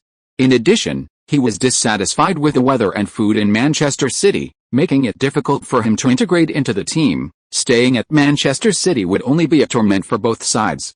Therefore, the two sides parted ways, with Manchester City losing €7 million and lowering the price to let him go. Manchester City's defensive depth was already insufficient, and after letting Mangala go, they urgently needed to bring in a defender to strengthen the team. However, buying a good defender is not easy. Thanks to PSG's persistent price gouging, the prices of centre-backs in football are now generally inflated. Considering David Luiz's sky-high transfer fee, it's impossible to buy a good defender without spending a lot. If you encounter a club like Porto that tries to rip you off, you'll definitely be ripped off. Guardiola has his eye on two Bayern Munich defenders, Boateng and Alaba. While Boateng is known for being outmaneuvered by Lin Quan, his defensive awareness is exceptional. He was outmaneuvered because his awareness kept up with Lin Quan's speed, but his body couldn't keep up. An average defender would likely have been easily beaten the moment Lin Quan adjusted his position. Boateng's ability to keep up is remarkable. Moreover, aside from his inability to stop Lin Quan, Boateng performs very well against other players. After years of experience in the league and Champions League, Boateng's performance has improved significantly, showing signs of becoming a true leader. As for Alaba, Guardiola recognized his potential during his time at Bayern. Alaba, not yet 23, may lack experience, but his talent is immense. He is strong, fast, and agile. He is a versatile player, capable of both attacking and defending, and Guardiola highly values him, believing he has the potential to become the world's best left-back. Manchester City's right-back Zabaleta is very strong, but their left-back Kolarov is somewhat lacking. Kolarov is a strong attacker, but weak defensively. In the last match against Arsenal opened the scoring with him, allowing Manchester City to breach their goal twice. Therefore, Manchester City frequently rotates their left-backs, with Kolarov and Clichy alternating. Guardiola hopes to bring in a more well-rounded fullback to completely solve this problem. Like Wenger, Guardiola also likes to buy young players. These players have more potential for development and are more obedient to management. After being bought and developed, if successful, they can become the cornerstone of the team and serve for a long time. Even if unsuccessful, the cost will not be high, and they can be sold to someone else. He has just arrived at Manchester City, and the pressure to achieve results is not high, so the focus now is on how to build a team that satisfies him. Therefore, as soon as the transfer window opened, Manchester City submitted a transfer offer to Bayern Munich. Manchester City planned to offer €80 million for both players. This wasn't a low offer, but Bayern Munich rejected it outright without even glancing at it. The Bundesliga is only halfway through, and the Champions League is only in the knockout stages. If Manchester City were to take away two of their key defenders at this point, How would Bayern compete in the second half of the season? Heinz is back with high ambitions and is ready to make a big splash. After being rejected by Bayern, Guardiola abandoned his pursuit of Boateng and offered €40 million for Alaba alone. Taking both players might be difficult, but taking one shouldn't be a problem, right? And this price is very high. With Paris Saint-Germain's defense already strong, it's unlikely any other club would offer a higher price than Manchester City. However, Bayern still rejected Manchester City's offer. Bayern's general manager, Hoeneß, even stated that as long as Guardiola is at Manchester City, Bayern will not make any deals with him. It seems that the relationship between Guardiola and Bayern Munich has completely soured over the previous contract termination issue. With Bayern out of reach, Guardiola tried making offers to several other teams, such as Real Madrid's Carvajal and Dortmund's Hummels, hoping to snatch their key defenders. However, these offers were either rejected by clubs ambitious for results, or some teams took advantage of the situation to inflate prices. This series of rejections left Guardiola devastated. It's really hard to buy players during the winter break. Exhausted, he returned home, took off his suit jacket, and collapsed onto the sofa in a relaxed, sprawling manner. Just then, Lin Quan returned from playing football with his younger brother Marius. Hearing this, Guardiola couldn't help but ask, "Still haven't settled on a defender?" "Not yet, it's not that easy." Guardiola shook his head, sighing, "These days, good defenders are as rare as gold. You can't buy the ones you like even with a high price, and the ones you don't like are just ticking time bombs." Hearing Guardiola's words, Lin Quan nodded in deep agreement. "How about I give you some advice?" "You?" Guardiola looked at Lin Quan with some doubt. Did he know anything about these things?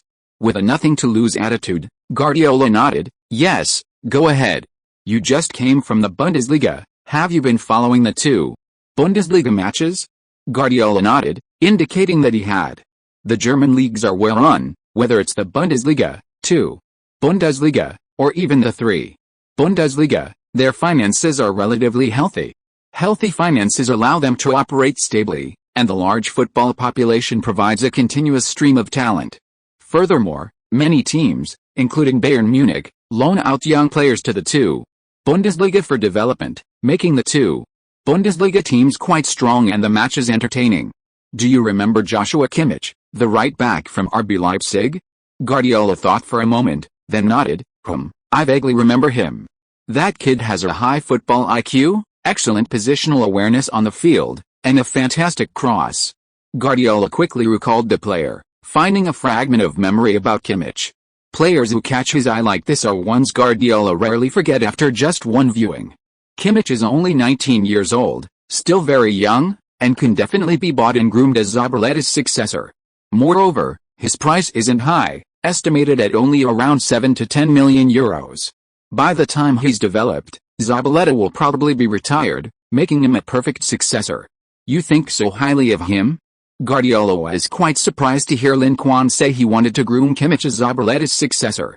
Guardiola knew Zabaleta's ability all too well. He was one of the few players in Manchester City's defense whom Guardiola could confidently use. Even Captain Company hadn't achieved that. It's not that I'm optimistic about him, it's that Bayern is. Considering Lahm's age, Bayern will probably make a move in the summer and buy him. So if you don't want to miss your chance, now is the last opportunity. Once Bayern expresses their intention to buy Kimmich, do you think you'll have a chance to snatch him from them? Guardiola, having coached Bayern, understands their immense influence in the Bundesliga. For most German players, playing for Bayern means a significantly increased chance of making the German national team. Therefore, Bayern's invitations are almost impossible to refuse. Many German players, upon learning of Bayern's interest, even lower their asking price to join them. This is why other Bundesliga teams struggle to resist Bayern's poaching, leading to Bayern's dominance. With all the good talent snapped up by Bayern, other teams naturally can compete. Guardiola wasn't initially very concerned, but Lin Quan's words made him wary. It's no secret that Bayern is considering a successor for Lahm. Born in 1983, Lahm is already quite old, and his remaining time with Bayern Munich is likely only 2 or 3 seasons.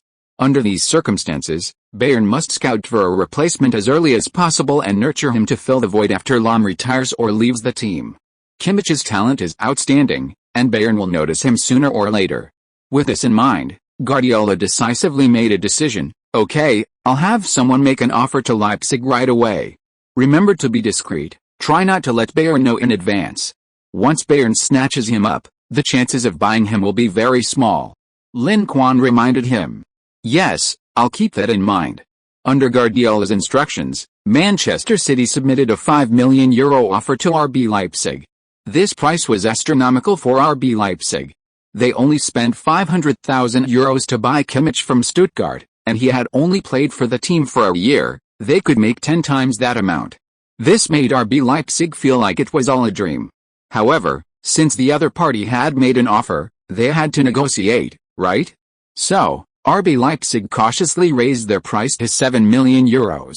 They didn't dare raise it too drastically, fearing they'd scare away this big spender. However, after receiving Leipzig's offer, Manchester City didn't even bother to haggle and immediately agreed to the price. This left Leipzig dumbfounded. They felt they might have underpaid. Given Manchester City's generous attitude, it seemed like they could have added more money and they would have agreed. After the agreement was reached, Manchester City's money was transferred to RB Leipzig's account almost immediately. Receiving the money so quickly left RB Leipzig quite impressed. Doing business with a tycoon like Manchester City is truly great. Manchester City is not only generous and doesn't haggle, but they also pay incredibly fast. It's just a pity that the other party only had eyes for Kimmich. If they had been interested in others, they could have made even more money. Kimmich quickly arrived at Manchester City and passed the team's trial and medical examination. During the trial, Guardiola was very satisfied with the 19-year-old player. He believed that as long as Kimmich was properly nurtured, he would definitely become the anchor of Manchester City's left defense in time. Considering that this transfer was entirely based on Lin Quan's advice, Guardiola had blind faith in Lin Quan. After completing Kimmich's transfer, he immediately went to Lin Quan for advice. The team is still missing a center-back, a midfielder, and a striker. Do you have any good candidates to recommend? Sure enough, Lin Quan did have some. For center-back, Stuttgart's Rudiger is good. At this time, his price shouldn't be too high, and he has just suffered a serious injury. We can get him for less than €15 million. As for midfielder, I do know a very good defensive midfielder. Oh? How good? Guardiola asked with great interest. His ceiling could reach the level of Makalil, right? Guardiola's eyes widened, his expression one of disbelief. He and Makalil were players of the same era, both midfielders, so he knew better than anyone how terrifying Makalil was at his peak. He was a force to be reckoned with as a lone defensive midfielder. Without him, Real Madrid, with its top-heavy roster, would likely have struggled to win the Champions League. No wonder Casillas said that the player he missed most was Makalil. After all, after Makalil left, even with a host of top stars like Zidane, Ronaldo, and Beckham, the Galacticos, lacking a solid foundation, quickly declined. And after him, there were almost no players in football capable of playing as a lone defensive midfielder. That's why Guardiola was so surprised. He was very curious about who could receive such high praise from Lin Quan. He's a Frenchman, currently playing for SYN in Ligue 1, his name is N'Golo Kanté. Chapter 364 Lin Quan, Guardiola personally intervenes to secure Kanté. Manchester City makes an offer for Salah. January 24, in Rennes, the second largest city in northwestern France, a Ligue 1 match was underway at the Rosenpark Stadium. The two teams facing off were Rennes, ranked 10th in Ligue 1, and SYN, ranked 3rd from bottom. Since neither team was particularly high profile, and Ligue 1 generally doesn't attract much attention, this match should have been relatively low profile. However, when the cameras spotted Pep Guardiola in a black wool coat in the stands, with a newly crowned Ballon d'Or winner Lin Quan sitting next to him, the fans erupted in excitement. Guardiola, the Manchester City manager? What's he doing here? Could he have his eye on one of our Rennes players? This was Rennes home ground, so the Rennes fans instinctively assumed Guardiola was there for their players. However, in reality, Guardiola wasn't interested in any Rennes players. He was eyeing the away team's midfielder, N'Golo Kanté, wearing the number 17 jersey. Upon seeing his image on the big screen, Guardiola paused, seemingly surprised to be spotted so quickly. However, after realizing what was happening, he immediately smiled and waved to the camera, greeting the fans in the stadium. When the camera focused on Lin Quan clenched his right hand and made a cheering gesture, seemingly encouraging both teams to play well. The arrival of the two players excited the players from both teams. Lin Quan is an idol for many young players. They all hope to one day become famous like Lin Quan with a single goal. As for Guardiola, he is a world-class manager. If a player is noticed by him, it would be an opportunity for many players to join a top club. Therefore, the players from both teams competed to show off on the field, trying to attract Guardiola's attention. Guardiola's eye for talent is always discerning. Being noticed by him is itself a recognition of one's ability, which is invaluable for ordinary players struggling in mid to lower tier teams. Because Guardiola prefers to buy midfielders, Rennes defensive midfielder, Andre, subconsciously thought that the other team was targeting him. This made him exceptionally excited on the field, frequently waving for the ball, eager to showcase his talent. His efforts paid off. In the 15th minute of the first half, Andre scored a goal. After the goal, Andre was overjoyed, thinking to himself, "My outstanding performance should have impressed Coach Guardiola, right?" Instead of immediately celebrating with his teammates, he looked expectantly towards the stands, wanting to see Guardiola's reaction. In the stands, Guardiola and Lin Quan both gave him a round of applause after the goal. This greatly encouraged Andre, making him feel that he had caught Guardiola's eye, otherwise, the latter wouldn't have applauded him. Therefore, in the following match, his desire to perform became even stronger. However, this not only failed to achieve good results but also backfired.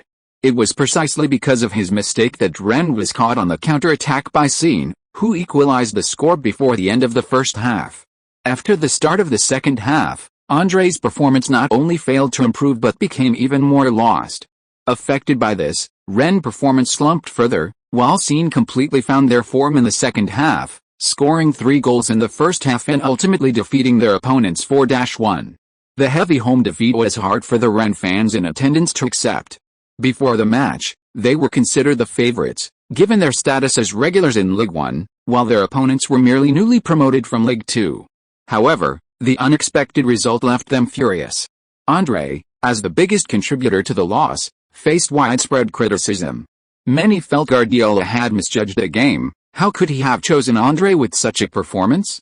Compared to Andre, people felt that Julian, who contributed a goal and 3 assists in a phenomenal performance, had more potential, and was subsequently named MVP of the match. However, Guardiola didn't come for Andre, nor for Julian.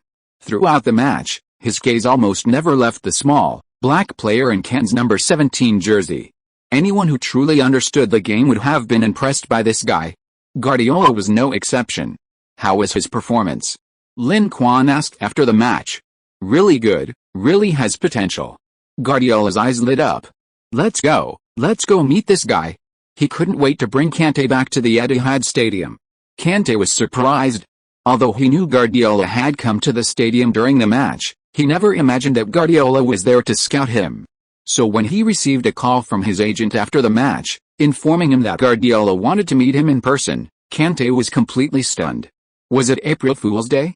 But after he actually met Guardiola and Lin Quan in the coffee shop, Kante was certain that it was all real.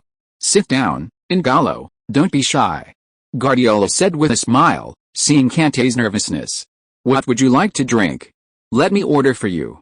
Lin Quan, sitting beside him, offered. Kante quickly waved his hand, indicating that it wasn't necessary. What a joke. Did he really have that much influence to have a Ballon d'Or winner order coffee for him?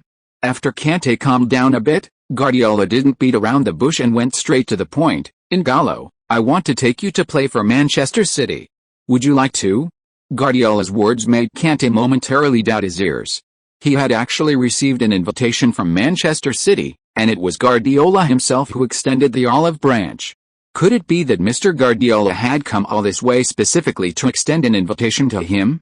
Overwhelmed with joy, he nodded without hesitation, "I'd like to." For a player like Kante, who came from humble beginnings, receiving an invitation from a Premier League giant was something he almost never dared to dream of. Unlike players from professional youth academies, Kante was a grassroots player. As a child, he tried out for professional youth academies but failed every time. Until he was 19, he played for an amateur club called Serena, earning a pitifully low salary that barely allowed him to support himself. In 2010, Kante was scouted by a Ligue 2 team, finally getting a professional football career. However, Kante's luck ran out, The year he was promoted to the first team, the team finished bottom of the league and was relegated to League 3. That season, Kante only played one league match, spending almost the entire season on the bench. In the 2012-2013 season, after the team's relegation, many players left, and Kante finally got his chance to play. That season, Kante made 37 appearances for the team in League 3, scoring 3 goals. His excellent performance attracted the attention of another League 2 team, who extended an offer to him. Thus, in the summer of 2013, Kante joined SYN on a free transfer, returning to League 2. This season, Kante's performance underwent a qualitative change. He played every single one of the 38 league matches and, along with his teammates, secured third place in League 2, earning promotion to League 1. However, Kante's strength was ultimately weak. Halfway through the season, SYN sat at the bottom of the League 1 table, facing relegation back to League 2. Born in 1991, Kante was about to turn 24. A few more years in lower leagues would exhaust his peak years as a professional player. Therefore, Guardiola's offer from Manchester City was like a lifeline for Kante at this critical juncture. He would have gladly accepted an offer from even a mid to lower table Premier League team like Leicester City, let alone Manchester City. Guardiola was surprised at how easily he secured Kante's services. He expected considerable persuasion. To avoid any complications and to offer SYN some compensation, Manchester City submitted an £8 million offer. After some haggling, the final price was set at £9 million, approximately €11 million. On January 25, Manchester City announced the transfer on their official website. The transfer was swift. The outside world received no prior warning and only learned of Manchester City's signing after the official announcement. However, they were completely clueless about this player named Kante, having no idea who he was. After learning about Kante's background and league performance, they were even more bewildered. When did Manchester City's selection criteria become so low? They even considered a player from humble beginnings who had spent a long time in lower leagues? Such players were a dime a dozen in the top 5 leagues. Guardiola didn't care about outside opinions. After securing Kante, he turned his attention to defenders and forwards. In a Stuttgart hospital, a tall, black player lay on a hospital bed, listlessly staring at the ceiling. A month ago, Rudiger suffered a meniscus injury in a league match, ending his season and requiring knee surgery. Such a serious knee injury and surgery pose a significant risk for a young player not yet 22 years old. As a result, he may lose his hard-won starting position at Stuttgart. Furthermore, clubs that made high-profile offers for him during the summer transfer window have backed out due to his knee injury. Overnight, he went from a rising star to being completely ignored. This stark contrast between his past and present, coupled with the anxiety and fear about the future, left Rudiger disheartened. "Hey, Antonio, you need to pull yourself together." Just as Rudiger was feeling down, his agent, Save Ruby, walked in and said loudly, "What you need to do now is focus on recovering from your injury and try to get back to full health as soon as possible. As for the club matters, leave them to me. Don't worry about it." Rudiger was deeply moved. It's better to offer help in times of need than try to someone's success. His agent hadn't abandoned him during his low point. Instead, he was always thinking of him. This made him trust Ruby even more. "I've already discussed it with Stuttgart. After you recover, we'll see if you can return to the starting lineup. If not, we'll loan you out. You're at a crucial age for developing your skills. You need a lot of match experience. So you can't spend too much time on the bench. We need to go to a team where we can get more playing time." Rudiger nodded in deep agreement. He was about to turn 22. For a player who had been selected for the German national team, being a starter at a top club at this age might be a bit of a stretch. However, he still has a good chance of competing for a starting position in a mid to lower tier team. If it weren't for his injury, his starting position wouldn't have been a problem at all. If you're loaned out, where will you play? In the German second division or abroad? I've contacted Roma in Serie A, and they've expressed interest in you. As long as your injury heals, we can go to Roma to play. Roma. This is a team with a strong foundation. Although it's not considered a top club, it's a high-ranking team in Serie A and very competitive. Moreover, Italy's defense is always very strong. As a defender, going there to train might be very useful for Rudiger. But just as he was about to nod and agree to his agent's arrangement, his agent's phone suddenly rang. After Ruby hung up, Rudiger saw the other party smiling broadly, as if he had eaten honey. Good news. We don't need to go on loan anymore because a top club has extended an invitation to us. A top club? Who? Hearing the words top club, Rudiger's eyes lit up. For any player, being able to play for a top club is a very attractive thing. Manchester City. On January 26, shortly after Manchester City announced their second winter transfer, they released their third. Stuttgart's key centre-back, Rudiger, transferred to Manchester City for €10 million. Last summer, a team offered €15 million for Rudiger, but Stuttgart refused to sell. However, a serious injury to Rudiger caused his value to drop by a third. Stuttgart feared the injury would have an irreversible impact on his form, so they accepted Manchester City's offer almost without haggling. They worried that Rudiger's form would be completely ruined after the injury, and in that case, they might not even get a penny, let alone €10 million. After bringing in two defenders and a midfielder, Guardiola's reinforcements for the team's midfield and defense were essentially complete. With only a few days left before the winter transfer window closed, Manchester City only needed to strengthen their forward position. On January 27, The Sun broke the news that Manchester City had made a £12 million bid for Salah from Chelsea. If you are listening to this novel on a channel other than Fanfic World, it means it was downloaded and re-uploaded without effort. We warmly invite you to visit our channel, Fanfic World. There you will find the original version of this story and many other novels of various genres. We look forward to seeing you dive into a world of incredible novels. Chapter 365 Top of the Table Clash, Manchester City vs Chelsea. Salah's time at Chelsea has been difficult. Since joining the club last winter, his situation has become increasingly challenging.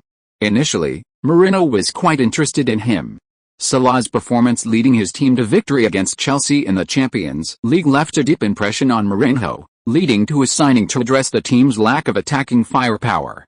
However, Salah's impressive form at Basel has resulted in a severe adjustment crisis at Chelsea. In the 2013-2014 season, Salah still had playing time, making 10 appearances in the Premier League and scoring 2 goals. However, this season, after Chelsea acquired Diego Costa, Salah has completely lost his playing time. So far this season, Salah has only played 3 Premier League games for Chelsea, all as a substitute in garbage time, failing to score or assist. This prolonged lack of playing time has left the Egyptian pharaoh disheartened. He realizes he has little future at Chelsea and is seeking a loan move or a permanent transfer. Coincidentally, Mourinho had his eye on Fiorentina's Cuadrado and planned to loan Salah to the Varela as part of the transfer deal. The negotiations were progressing smoothly until Manchester City intervened. Chelsea were surprised to receive a £12 million offer from Manchester City. Was City genuinely interested in buying him, or were they trying to sabotage their transfer negotiations with Fiorentina? It was rumored that Manchester City was searching the world for a defender, and Cuadrado's performance in Serie A was undeniable. Could Guardiola also be interested in him? Mourinho was momentarily confused about Guardiola's intentions. Chelsea had spent £15 million to buy Salah, but his performances had declined in the last 2 seasons, and his market value had dropped considerably. Therefore, Manchester City's £12 million offer wasn't too low, and they could negotiate the price. The final transaction price was expected to be around £15 million, a price Chelsea could accept if Manchester City were truly interested. However, most teams are unwilling to sell a promising player to a direct competitor in their league. Even a lower price for a player from another league is better than selling to a rival. Moreover, last winter, Manchester City poached De Bruyne from Chelsea for a low price, a move that proved to be a huge mistake by Chelsea. Seeing De Bruyne's increasingly impressive performances at Manchester City, Chelsea fans were filled with regret. If they had known De Bruyne was so good, they shouldn't have sold him. And if they had to sell him, they shouldn't have sold him to Manchester City. Giving away a midfield maestro to Manchester City for only €20 million was a terrible deal. Having learned from last year's experience, Chelsea were extremely cautious when they received Manchester City's offer for Salah. Let's contact Fiorentina again. A maximum of €30 million, anything more and we won't buy. Mourinho hadn't initially valued Salah highly, and had almost forgotten about him. However, Manchester City's offer made him wary, and he couldn't help but want to keep Salah for further observation. Perhaps he had misjudged him? Guardiola's eye for talent is usually very accurate. Players he selects must possess exceptional abilities. But if he insisted on keeping Salah, Fiorentina's transfer fee would likely be difficult to negotiate down. Fiorentina's asking price was €35 million. And Chelsea's offer was €5 million lower than that, and they even withheld Salah, who was originally agreed to be loaned out. This greatly displeased Fiorentina. They felt Chelsea lacked sincerity. Cuadrado's performances in Serie A and last year's World Cup were outstanding. And now, at his peak, €35 million for such a player was a bargain. Negotiations between the two sides were progressing poorly and were on the verge of collapse. Chelsea had to concede, adding €2 million to the original offer. Fiorentina initially didn't intend to agree to the transfer, but Cuadrado himself was very keen on Chelsea, and refusing the transfer would strain the relationship between the club and the player. Therefore, Fiorentina had no choice but to reluctantly agree. As for Salah, who was originally slated for a loan move, Chelsea forced him to stay due to Manchester City's offer. This might not be good news for the Egyptian pharaoh. At this crucial moment in Chelsea's title race, a French player like him would find it difficult to get playing time. And a long period without playing time is extremely detrimental for a young player in his developmental stage. This is why Salah's attitude towards Mourinho underwent a significant change, from initial respect to keeping his distance. Guardiola didn't seem particularly disappointed after Chelsea rejected the offer. Salah's style is somewhat similar to Messi and Lin Quan. With Lin Quan already in the team, buying him would only make him a backup for Lin Quan. However, Guardiola discovered that Lin Quan's attendance rate was extremely high, with few injuries and abnormally strong stamina. He didn't seem to need a substitute much. So Chelsea's rejection was no big deal. After all, he was just following Lin Quan's advice and giving it a try. Guardiola didn't care, but Lin Quan was a little regretful. Salah was a key player for Liverpool, and if they could have signed him earlier, it would have been like cutting off one of Liverpool's arms. It was a pity that the plan didn't work out, and it was unknown whether Salah would still join Liverpool after Klopp arrived in the Premier League. This winter break, Manchester City made 4 transfers, selling 1 player and buying 3, with a total expenditure of only €5 million. With this kind of expenditure, if you covered up the team's name, you would think it was a small team in one of the top 5 leagues. The Blue Moon fans, who are used to the team's lavish spending, were a little unaccustomed to the team's sudden frugality. Last winter, they made a lot of news, including the €50 million transfer to Cruz, and even became the record signing. As a result, their total expenditure this winter was only 1/10 of what they spent on a single player last year. That's incredibly frugal. Upon learning this, club president Fahim spoke privately with Guardiola. Mr. Guardiola, the club's finances are perfectly fine, and the transfer budget is ample. You don't need to be so stingy. He assumed Guardiola was trying to save money for the team, so he subtly reminded him, Manchester City is backed by the Abu Dhabi consortium. We're different from other teams, we don't need to worry about saving money. Haha, Mr. Fahim, you misunderstand. I didn't mean to save money for the team. I just spent the money where it was needed. I'm already very satisfied with these signings. With Guardiola saying this, Fahim couldn't say anything more. He couldn't force him to spend money. Besides, the winter break was indeed a bit short, greatly limiting signings. Guardiola might only make big moves during the summer transfer window. Thinking this, Fahim stopped trying to persuade him. After Fahim left, Guardiola suddenly sighed. The feeling of Manchester City and Bayern Munich was indeed completely different. At Bayern, the club allocated him a very small transfer budget each year, only around €30 million.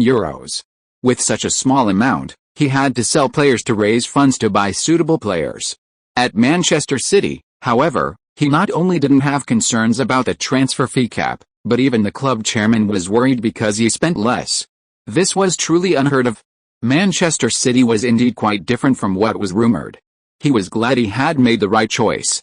Due to it being the first winter break after the World Cup, there weren't many transfers in the top 5 European leagues this winter. The major transfers were completed in the summer, with only minor fluctuations in certain positions during the winter. Among the Premier League giants, Chelsea had the biggest transfer activity. They sold Schürrle to Wolfsburg for €32 million and then brought in Cuadrado from Fiorentina for the same price. These 2 transfers set the record for the highest signings of this winter break, so Sherrill and Cuadrado shared the title of most expensive signings. Besides selling Sherrill, Mourinho also sold Bertrand, who had no place in the team, to Southampton for €13 million. In the end, Chelsea not only didn't spend money but also made a profit of €13 million. If they were willing to sell Salah to Manchester City, they could earn around €30 million this winter. The Professor's Arsenal continued a style of getting big results with small investments, buying Bielik and Gabriel for €2.5 million and €15 million respectively. One is a midfielder, and the other a defender, both areas Arsenal needed to strengthen. Bielik is only 17 years old, still a young talent. It seems the Professor can't shake his habit of buying young players. Liverpool has been relatively quiet during the winter break, leaving one wondering whether they were saving up for a big summer signing or just figuring things out. Logically, given their current poor form, they should be the team most in need of reinforcements. Manchester City's neighbours, Manchester United, have also been remarkably quiet, making no signings. Rumours circulated that they were interested in Juventus midfielder Paul Pogba, but for some reason, nothing came of it. Louis van Gaal's time at Manchester United seems difficult. Despite spending a fortune in the summer, the team's performance has been abysmal. This has likely led the board to be reluctant to allow him to squander the money. While the top 5 European leagues don't have as much spending, the Chinese Super League, CSL, the world's 6th largest league, boasts significant expenditures. This winter, Guangzhou Evergrande spent a hefty sum on Goulart and Allen, costing them a total of €26 million. This investment would rank them among the top 3 in Europe, only behind Wolfsburg and Valencia. It seems the CSL's money-driven football hasn't abated, in fact, it's intensifying. Just as the transfer window was about to close, Lin Quan received a phone call. It was from his old teammate from Werder Bremen, the tall striker Marko Arnautovic. "Hey Lin, have you seen the news?" Arnautovic sounded very excited on the other end of the line. "What news?" Lin Quan was completely confused, not understanding what the other person was talking about. Your humble servant, attracted interest from several Premier League clubs and ultimately joined Stoke City for a hefty £5.5 million British pounds. Pretty impressive, right? Impressive? Impressive. Lin Quan paused for a moment, then smiled and complimented him. That's good. I've checked the schedule. Our two teams will face each other directly next month. I'll treat you guys to dinner then. Remember to bring De Bruyne along. That guy hasn't even called since he left Werder Bremen. I haven't contacted him in ages. Okay, I'll let De Bruyne know. If he doesn't want to go, I'll call you and drag him off the bus. It's a deal. After hanging up, Lin Quan felt a surge of emotion. Arnautovic had also come to the Premier League, a season and a half later than originally planned. Was this also influenced by him?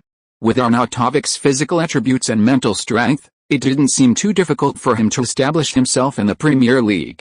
In fact, the pace of the Premier League was the most suitable for him to perform at. He just wondered if this guy would ever go to the Chinese Super League to make money again. Time flew by, and January was over in the blink of an eye. On February 1st, the Premier League resumed. In this round of matches, Chelsea's home game against Manchester City in the top-of-the-table clash was definitely the most important.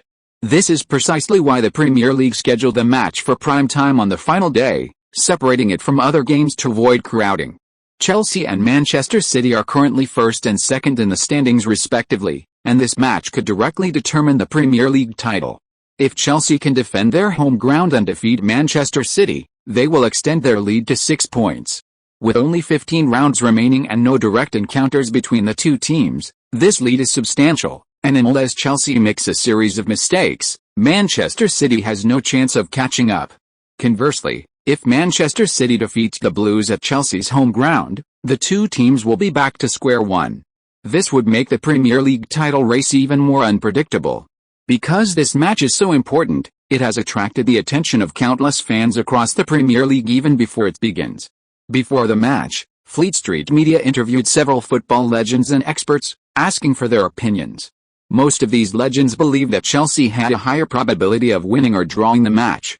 Less than 30% of people believe Manchester City will beat Chelsea away from home. Stamford Bridge is a notoriously difficult place to beat. Chapter 366 taking the lead right from the start, Lin Wang's lightning goal. The match between Manchester City and Chelsea attracted a large number of news media, with a pre-match press conference packed with journalists from all over Europe, and even Asia and North America. Thanks to the inherent advantage of English, the Premier League has a much easier time promoting its matches compared to the other four major leagues. Without the need for translation and relaying, a large amount of local British reporting and commentary can be read and watched by fans worldwide.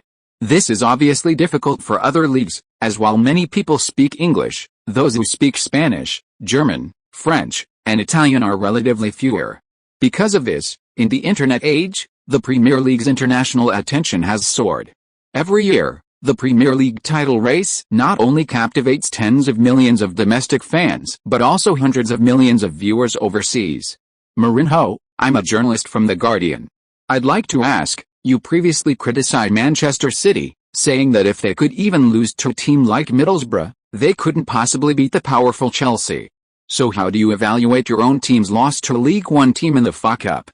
The Guardian reporter's question left Mourinho feeling quite embarrassed.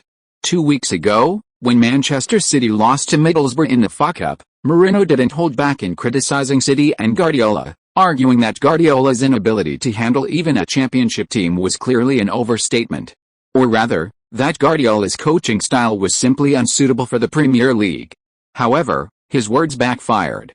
The very next day, his Chelsea suffered a 2-4 defeat to Bradford City in the FA Cup. Bradford City isn't even a championship team, merely a third-tier League One side. Chelsea, a Premier League powerhouse, being thrashed by a third-tier team, scoring 4 goals, wasn't that even more humiliating than Manchester City's loss to Middlesbrough? The Guardian reporter's question was very pointed, and Mourinho's expression immediately changed upon hearing it. My team is leading the Premier League, we're on the right track, and those who can't see that always try to attack us with minor flaws, trying to deny everything we've done. I want to tell them, I've led 2 teams to the Champions League and 4 teams to the league title. My ability doesn't need you journalists to judge. After saying this, Mourinho turned and walked away, refusing further interviews. A chorus of boos erupted from the audience. The reporters were clearly very unhappy with Mourinho's behavior. However, they had known Mourinho for a long time. He was always like this. Perhaps he was in the locker room right now, using the criticisms and doubts surrounding him to instill in the players the idea that the whole world was against them, portraying them as victims. After Mourinho left, everyone turned to Guardiola. Guardiola was much more composed. Aside from refusing to directly comment on Mourinho, he patiently answered all the reporters' questions. When a reporter asked about Lin Quan, Guardiola's eyes softened like water. For me, Lin Quan means everything. A reporter from World Sports Daily inappropriately asked, what about Messi? Guardiola's expression immediately turned into Yao Ming-esque, a Chinese character representing a bewildered expression. During the pre-match warm-up, the Manchester City players were very relaxed, chatting and laughing as they performed various warm-up exercises. After completing a set of sidestepping, crossover, and small step warm-up exercises with De Bruyne, the two stopped and looked towards the pitch. There seems to be someone holding a banner with your name over there. Is it to welcome you? De Bruyne, a former Chelsea player, was returning to Stamford Bridge for the first time since his transfer to Manchester City. Really? Hearing Lin Quan's words, De Bruyne instinctively looked in the direction he was pointing. Then he saw a banner, Chelsea traitors get out of Stamford Bridge. De Bruyne's face instantly darkened. Damn it, I shouldn't have believed this guy's nonsense, he was definitely lying. De Bruyne wanted to grab Lin Quan for revenge, but Lin Quan had anticipated this. The moment De Bruyne reached out, he laughed and ran away. Haha, I misread it. I was talking about someone else. Look, over there. Do you think I'd still believe your nonsense? De Bruyne waved his fist, as if to loosen his skin for him. Seeing his players so relaxed, Guardiola breathed a sigh of relief. Stamford Bridge is a formidable home ground. This match wouldn't be easy. Coupled with the outside hype and Mourinho's psychological warfare, his biggest worry before the match was that the players would be under too much psychological pressure, affecting the performance. Now it seemed that his worries were unnecessary. Guardiola didn't pull any stunts in this match. Instead, he deployed his players according to the formation and tactics that Manchester City players were most familiar with. Although he had many ideas in his mind, in such a crucial match, Guardiola had to suppress his restless spirit. Let's talk about everything after this match. However, while he can't pull off any stunts, That doesn't mean Guardiola can't instill his ideas in the players. There are various ways to divide the pitch in football, including the horizontal division into 3 zones, attack and defense, and the vertical division into 5 zones, flanks, sides, and center. In recent years, football has further refined this division, creating the famous 18-zone system. According to this theory, the most crucial aspect of attack is utilizing the golden 14 zones. In defense, protecting the 5th zone is paramount. However, Guardiola disagrees, feeling this division is still not precise enough. If you were to divide the pitch, he would divide it into 20 zones. Of these 20 zones, excluding the 12 zones on the flanks, the 8 zones in the center would be divided into 2 horizontal zones and 6 vertical zones. The 2 horizontal zones encompass both goals and the penalty area, while the 6 vertical zones are symmetrical about the center line. How to analyze and utilize the space on the pitch more scientifically and rationally in attack and defense is what Guardiola believes is the direction of modern football development. He believes that many people will study this in the future. However, everyone's understanding and ideas are different, and whoever understands it more deeply and utilizes the pitch space more fully will gain an advantage in the future. This work obviously cannot be completed in a short time. Guardiola currently only has a preliminary idea in mind, and it will probably take time to gradually refine this idea into specific tactics. Taking this opportunity, in the second half of the season, he can gradually test his tactics in some less crucial matches to verify his theories. With Lin Quan as a safety net, his experiments are unlikely to fail, right? At 7 p.m. on February 1st, Stamford Bridge was brightly lit, and the stadium, which can hold tens of thousands of people, was packed. With a referee's whistle, the key match of the 23rd round of the Premier League officially kicked off. Both teams used a 4-2-3-1 formation, showing that both had ideas for the game. After the kickoff, Chelsea's players quickly pushed forward into Manchester City's half, seemingly hoping to capitalize on their home advantage and catch City off guard. However, to their disappointment, City were prepared. Their forwards immediately pressed the ball carrier, preventing Chelsea from gaining momentum. Once Chelsea couldn't pass the ball out quickly enough, their defenders would position themselves, leaving Chelsea players unable to receive it. On the sidelines, Mourinho frowned. Guardiola's lineup was somewhat unexpected. Starting Fernandinho was one thing, but benching Cruz and including Fernando in the starting 11 seemed to indicate a lack of intention to play positional football. Without Cruz's passing and playmaking, City's attack had to rely solely on the link-up play and coordination of their forwards. Without midfield support, this meant the opposition could only rely on speed for quick counter-attacks, bypassing midfield and directly passing the ball forward. The problem is, Manchester City doesn't have a center forward who can hold his position and control the ball. How exactly is Guardiola's attack going to proceed? Mourinho shook his head, deciding not to dwell on the question. Guardiola's mind isn't working properly, who knows what he's thinking? Instead of wasting time and energy trying to decipher the opponent's ideas, it's better to focus on improving the team's attacking efficiency. Yes, Mourinho is aiming for all 3 points in this match. If they can beat Manchester City at home, Chelsea's title hopes this year will be very bright. In a VIP box at Stamford Bridge, Chelsea's owner, Abramovich, stared intently at the pitch with a serious expression. Last season's trophyless season had left him somewhat dissatisfied with Mourinho, and the club manager's issues had further strained their relationship. If Mourinho could lead the team to enough accolades, then Abramovich might be able to tolerate his misbehavior. Unfortunately, Chelsea failed to win any titles on any front last year, especially in the Champions League where they were defeated twice by Basel and eliminated by Guardiola's Bayern Munich, leaving Abramovich deeply resentful. After winning the Premier League title, Abramovich's focus on the league has diminished considerably. Now, he is most concerned about Chelsea's Champions League performance. However, in the 2 years since winning the Champions League, the Blues' record in the competition has been abysmal. This is clearly unbecoming of a top club, so Abramovich hopes Mourinho can lead the team to a breakthrough in the Champions League. Even if they can't win the Champions League again, he wants them to at least reach the semifinals or even the final to prove their strength. Unfortunately, Mourinho can't even do this much. This is quickly wearing down Abramovich's patience. If Chelsea fails to win any more titles this season, he might once again sack Mourinho and kick him out of Chelsea. Moreover, after getting rid of Mourinho this time, Abramovich will never have any further thoughts about him and will not allow him to return to Stamford Bridge.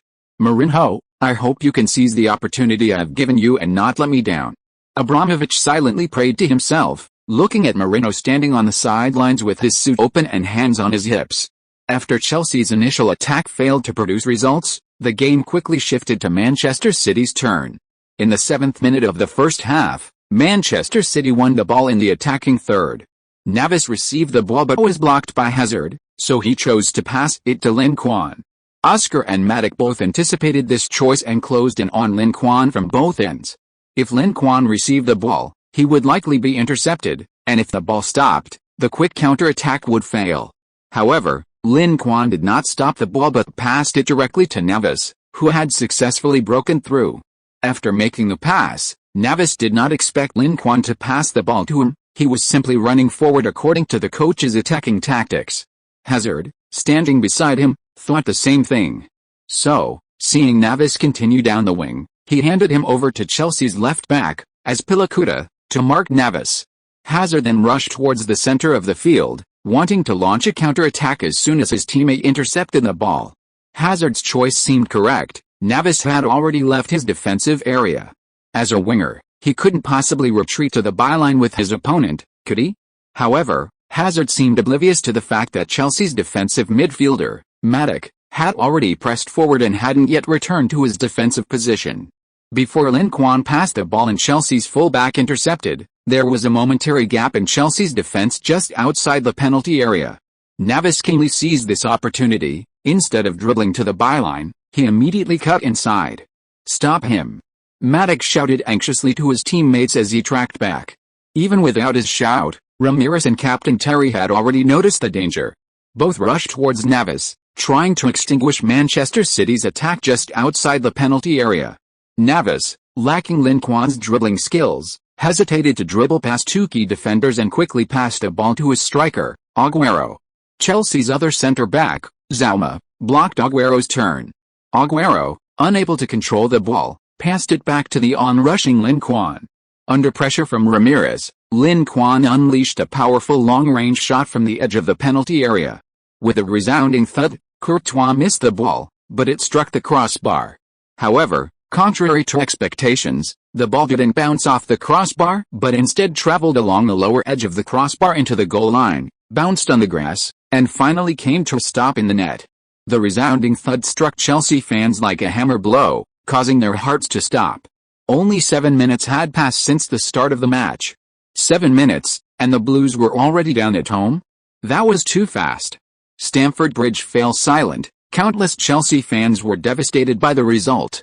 They clenched their fists, glaring hatefully at the number 10 player who was sprinting across the pitch in celebration. It was him again. On the last day of the month, I'm shamelessly asking for some monthly votes. Chapter 367. He played so cleverly. Goal. A lightning goal from Lin Quan. Just 7 minutes into the game, Lin Quan gave Manchester City the lead with a long-range shot. Chelsea is in danger now. Lin Quan truly lives up to his reputation as Chelsea's nemesis. He scored in several matches against Chelsea, and every single one of his goals has been crucial. I think Chelsea fans probably hate him to death. Every time the team is about to win, it's Lin Quan who steps up and shatters their dreams. In the CCTV studio, two commentators laughed and said, because of Lin Quan, the two commentators inevitably leaned more towards Manchester City when commentating on their matches. In fact, it wasn't just them. In China, the number of Manchester City fans has increased rapidly in recent years. Many Chinese fans consider Manchester City their home team, a fact that became even more apparent after Guardiola joined the club. By watching Manchester City's matches, they can appreciate both Lin Quan's phenomenal performances on the field and Guardiola's various brilliant tactical maneuvers, things they can't see in their domestic league. Furthermore, the Chinese Super League and the English Premier League schedules don't conflict, so watching Premier League matches doesn't affect their ability to watch the Chinese Super League. Although the Premier League has been promoting itself in China for many years and has invested considerable effort, the results they've achieved over those years don't compare to the achievements Lin Quan has made in the year and a half since joining Manchester City. It's a pity Lin Quan doesn't have Chinese citizenship, otherwise, his popularity in China would be even higher. Lin's shot was absolutely incredible. It looked like it would definitely go over the crossbar, but it went in. It really was incredible, just a tiny bit off. If the ball had been a few centimeters higher, Chelsea wouldn't be behind. I saw Ling's warm-up before a match. He could hit the same spot on the goalpost several times in a row from 30 meters away. Honestly, I've never seen that kind of accuracy from any other player. Messi could probably do that too. I saw him on a Football World program, and his shooting accuracy was terrifying. The distance in Messi's program probably wasn't that far. 30 meters is a lot. The recording studio definitely didn't have that much space. Anyway, Ling's shooting accuracy is outstanding. Goalkeepers absolutely cannot be careless when facing him. A slight lapse in attention could result in a goal. Speaking of which, how did Courtois manage to push Chelsea's goalkeeper, Sek, to the bench? I really feel sorry for Sek. Yes, Sek is clearly in great form, and his ability is unquestionable. Mourinho shouldn't have trusted Courtois so much. He should have given Sek more playing time. If it really doesn't work out, he should just leave Chelsea and go to another team. Arsenal next door is lacking a good goalkeeper. This season, Ospina and Szczesny haven't performed well, especially the latter, whose save percentage is less than 70%. Seeing Chelsea wasting such a good goalkeeper, Arsenal fans are practically green with envy. Sek has only played 4 times in the Premier League this season, keeping 3 clean sheets, with a save percentage as high as 90%. With such statistics, he'd be perfectly capable of starting at Arsenal.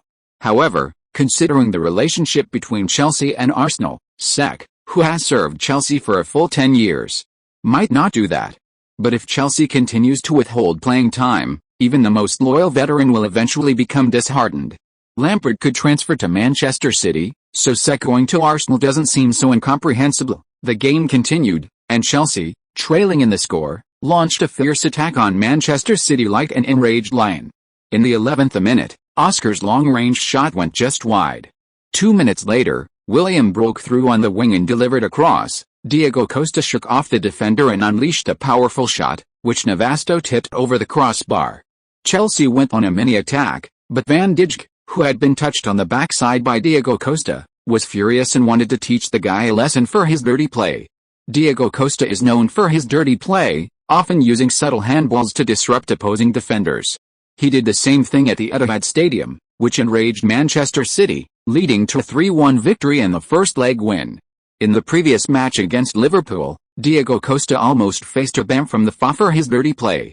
It was thought that Diego Costa would be more restrained, but he unexpectedly repeated his old tricks. This guy really doesn't learn his lesson. Chelsea won a corner kick. Willian took the corner, looking for his own tall player in the penalty area.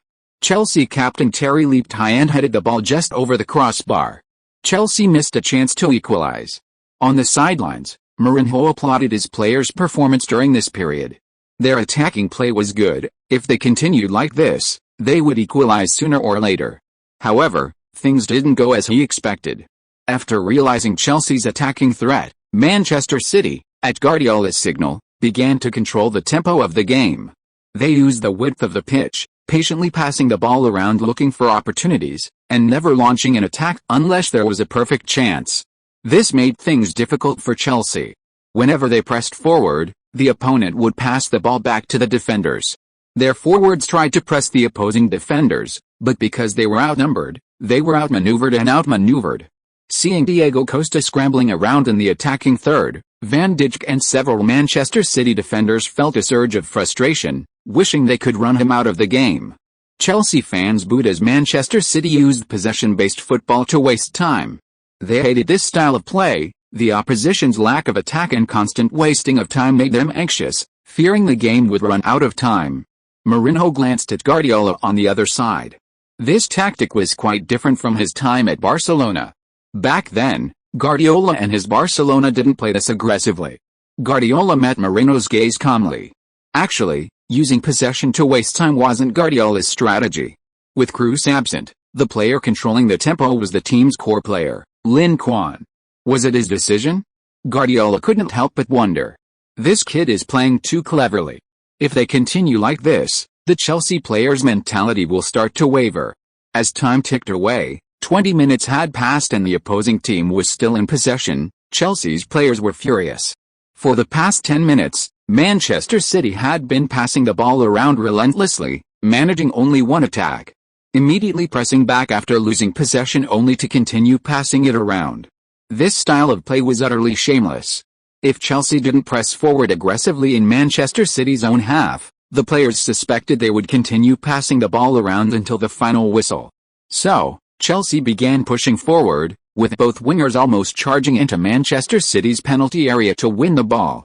Lin Quan and his teammates retreated slowly, maintaining their attacking formation and not losing their composure despite the opponent's aggressive push. On the surface, Chelsea seemed to have the upper hand, pinning Manchester City players in their own half and besieging their goal. However, Manchester City's defensive formation was excellent. In their low press, they used their numerical advantage to severely limit Chelsea's attack. Chelsea's attack seemed to have hit a brick wall. It looked impressive but posed no real threat. Conversely, Manchester City capitalized on the huge gaps exposed in Chelsea's defense after their all-out push. In the 24th minute, Ivan's pass went astray, allowing Ronaldinho to intercept. The ball quickly fell to Lin Quan, who, after assessing the attacking positions, played a through ball to Aguero. The ball pierced Chelsea's defense, but unfortunately, Aguero, returning from injury, wasn't at his best, and Courtois made a timely save, blocking Aguero's shot from the edge of the penalty area. Manchester City's counter-attack sent Chelsea into panic, and in the following minutes, they dared not push so far forward. However, when they hesitated to press forward, Manchester City immediately repeated their tactic, continuing to pass the ball around in their own half. Boos erupted again from the stands. Chelsea fans were nearly exasperated by their opponent's shameless behavior. Mourinho, his expression stern, called Matic over, gave him a few instructions, and then waved his hand, signaling his players to press forward aggressively. With their manager's endorsement, the Chelsea players became much bolder. Mourinho's eyes, sharp as lightning, were fixed on Manchester City's half. Manchester City's defensive retreat had the advantage of creating ample space for counter-attacks, but the downside was that this position was too close to their own goal. If Chelsea managed to win the ball back, they could immediately threaten Manchester City's goal. So, it was now a contest to see whether Chelsea would seize their opportunities and crush Manchester City, or whether Manchester City would grit their teeth and hold on, then rely on counter-attacks to overwhelm the Blues. In this tense situation, both sides created numerous attacking opportunities. In the 29th minute, Ramirez dispossessed De Bruyne, and Oscar's long-range shot was saved by Navas. In the 32nd minute, Manchester City launched a long pass from their own half. Terry made a defensive error, allowing Aguero to receive the ball and find himself one-on-one with a goalkeeper. However, his low shot after the long run went just wide.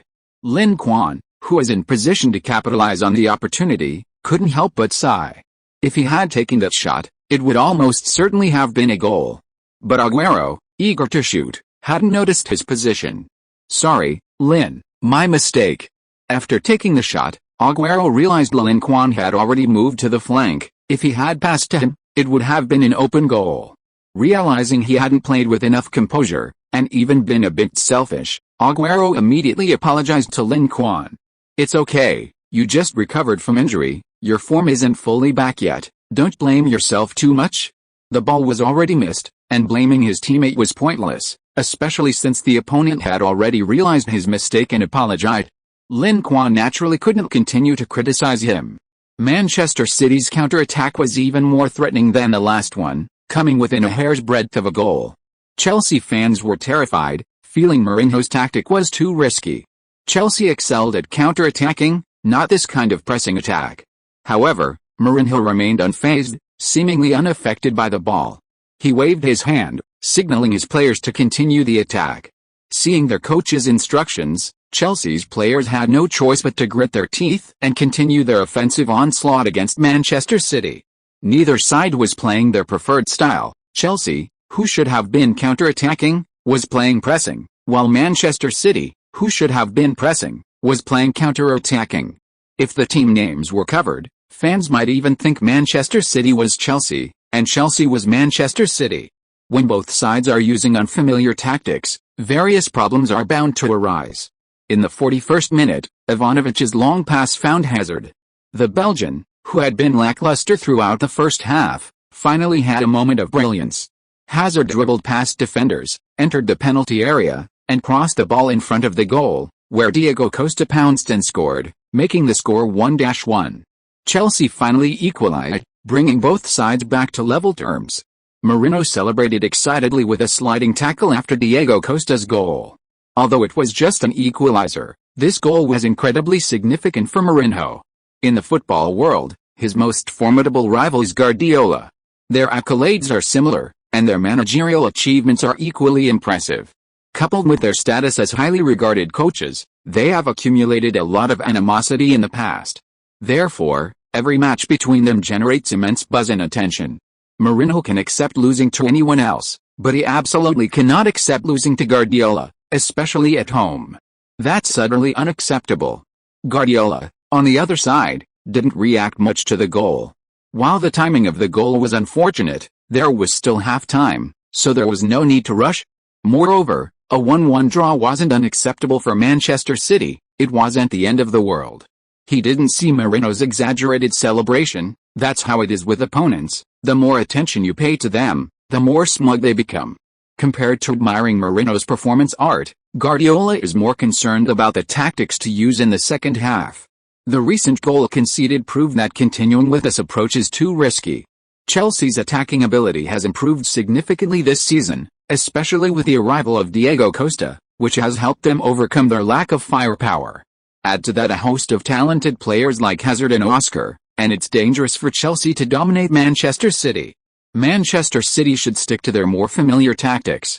However, using possession-based tactics against Mourinho's teams wasn't very effective in Guardiola's last season managing Barcelona. So, what tactic should he use? Guardiola has a good idea, but he hasn't implemented this tactic before, and it carries considerable risk.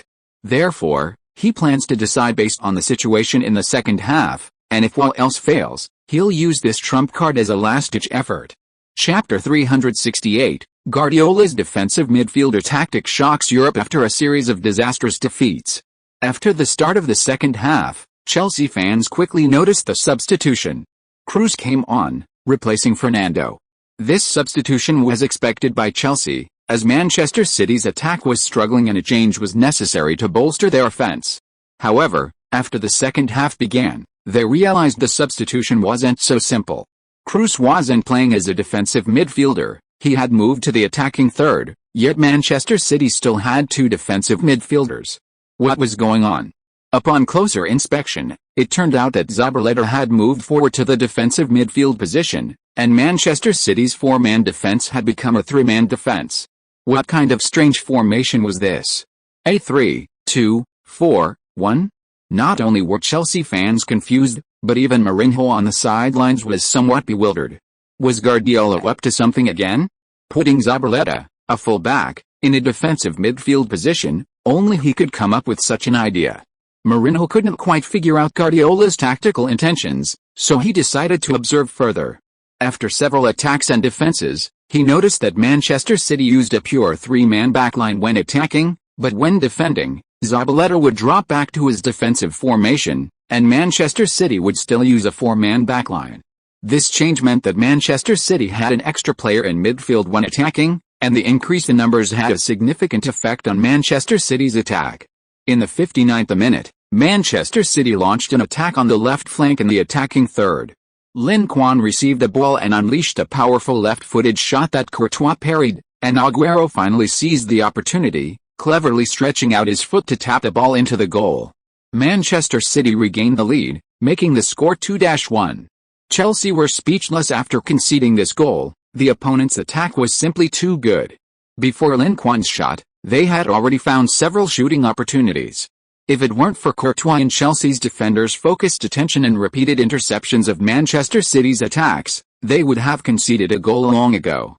Mourinho frowned. He was certain that Guardiola was working on a new type of wide defensive midfielder. However, he was momentarily at a loss for how to break down the opponent's tactics. Good shot, Aguero. Thank you, you created the opportunity, I just capitalized on it. After scoring, Aguero's mood improved considerably. The pressure and psychological burden he carried vanished. Indeed, a striker must prove himself with goals.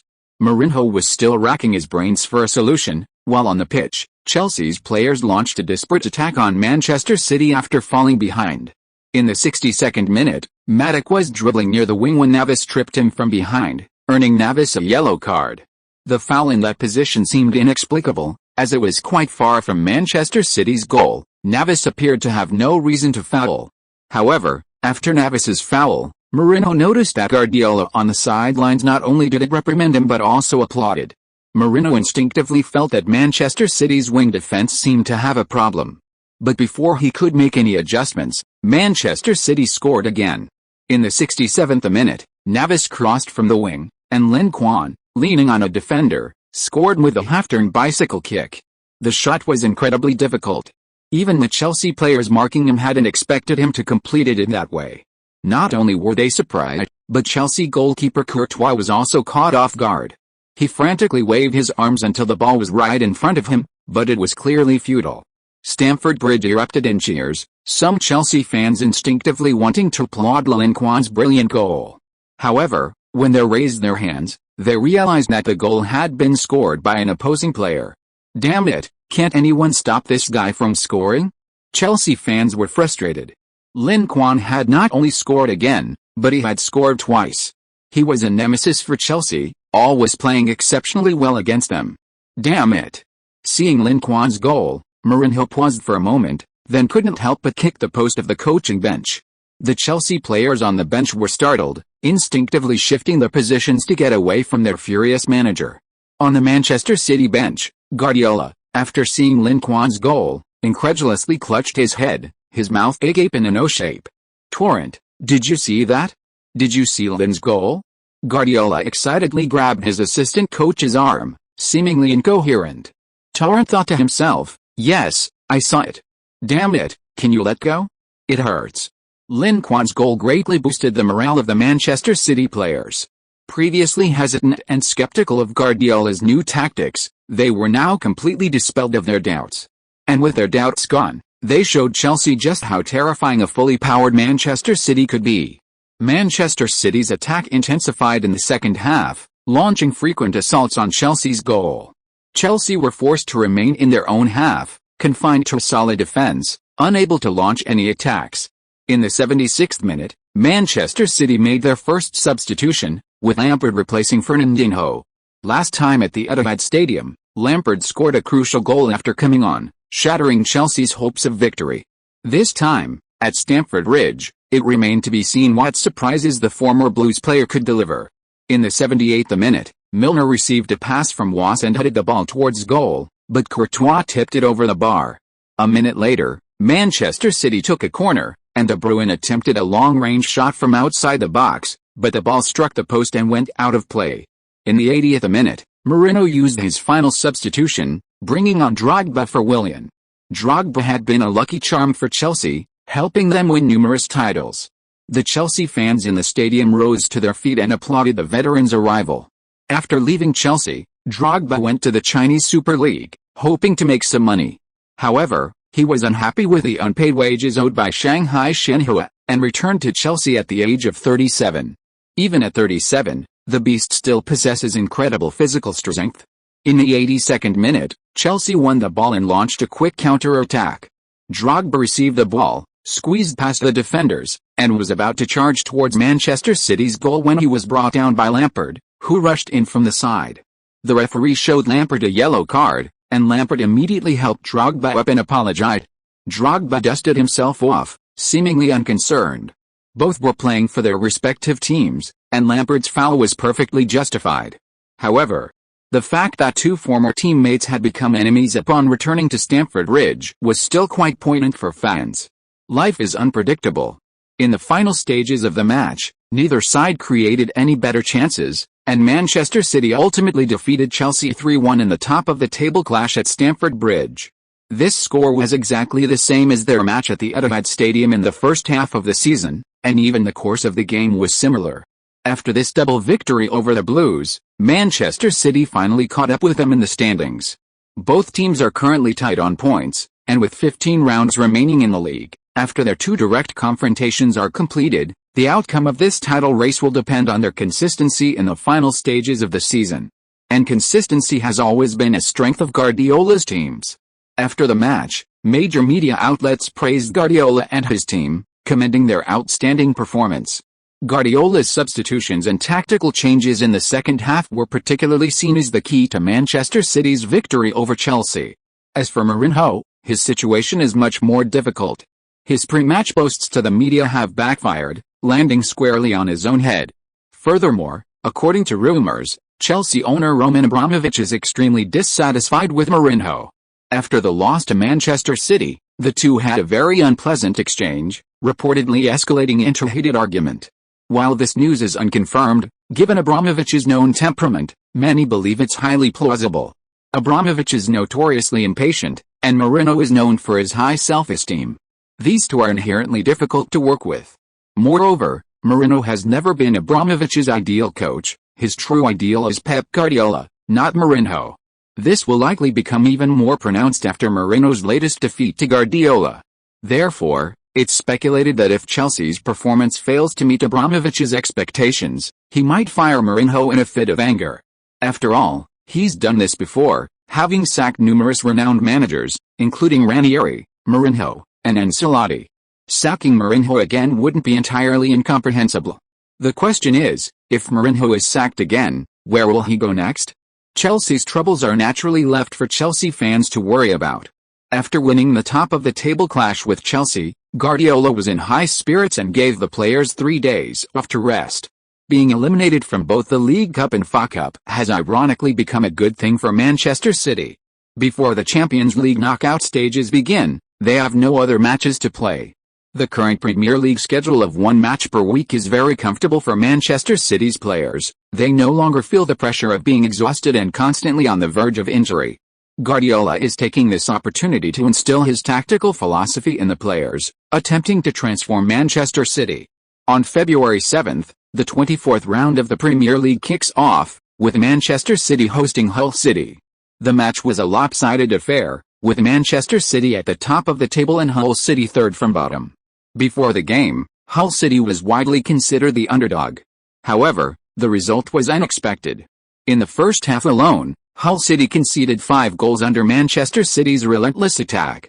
Lin Quan completed a hat-trick in the first half but didn't play a single minute in the second half, being firmly benched by Guardiola. Agüero's form was also improving, scoring a goal in each half for a brace. Ultimately, Manchester City thrashed Hull City 8-0 at home, handing their opponents their most humiliating defeat in their 111-year history. Meanwhile, Chelsea, having lost at home, showed some signs of fatigue in their away game against Aston Villa. In the first half, Aston Villa took a 1-0 lead over Chelsea thanks to a goal from Walker. The sluggish Blues only managed to come back in the second half, led by Hazard, ultimately managing a hard-fought victory to stay level on points with Manchester City and avoid falling further behind. However, the two teams' form was clearly worlds apart. Hull City left heartbroken, while Manchester City inflicted another humiliating defeat away from home. In the 25th round of the Premier League, Manchester City thrashed Stoke City 7-1, scoring a staggering 15 goals in 2 games, making them the top attacking force in the top 5 leagues and sending shockwaves through European football. Everyone noticed the terrifying power of Guardiola's new tactics in attack. For the home team, Arnautovic, who joined during the winter transfer window, scored a consolation goal for Stoke City. After the match, a friendly meeting between former teammates Lin Quan, De Bruyne, and Arnautovic turned into a venting session for Arnautovic. He had just arrived, full of ambition, eager to test his skills against his 2 veteran teammates and show them his progress and growth. But Manchester City slammed in 7 goals, leaving the kid stunned. Is this the intensity of the Premier League? It's terrifying. Mom, I want to go back to the Bundesliga. Your heading ability hasn't declined. You actually managed to outjump Van Dijk and head a goal. Impressive. Back at Werder Bremen, Lin Quan was deeply impressed by Arnautovic's heading ability. In this match, Stoke City didn't have many good chances, but this guy managed to turn several seemingly hopeless opportunities into goals with his excellent heading, and finally scored when Manchester City's defense was lax. That's truly commendable. Is that guy really that good? I think he's just a newcomer. Arnautovic didn't know Van Dijk, so he didn't react much to Lin Quan's praise. Yes, very good. De Bruyne nodded seriously. Lin Quan joked, I think you should buy a newspaper tomorrow and cut out the picture of you outscoring Van Dijk to score, and keep it safe. That way, when he becomes famous, you'll definitely feel proud and honored to show him that picture of your goal. On the bus back to Manchester, Van Dijk, who was listening to music with his headphones on, suddenly sneezed. The Dutchman rubbed his nose, a little puzzled. Could it be that he caught a cold from the cold shower after the game? Chapter 369 Wenger, not being able to sign Lin Quan is my lifelong regret. Who can stop Manchester City? Guardiola is slaughtering the entire Premier League, 15 goals in 2 games, the terrifying power of Lin Quan plus Guardiola. These 2 matches have shaken the entire Premier League. Under Guardiola's revamp, Manchester City has been on a winning streak, displaying an unstoppable momentum. This has left all Premier League teams, especially those facing Manchester City in the upcoming matches, trembling with fear. Other top clubs are even more worried. Guardiola has only been at Manchester City for a short time, and the effects are already so striking. Once he has fully implemented his vision and transformed Manchester City, how will the other Premier League giants compete? Every tactic has weaknesses, and Guardiola's wide midfielder formation certainly has its flaws. Only by finding these weaknesses can we avoid being helpless when facing them in the future. On February 22, the 26th round of the Premier League kicked off. Before the match, representatives from major Premier League clubs, and even some teams from other leagues, came to watch, hoping to find Manchester City's weaknesses. Arsenal manager Arsene Wenger, in particular, rushed to the Etihad Stadium after his away victory against Crystal Palace to watch Manchester City play Newcastle United. Once the match began, Manchester City continued their relentless momentum. Playing at home, they overwhelmed Newcastle with a furious attack, ultimately sweeping them 5-0 and avenging their League Cup exit. After watching the game, Wenger looked grim. He felt his team might be eliminated in the round of 16. Many other teams shared Wenger's sentiment, also worried about how to defend against Manchester City if they were drawn in the Champions League knockout stages. Manchester City's incredible performance attracted attention throughout Europe. Besides British media outlets in Spain, Italy, France, and Germany have also begun reporting on Manchester City's series of resounding victories. Manchester City has scored a staggering 20 goals in their last 3 matches, averaging 6.6 goals per game, making them the most efficient attacking force in Europe. Moreover, with key players gradually returning from injury, Manchester City's attacking firepower is expected to increase further. Media outlets around the world are using words like shocking and frightening when reporting on Manchester City. Just like when he pioneered possession-based football at Barcelona, Guardiola's new tactics at Manchester City will inevitably bring about a new revolution in football. The wide midfielder tactic has comprehensively improved Manchester City's attack. If a way to limit them cannot be found, then perhaps no one can stop this insane Manchester City. Perhaps, when facing Manchester City at home, setting up a defensive wall becomes a necessary option. The report from AS, Real Madrid's mouthpiece, brought this wave of panic in the football world to a climax. Even Real Madrid is considering using a defensive wall against Manchester City. How can other teams compete? Of course, there are also those who hold different opinions. Barcelona, dominating both La Liga and the Champions League with their MSN trio, stated that if they were to face Manchester City in the knockout stages, they would prove themselves with a powerful attack and avenge last year's defeat. It seems the Barcelona fans are still resentful of being eliminated by Manchester City in the quarter-finals last year. In fact, Real Madrid, with their BBC trio, may not be inferior to Manchester City in attacking firepower. This season, Real Madrid, Barcelona, and Manchester City are undoubtedly the 3 most potent attacking teams in the top 5 European leagues. Coincidentally, all 3 teams possess superstars. Teams with superstars are gradually widening the gap between themselves and those without. On February 26, the Champions League knockout stage began. In this round, Manchester City faced an all-English clash, visiting the Emirates Stadium to challenge Arsenal. Manchester City's recent winning streak and red-hot form, coupled with Guardiola's innovative tactics, have attracted attention throughout Europe. Therefore, this match drew a large number of media reporters to cover it. Considering Manchester City's previous victories against relatively weaker teams, there were doubts about the effectiveness of their tactics against top clubs. If City could continue their impressive form and completely overwhelm Arsenal in this match, it would prove that this tactic also works against the elite, causing real panic among the top teams. Before the match, Wenger stated that he had found a way to limit Manchester City. This statement eased the concerns of Arsenal fans and fueled anticipation for the game. From the start, Wenger's team focused their attacks on Manchester City's right flank, seemingly believing that flank play was their weakness. This tactic appeared somewhat effective, as Manchester City's attacking threat in the first 20 minutes was not as significant as in previous matches. However, in the 28th minute, Kroos broke the deadlock with a long-range shot, completely changing the course of the game. Before halftime, Lin Quan scored directly from a free kick, extending the lead to 2-0. At the start of the second half, Agüero's goal further widened the gap to 3-0. The game had essentially entered garbage time, and Arsenal's experience showed everyone that Manchester City's tactics were equally effective against top teams. On the sidelines, Wenger frowned, racking his brains for a solution. Attacks down the flanks were effective, but they couldn't completely contain Manchester City's offensive onslaught. So, where exactly was Manchester City's weakness? Wenger couldn't find a solution, and Arsenal's players were losing their composure under pressure at home. After Agüero scored the third goal, Coquelin and Bellerin, among others, received yellow cards for fouls. Their rough tackles didn't seem like they were executing team tactics, they seemed more like venting their anger. Seeing the opponent's increasingly aggressive play, Guardiola quickly substituted several key players, including Lin Quan, to prevent them from getting injured. Since Guardiola arrived at Manchester City, unless the team has used up all its substitutions, it's highly unlikely that Lin Quan will play the full 90 minutes. Guardiola usually substitutes him after he scores, or when the team is leading by a large margin. In his words, when the game is already decided, there's no need to keep key players on the field and exhausting them.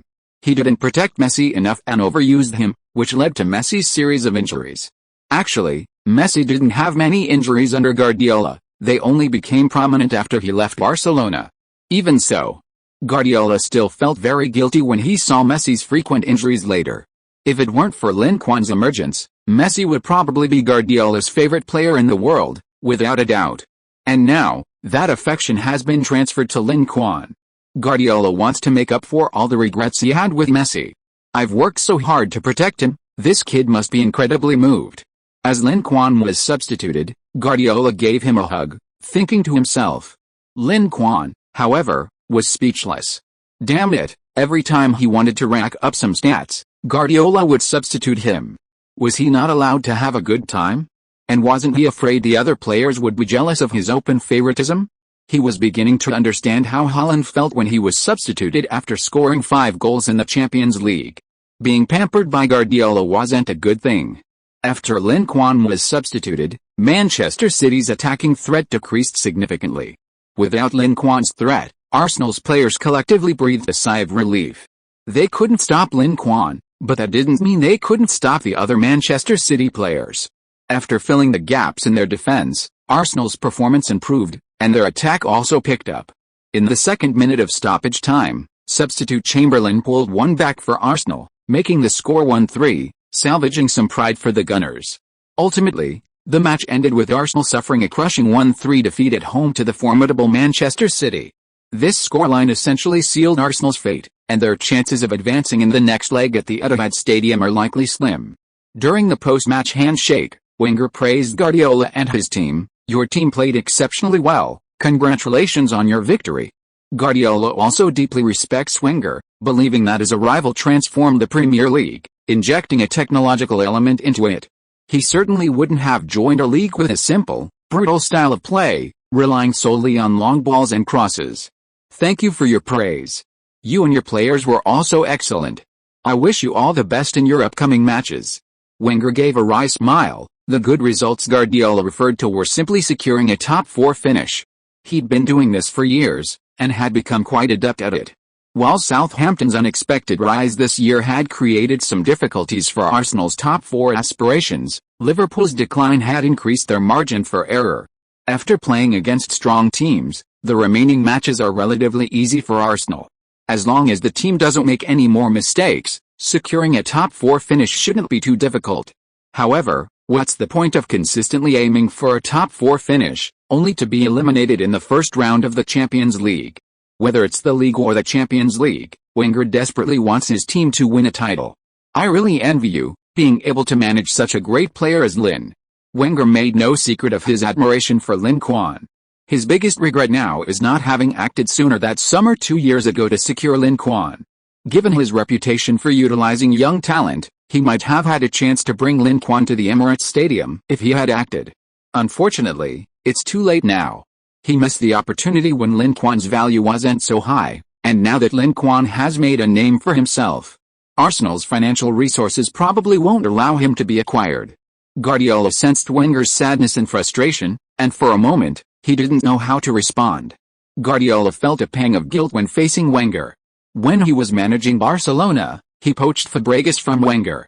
Wenger's fondness for Fabregas was well known, but Fabregas betrayed him in Arsenal in a devastating way. The extent of the damage that transfer inflicted on Wenger was completely underestimated. It's worth noting that after Fabregas's transfer to Arsenal, Wenger even let go of veteran captain Vieira to make room for him. Wenger treated Fabregas like a son. In this round of Champions League matches, the 3 Premier League teams that advanced had 1 win, 1 draw, and 1 loss. The draw was Mourinho's Chelsea, who were held to a 1-1 draw away to Paris Saint-Germain. However, securing an away goal is still good news for the Blues. If they don't lose at home in the next leg, or allow their opponents to score more away goals, they will essentially advance to the quarterfinals. In other matches, Barcelona, Real Madrid, and Bayern Munich all won their respective games.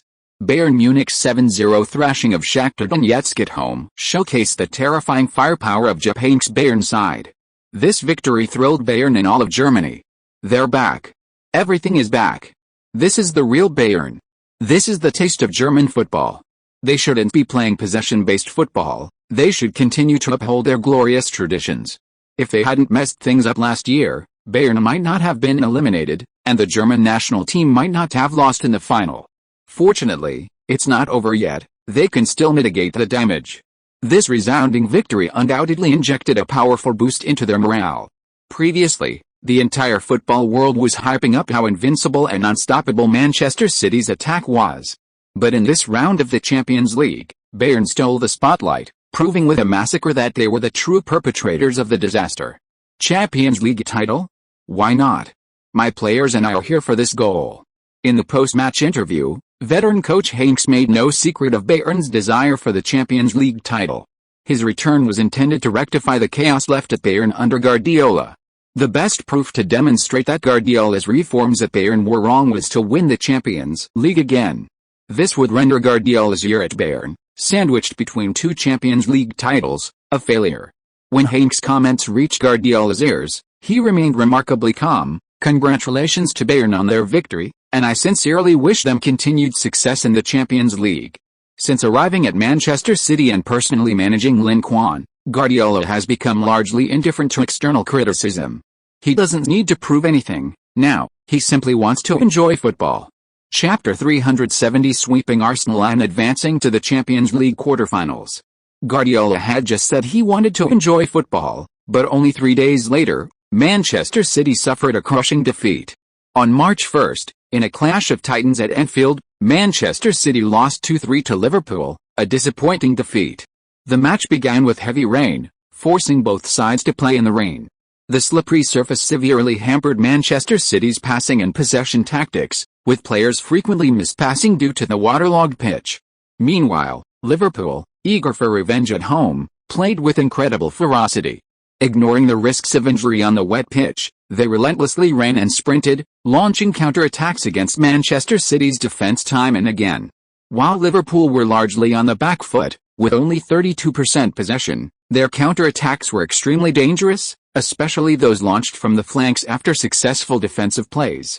In the 11th minute, Henderson opened the scoring, giving Liverpool the lead. Although Manchester City equalized in the 23rd minute with a long-range shot from outside the penalty area, assisted by Lin Quan, Liverpool scored again just 3 minutes later. This time, the problem stemmed from the wing, with Coutinho showcasing a brilliant dribbling performance before cutting inside and unleashing a stunning long-range shot past Navas. In the 75th minute of the second half, Lin Quan received a through ball from De Bruyne, beat the offside trap, and scored 1-on-1, leveling the score once more. For the next 10 minutes, neither team could break through the other's defense, and it seemed the match would end in a draw. However, In the 3rd minute of stoppage time, Liverpool legend Steven Gerrard, who had already announced his departure from Liverpool at the end of the season, stepped up, firing a signature long-range shot into the top corner to seal the victory for Liverpool. After scoring the winning goal, Gerrard excitedly took off his shirt and ran towards the largest section of the stands, celebrating wildly. His teammates also went wild, chasing after him, hugging and kissing him, celebrating this hard-won victory. As for the Liverpool fans at Anfield, they were already in a frenzy. Before the match, no one expected them to be a match for Manchester City. However, they delivered a resounding victory, proving everyone wrong. Seeing his team concede a last-minute goal, Guardiola scratched his head, seemingly surprised by the turn of events. What bad luck! Just seconds before the game was over, a Manchester City player marking Gerrard slipped on the wet ground, giving the opponent a shot on goal. Guardiola, however, wasn't a sore loser. He approached the Liverpool manager and shook his hand. Manchester City's loss was a great relief, as many felt they had found a way to limit Manchester City's wing-back tactics. Everyone was eager to try it. In the 28th round of the league, Leicester City was the first to try it. After analyzing Liverpool's victory over Manchester City, they concluded that Manchester City's defensive weakness lay on the flanks. By moving their fullbacks forward to become wing-backs, Manchester City's attacking formation became a 2-3-5, with 5 players up front. In addition to 2 wingers and a centre-forward, 2 attacking midfielders also push forward from the flanks, giving Manchester City multiple attacking options near the opponent's penalty area. This increases the difficulty of the opponent's defense. Even if an attack fails, they can use their numerical advantage to immediately win back the ball, disrupt counter-attacks, and create second-chance opportunities. Since switching to a wide-line defensive midfielder formation, Manchester City's success rate in winning back possession near the opponent's penalty area has been very high, with many goals scored after successful counter-pressing and transitions between attack and defense. Because they are closer to the opponent's goal and have more opportunities for second-chance opportunities after winning back possession, Manchester City's number of shots on goal in each game is terrifying. With super strikers like Lin Quan and Aguero in the team, giving Manchester City so many shooting opportunities means conceding many goals. In the 3 games before losing to Liverpool, Manchester City used this method to defeat their opponents. However, this tactic failed against Liverpool. The reason is that Liverpool is, after all, a top team, and their players are significantly stronger than those of ordinary teams. While Manchester City's immediate counter-pressing success rate is high, there are times when they fail to win the ball back. If a counter-press fails and the opponent launches a counter-attack, Manchester City's 2 wingers, and even all 5 forwards, cannot retreat in time. Therefore, to ensure the safety of their goal, Manchester City's 4 defenders and 1 defensive midfielder drop inwards, forming a trapezoidal defensive formation on the edge of the penalty area. The advantage of this formation is that the defense is more layered and not easily breached. The disadvantage is that the flanks are open, making it difficult for Manchester City players to intercept crosses or cut inside from the wings. Furthermore, in their match against Liverpool, heavy rain at Anfield disadvantaged the pitch conditions for the more technically oriented Manchester City. Finally, Gerrard's incredibly lucky last-minute goal sealed Manchester City's defeat. However, Leicester City lacked all these advantages. Therefore, they chose to use Liverpool's tactics against Manchester City, and the result was naturally a crushing defeat. Before the first half was even over, the game was already decided. Manchester City were already leading 3-0. In the second half, Lin Quan, who should have been substituted, was not on the bench by Guardiola. Lin Quan's presence meant Manchester City hadn't given up on attacking. And so, Leicester City suffered. By the time Lin Quan was substituted, the score was 5-0. Leicester City were completely overwhelmed, and the players were starting to question their very existence. Why did following Liverpool's correct approach have no effect, and instead result in such a crushing defeat? On the sidelines, seeing his team emerge from the shadow of their previous loss with a resounding victory, Guardiola was in high spirits. He sat on the bench and spoke with Lin Quan, who had just been substituted. That winger on the other side seems pretty good. Lin Quan took a swig of his energy drink, glanced at the Leicester City player wearing the number 26 jersey Guardiola was pointing to, and asked, "You mean Mahrez?" "Yes." Guardiola nodded, as if showing interest in talent, and asked, "What do you think of his ability?" Good ability, refined technique, good dribbling and cutting inside to shoot. He should be able to play as a winger or wide midfielder. If he develops, he can definitely be a key player for a weaker team. Lin Quan thought for a moment and commented. He remembered that in the year Leicester City won the title, Mahrez's performance at the Foxes was explosive. He scored 17 goals and provided 11 assists, winning the Premier League MVP award by a large margin. Of course, that was Mahrez a year later. The current Mahrez is obviously not that great yet. But Guardiola's eye for talent is quite good. He saw this guy was extraordinary after just one game. No wonder he rarely makes mistakes in player acquisitions. He guessed that Guardiola's interest in Mahrez was most likely due to the latter's technical skill. Guardiola, as a coach, has a penchant for players with exquisite footwork. Aside from Haaland, all the players he recruits are technically gifted and well-rounded. I see. Guardiola couldn't help but ponder. Manchester City's right winger is Navas, who is already 30 years old, not young, and often a substitute for Lin Quan, so he's considering leaving. Guardiola needs to find a new, excellent right winger for the team. His previous offer to Chelsea for Salah was intended to buy Salah to replace Navas. Unfortunately, Chelsea was unwilling to sell, thwarting Guardiola's plan. Now, seeing Mahrez, who is about the same age as Salah, Guardiola is once again considering poaching him. When Mahrez transferred to Leicester City last year, it only cost £500,000. His performance in the last 2 seasons has been good, with significant improvement, thus his market value has risen accordingly. If Manchester City wanted to sign him, Guardiola felt it would be unlikely without £20 million. £20 million for a currently unknown player seemed like a huge gamble. So, should they buy him? We can make a move for under £30 million, and of course, it would be even better if we could get Salah. Lin Quan noticed Guardiola's hesitation and spoke up. At his peak, the Egyptian pharaoh was still stronger in the right winger position. After a friendly exchange between father and son, Guardiola's previously hesitant heart immediately hardened. Buy him. Having saved so much money during the winter transfer window, how could they not buy during the summer transfer window? Leicester City's loss left other teams somewhat confused, unsure if they could still copy Liverpool's strategy. Some teams were backing down, but others refused to give up. The 29th round of the Premier League kicked off. Second from bottom in the Premier League standings, Burnley desperately needed 3 points to survive, stubbornly choosing to copy Liverpool's strategy at home. And that was it. The match ended 4-0, leaving Burnley devastated. This was only after Manchester City, preparing for their midweek Champions League knockout match, substituted many key players in the second half, conserving their strength. If they had been at full power, a rout would have been inevitable. In this round, league leaders Chelsea faced fourth-placed Southampton in a direct confrontation. Surprisingly, despite Diego Costa scoring early, Chelsea failed to secure a victory. Maddox's foul in the penalty area gifted Southampton a penalty, allowing them to escape with a point at Stamford Bridge. After this draw, Chelsea's lead, which had been regained by Manchester City's loss to Liverpool, dwindled to just 1 point, and the previously favourable title hopes began to jeopardise again. To make matters worse for Chelsea, they were held to a draw at home by Paris Saint-Germain in the second leg of their Champions League tie. This match was destined to be a sleepless night for Chelsea fans.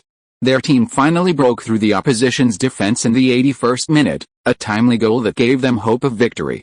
However, David Luiz's goal in the 86th minute extinguished the Blues' dreams, making it 1-1. Since Chelsea had also drawn 1-1 with PSG at home in the previous match, both teams had the same number of goals scored and away goals. The game went into extra time. In extra time, Chelsea once again took the lead, with Hazard's goal sending the Stamford Bridge crowd into a frenzy, and Moreno celebrating with a roar. However, another PSG defender stepped up. Thiago Silva equalized again for PSG in the 114th minute of extra time. The score was tied 2-2. But a fatal blow for Chelsea was that their opponents had scored 2 away goals. In the final stages of the match, the Blues desperately attacked the opponent's goal, but to no avail against PSG's staunch defense. Finally, with the referee's whistle, the match ended. Chelsea suffered a humiliating defeat at home, watching their opponents advance to the quarter-finals, while they themselves fell in the round of 16 once again. Moreno's days at Stamford Bridge are numbered. Haha. Serves him right for being so arrogant before. With Abramovich's temper, If Chelsea doesn't win the league title this season, I bet 5 cents that Mourinho will definitely be sacked. Having been sacked by Real Madrid and Chelsea in succession, I wonder which team will want him. I think he should go to Manchester United. Van Gaal did a worse job at Manchester United than Mourinho. Great idea. I support Mourinho going to Manchester United and completely ruining the club. After Chelsea's elimination, the public opinion was very unfavorable towards Mourinho. The promises he made to the fans upon his return to Chelsea now seem to have been completely unfulfilled. Since winning the Champions League, Chelsea have fallen in the group stage once and in the round of 16 twice, their performance steadily declining. Chelsea now appears to be on the wrong track, even teetering on the brink of collapse. Moreover, it has been 5 years since their last league title. If they don't achieve anything further, it would be a disservice to their status as a top club. This has caused great concern among Chelsea fans, who don't want to see their team go 10 years without a trophy like Arsenal. Manchester City fans, however, seem oblivious to Chelsea's anxieties. In the second leg of their Champions League tie, Manchester City, playing at home, easily defeated Arsenal 2-0, advancing to the quarterfinals with a 5-1 aggregate score. Since their breakthrough in the Champions League last year, Manchester City's luck in the competition has suddenly improved. Last year, they faced 3 of the strongest clubs, Real Madrid, Barcelona, and Bayern Munich, but this year, not only were they drawn into a very weak group, but their first-round knockout opponent was also relatively easy. Arsenal is a familiar opponent for Manchester City, and the proximity means there's little travel fatigue, minimal team fatigue after the match, and no League Cup or FA Cup commitments. Manchester City can approach their next opponent in peak condition. Aside from Chelsea, this round of matches saw no major upsets. Bayern Munich, Real Madrid, Barcelona, Juventus, and other strong teams advanced to the quarterfinals. On March 19, the draw for the 2014-2015 UEFA Champions League quarterfinals was held at UEFA headquarters in Nyon, Switzerland. With so many top teams in the quarterfinals, everyone is anticipating a clash of titans. Chapter 371, he received the national team's number 10 jersey and was promoted to vice-captain of the national team. Following the conclusion of the Champions League round of 16, the quarter-finalists for this season's Champions League have been determined. La Liga emerged as the biggest winner, with 3 teams advancing, Real Madrid, Barcelona, and Atletico Madrid. The Premier League fared slightly worse than last year, with only Manchester City making it to the quarter-finals out of the 3 teams that reached a round of 16. The situation in Ligue 1 was similar, with Paris Saint-Germain becoming the sole representative after eliminating Chelsea. In Serie A, Juventus finally showed their mettle, securing a 5-1 victory over Borussia Dortmund and advancing to the quarterfinals. Since Dortmund was decimated by Bayern Munich, their competitiveness has plummeted, with only Bayern Munich advancing from the Bundesliga this year. Adding Porto from the Portuguese Primeira Liga, this year's Champions League landscape is a 4-league onslaught against La Liga. It must be said that La Liga has been incredibly strong in recent seasons. If Manchester City hadn't eliminated Barcelona, Real Madrid, and Atletico Madrid in succession last year, the Champions League final might have turned into an all-La Liga affair.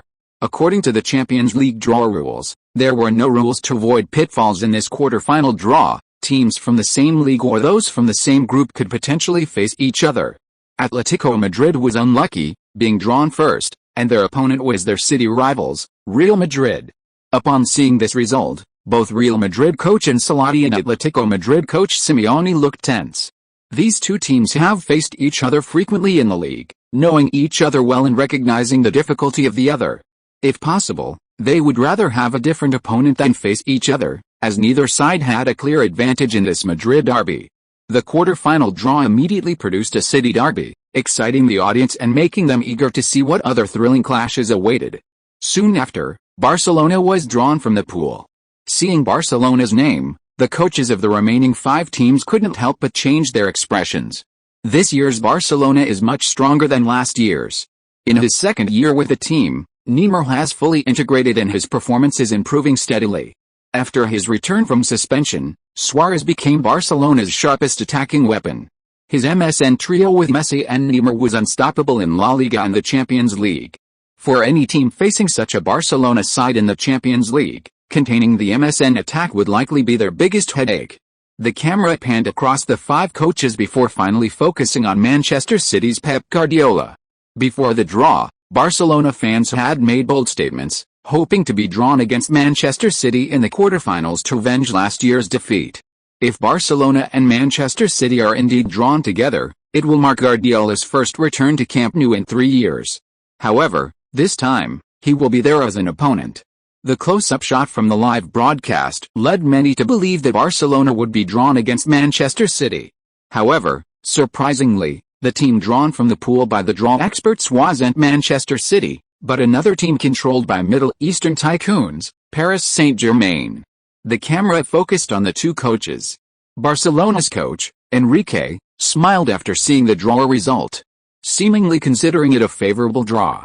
However, PSG's coach, Blanc, looked distressed, clearly not wanting to be drawn against Barcelona, a title favorite. After Barcelona and PSG were paired together, Manchester City was quickly drawn. Now, 3 teams remained in the pool. Besides Bayern Munich, the other 2 were not considered strong. Considering Hank's previous statements and Bayern fans' criticism of Guardiola, many believe that UEFA, known for its scripted matchups, would definitely pair these 2 teams together for the sake of buzz and viewership. However, everyone was wrong. UEFA surprisingly showed some restraint this time, drawing Juventus instead of Bayern. This result left the managers of Juventus and Porto with bitter faces. Damn it, couldn't you 2 title favorites have had a rivalry match? Why did you have to stagger them? Now, our 2 teams are probably going to be cannon fodder. The final quarter-final matchups are as follows: Manchester City vs Juventus, Real Madrid vs Atletico Madrid, Barcelona vs PSG, Bayern Munich vs Porto. The expected clash of titans didn't materialize, and all 4 title favorites have a very high probability of reaching the semifinals. This year's quarterfinals might not be the most exciting, but the semifinals will undoubtedly be incredibly thrilling. According to the schedule, the Champions League quarterfinals will kick off on April 14th, about 2 weeks from now. Damn it, what happened to the promised clashes of titans? They're gone. Exactly. Manchester City vs Real Madrid, Manchester City vs Barcelona, Manchester City vs Bayern Munich. Any one of these matches would have generated a huge buzz. UEFA really doesn't know how to create hype. Fans were quite critical of the draw, feeling it lacked any exciting moments. Could it be because they manipulated the draw too much in the past few years and were questioned by the outside world, so they dare not do it this year? How do you think UEFA cares about outside criticism? You think too highly of them. Someone tried to defend UEFA, but was ridiculed by everyone. UEFA's reputation is already ruined. But that's good, at least the later the matches get, the more exciting they become. Indeed, I'm already looking forward to the semi-finals, Real Madrid vs Barcelona, Manchester City vs Bayern Munich. How, are you really that dismissive of Juventus, Atletico Madrid, and PSG? What if they upset? Serie A has declined significantly. Juventus' squad isn't particularly strong. Against Manchester City, it's probably a 30-70 split, with Manchester City at 70% and Juventus at 30%. Reasonable, I think it's even 80-20. The Real Madrid vs Atletico Madrid match is hard to predict, anything could happen. However, considering the schedule, Real Madrid has the advantage, so I think it's a 60-40 split, Real Madrid at 60% and Atletico Madrid at 40%. What about PSG and Barcelona? Also a 60-40 split, right? PSG's squad looks strong, but it'll be hard to know how they'll perform on the field. PSG's defense is incredibly luxurious, worth well over 100 million. Maybe they can freeze the MSN attack. As for the Bayern vs Porto match, haha, I think there's no need to guess. Let's just say 10-0. Porto would be considered to have won if they don't concede 10 goals over 2 legs. Is it really that exaggerated? Is Bayern's attacking firepower stronger than Manchester City's? Just watch a few Bundesliga matches and you'll know. Hank's Bayern is truly terrifying. No need to watch the Bundesliga, just look at the result of Bayern's elimination of Shakhtar Donetsk in the last round. Some people actually watched it and were shocked. Bayern won both home and away matches without conceding a goal, and scored a total of 12 goals. A 7-0 thrashing at home, followed by a 5-0 thrashing away. Poor Shakhtar Donetsk, they were completely overwhelmed and almost forgot how to play football. Manchester City's draw is really good. Within the Manchester City team, the players felt they had drawn a very favorable group after seeing the results. Juventus is a strong team, but not a top-tier one. Furthermore, the away then home schedule favor Manchester City, so the players are optimistic about advancing to the semi-finals. We still can't be careless. Juventus has a deep foundation. Even after such a huge blow as the Calciopoli scandal, they were able to rise again and dominate the Serie A title again in recent seasons, now with a three-peat. In recent seasons, Juventus has not only dominated the league but also gradually improved their performance in the Champions League. Their run to the quarterfinals is proof of that. Facing such an upwardly mobile team, even though Manchester City has a stronger squad on paper, they cannot afford to be complacent. A surprise elimination would be a huge problem. And unlike last year, when Manchester City dominated the league with a huge lead, allowing them to focus on the Champions League, this year they are trailing in the standings. In this situation, they will inevitably be distracted by the league. On the other hand, their rivals, Juventus, have a very large lead in Serie A, and Chelsea have already been eliminated.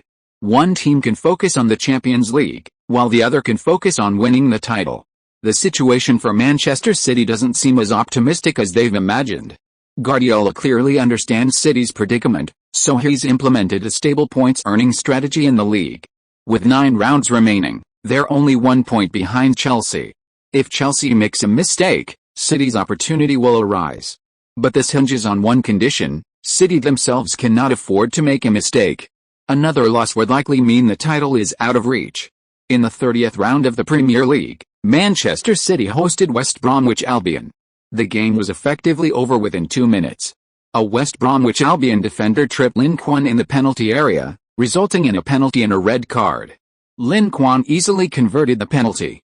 Playing with one less player, West Bromwich Albion were incredibly passive throughout the match, surrendering before even reaching halftime under Manchester City's relentless attack. David Silva, De Bruyne, Fernando, and others scored in succession. At halftime, the score was already 4-0. In the second half, key players like Lin Quan were benched. With the outcome already decided, Guardiola began preparing for the Champions League and the upcoming league matches. After easily securing 3 points, Manchester City temporarily topped the table.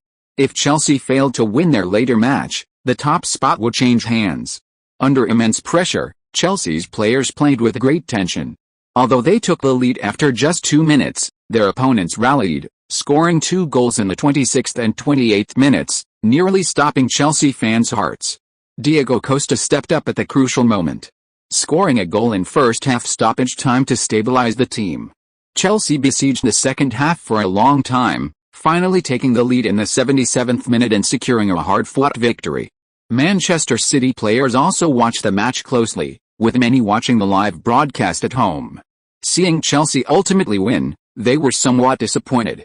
Chelsea's luck is incredible. They're lucky too. Their luck can't last forever. That's right, we just need to do our job and wait for them to make mistakes. After the 30th round of the league, there's a FIFA international break before the next round.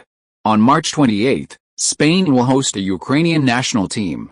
This is a European Championship qualifier. Because their opponent is quite strong, a major competitor in their group, Vicente Del Bosque has called up key players like Lin Quan to ensure a comfortable victory and top spot on the group. Compared to last year's World Cup squad, this Spanish team has undergone some changes. Xabi Alonso, Xavi, and Javi Martinez are not included in the national team roster. Marc Bartra, Asenjo, Bertner, Joanmi, and Vitalo are among those selected for the first time. In addition, Morata and Isco, who have been selected before, are also in the squad. Clearly, Del Bosque has begun selecting players for the next generation of the Spanish national team. These players, recruited for the first time, were almost all born in the 1990s, the youngest being only 21 years old, still very young. However, the youngest player on the Spanish team was actually a veteran, Lin Quan, who had just turned 19. "Boss, you finally showed up. I thought you weren't coming." Lin Quan had just entered the training base when he was grabbed by a tall, burly guy. Without even seeing the other person's face, just hearing the voice, he knew it was definitely Morata. It was one thing for him to appear alone, but the key was that he was accompanied by a group of young players. "What are you all standing there for? Everyone, Come and pay your respects, this is our boss. Boss. Led by Isco, the 5 new recruits shouted in unison. The commotion they made attracted the attention of the players training on the field, who all turned to look, curious about what was happening. Boss, we've done a good job leading this team, haven't we? Morata seemed oblivious to Lin Quan's embarrassment, even putting his arm around Lin Quan's shoulder, boasting smugly. Behind the two, several newcomers followed them obediently towards the training field. Seeing the questioning glances from the veteran players, Lin Quan felt his cheeks burning, wishing he could disappear into the ground. This was too embarrassing. Morata, you just wait. Next month in the Champions League, I'll make sure you regret it. Just as Lin Quan was feeling incredibly awkward, Vicente Del Bosque appeared. Lin, from now on, you're the team's vice-captain. Also, your jersey number has changed to 10. Remember not to wear the wrong one. Huh? Hearing Del Bosque's words, Lin Quan was stunned. Wasn't 10 Fabregas's number? He turned to look at Fabregas, who seemed to know his confusion, smiling and giving him a thumbs up. Seeing the other's reaction, Lin Quan understood. This must be Fabregas voluntarily giving up the number 10. After all, from the moment Del Bosque promoted him to vice-captain, his position within the Spanish team was already established. Since Del Bosque intends to make him the core of the next generation of the Spanish national team, the number 10 jersey, symbolizing the core of the team, should naturally be handed over to him. If you are listening to this novel on a channel other than Fanfic World, it means it was downloaded and re-uploaded without effort. We warmly invite you to visit our channel, Fanfic World. There you will find the original version of this story and many other novels of various genres. We look forward to seeing you dive into a world of incredible novels. Chapter 372 World Champion vs Uncrowned King, another grudge match. Lin, pass me the ball a lot when you come on. I have a feeling I'm going to score. Morata said to Lin Quan as they prepared to enter the pitch from the player tunnel. Lin Quan glanced at him, seeing his pleading look, and nodded, pay attention to your opportunities. Morata was in the starting lineup today. If he could score, he might earn Del Bosque's trust and secure his place in the national team. However, Lin Quan felt that with Diego Costa anchoring the attack, he would likely struggle to become a starter. Compared to Morata, Diego Costa's goal-scoring efficiency was much higher. After the World Cup, Spain's forward line underwent a generational shift. Torres and Villa faded from the national team, with Villa even leaving one of the top 5 European leagues. After much deliberation between the Chinese Super League and the North American Major League Soccer, he ultimately chose to join New York FC. Leaving one of the top 5 leagues meant he would no longer receive a call-up to the national team.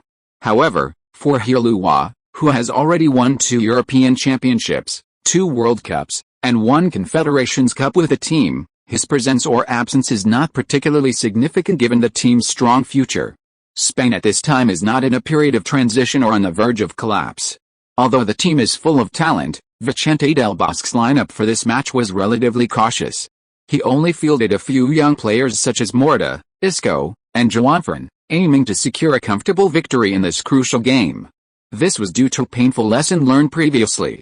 In the European Championship qualifiers on October 10 last year, Spain lost to Slovakia away from home.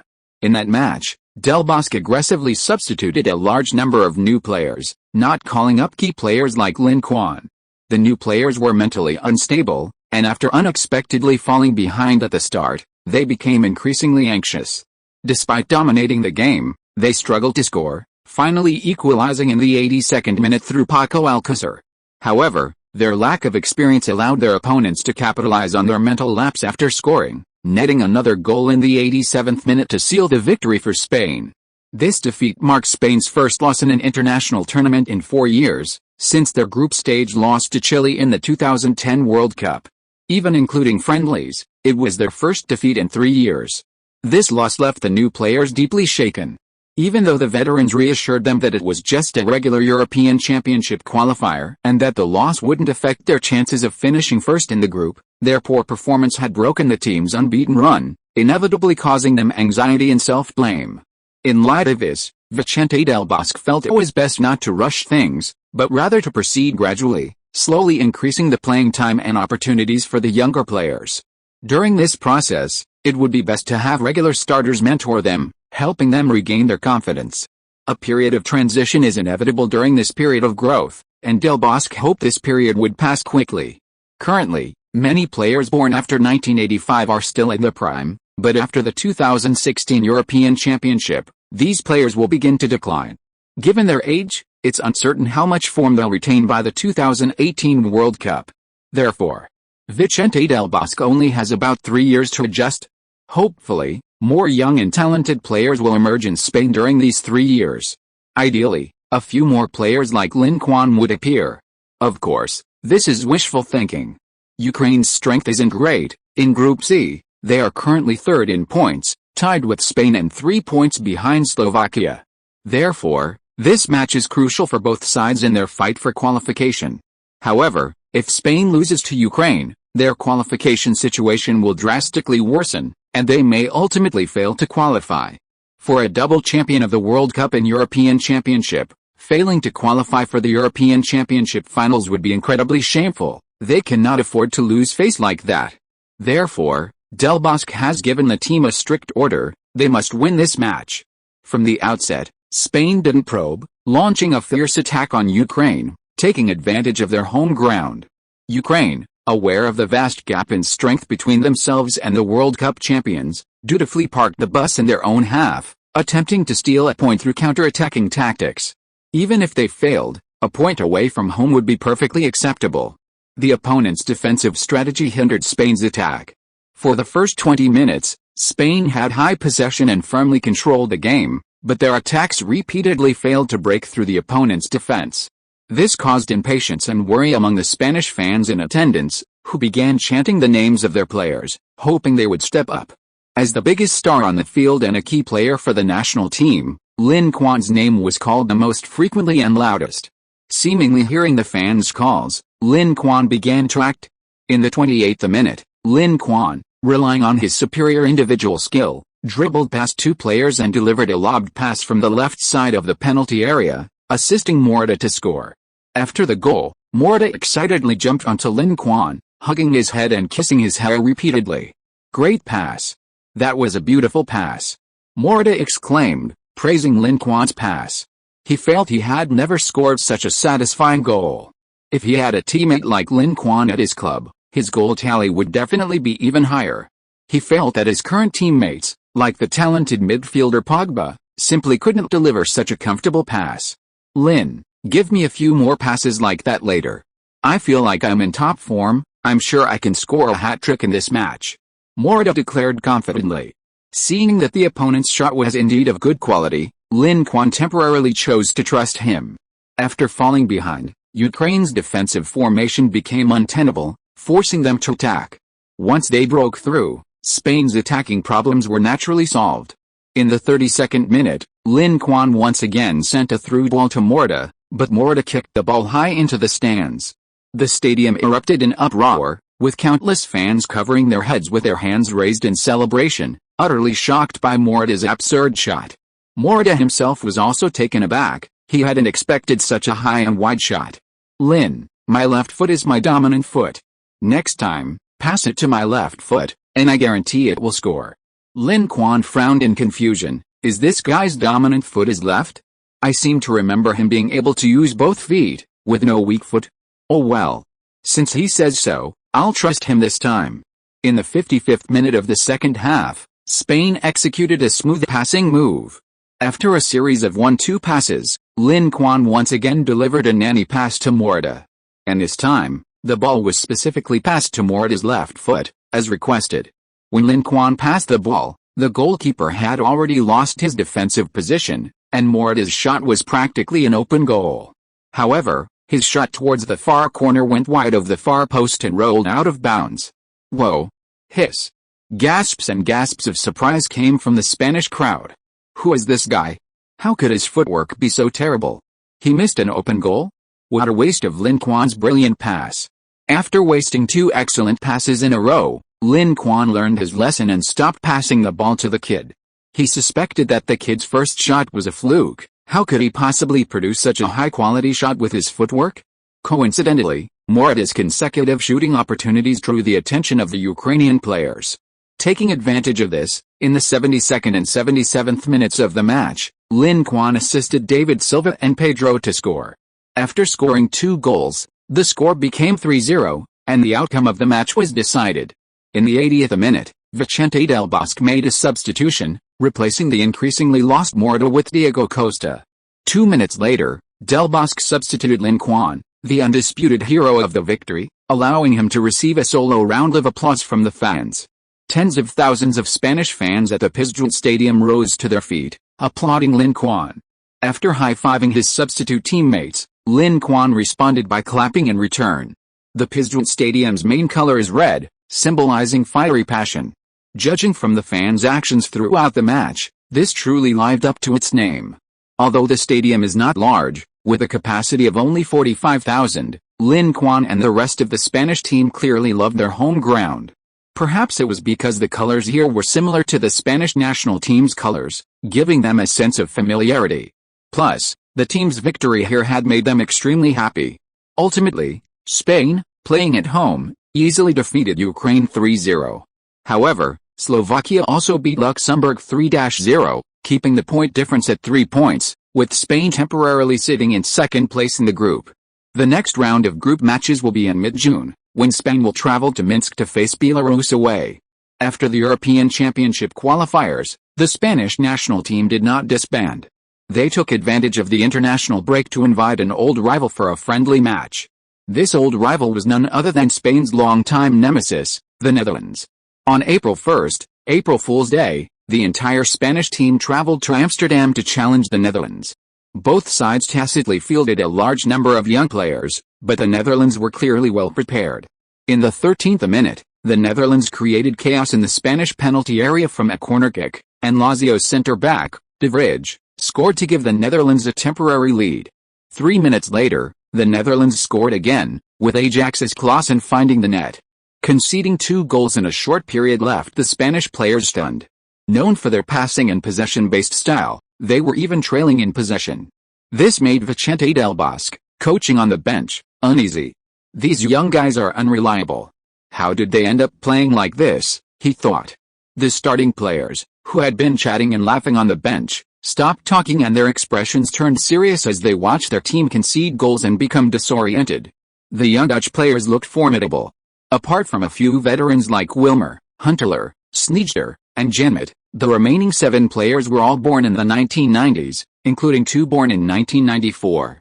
On the pitch, the Dutch fans who came to watch the game felt a surge of pride seeing their team dominate Spain. In the last 2 World Cups, Spain had caused the Netherlands countless headaches. In the South Africa World Cup final, they lost to Spain, missing a golden opportunity to shed their title of uncrowned champions. In last year's World Cup in Brazil, the Dutch team faced Spain in their first group stage match, suffering a humiliating 5-1 defeat. This crushing loss dealt a heavy blow to the Dutch players, severely damaging their confidence. Although they barely made it out of the group stage, they were eliminated in the round of 16, once again missing out on the championship. Having their World Cup dreams shattered twice by Spain, one can imagine the Dutch people's resentment towards the Spanish team. However, amidst their joy, they also felt a slight disappointment.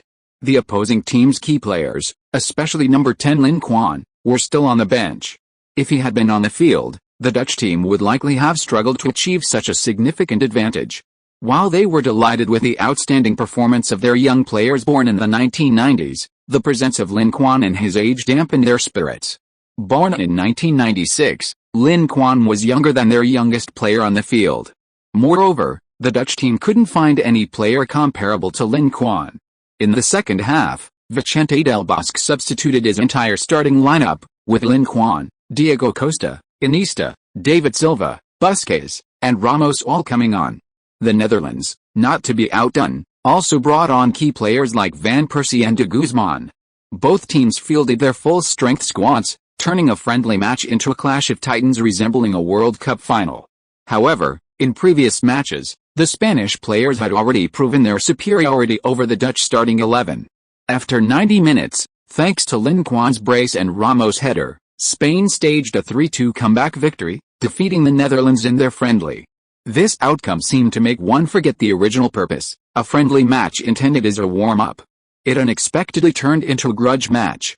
However, the victory with their full-strength team couldn't mask the problems plaguing Spain's young players. Chapter 373. The Manchester Derby is explosive. Kante's debut shocks the entire stadium. A hard-fought victory, the world champions' decline is clear.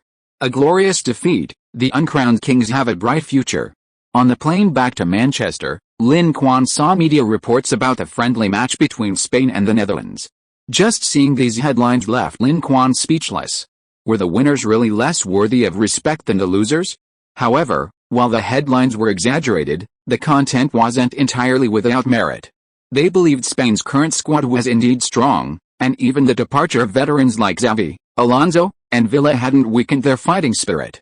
But they weren't optimistic about the Spanish team a few years from now, especially for the 2018 World Cup in Russia. The generational shift is an inevitable fate for any team, and Spain is no exception. So even if they are strong now, it doesn't mean they can stay strong forever. If the younger players can't effectively replace the older ones, then Spain's decline can already begin its countdown. Europe has many strong teams, and many of them boast a wealth of young talent, such as the Netherlands and France.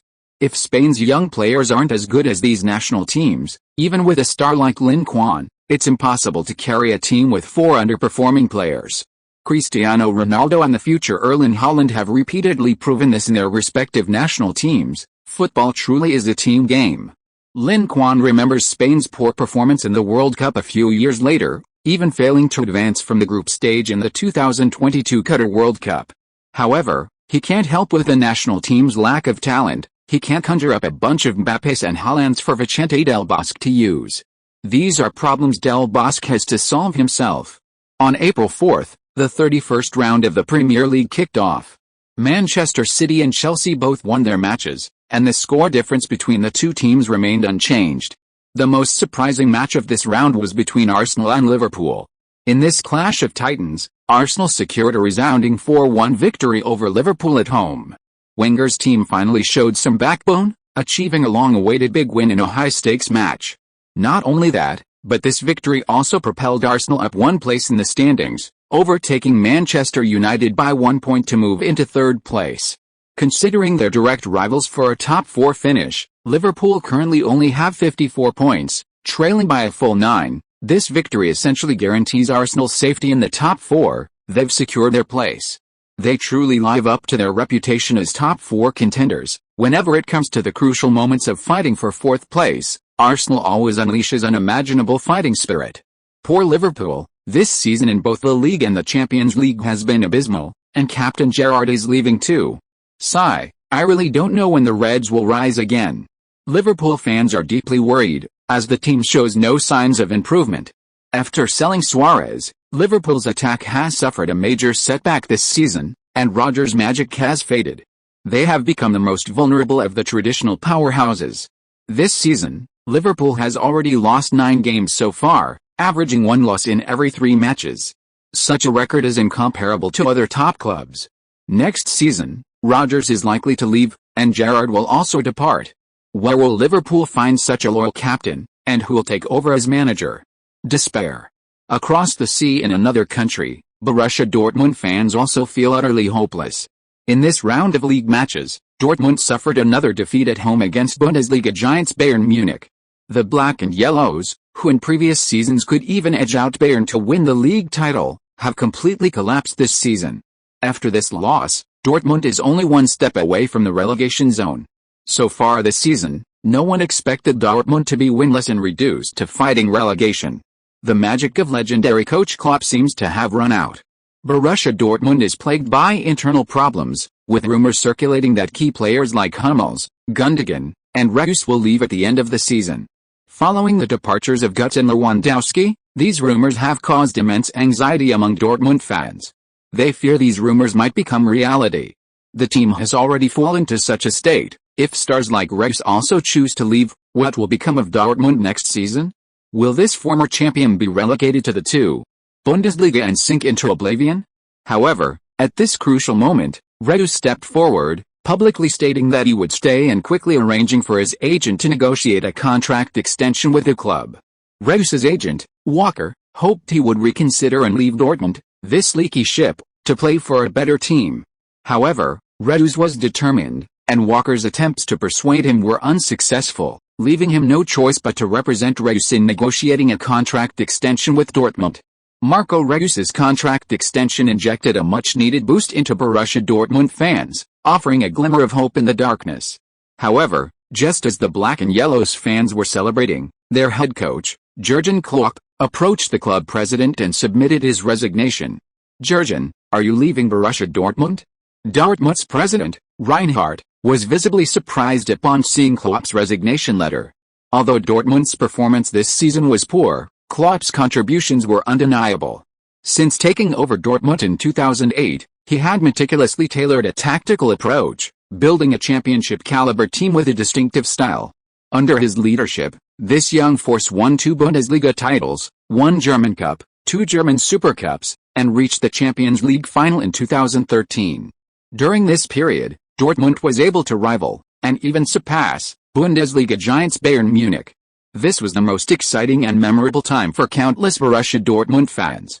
And the vast majority of these honors were thanks to Coach Klopp. Now, he was actually resigning. Yes, Mr. Chairman, this season's poor results and the team slump have left me physically and mentally exhausted. I think I need a rest and am not suitable to continue coaching Dortmund for the time being, Klopp stated frankly. His honesty left Reinhardt speechless for a moment, unable to utter the words he had prepared to persuade him to stay. "All right, we will seriously consider your resignation. But let me ask one more question, if you are leaving, will you still stay in the Bundesliga?" Dortmund was built from scratch by Klopp. No one in the entire Bundesliga knows this team better than him. If Klopp continues to stay in the Bundesliga, it will definitely not be a good thing for Dortmund. Seemingly sensing the others' concerns, Klopp smiled and said, "I plan to change my environment, recharge, and absorb some more avant-garde and advanced tactical concepts in football." Reinhardt breathed a sigh of relief. This meant he wouldn't stay in the Bundesliga. "So, your next stop is La Liga?" In recent seasons, La Liga teams have not only been strong but have also frequently innovated tactically, leading the trend in football. However, to Reinhardt's surprise, Klopp's next stop wasn't La Liga. "Not La Liga, I plan to try my luck in the Premier League."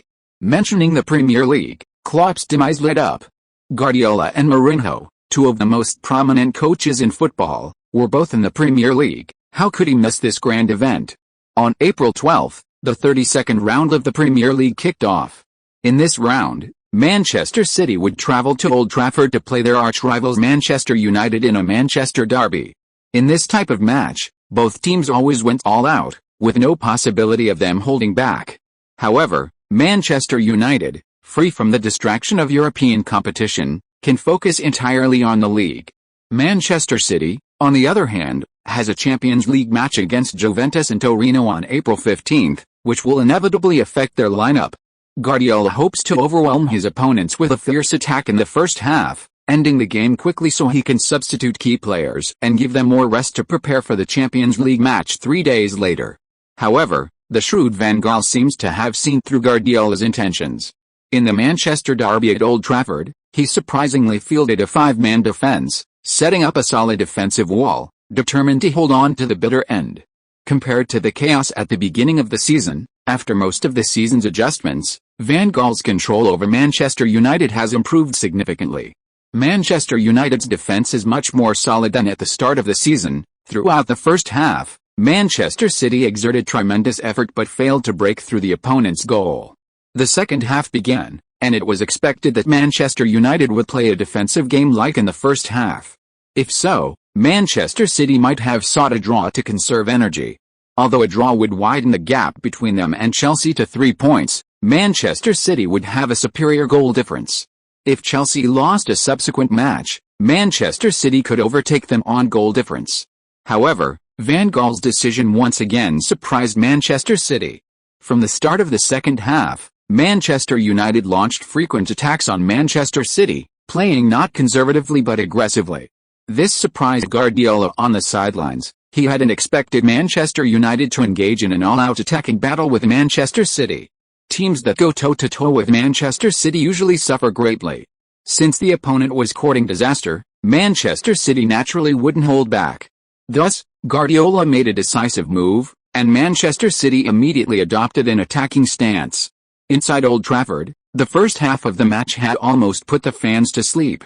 However, when they saw the two sides suddenly change their playing style in the second half and start attacking, everyone got excited, and the cheers and shouts of encouragement gradually grew louder. In the heated derby atmosphere, the pace of the attack was rapid, and both sides were playing with fierce intensity.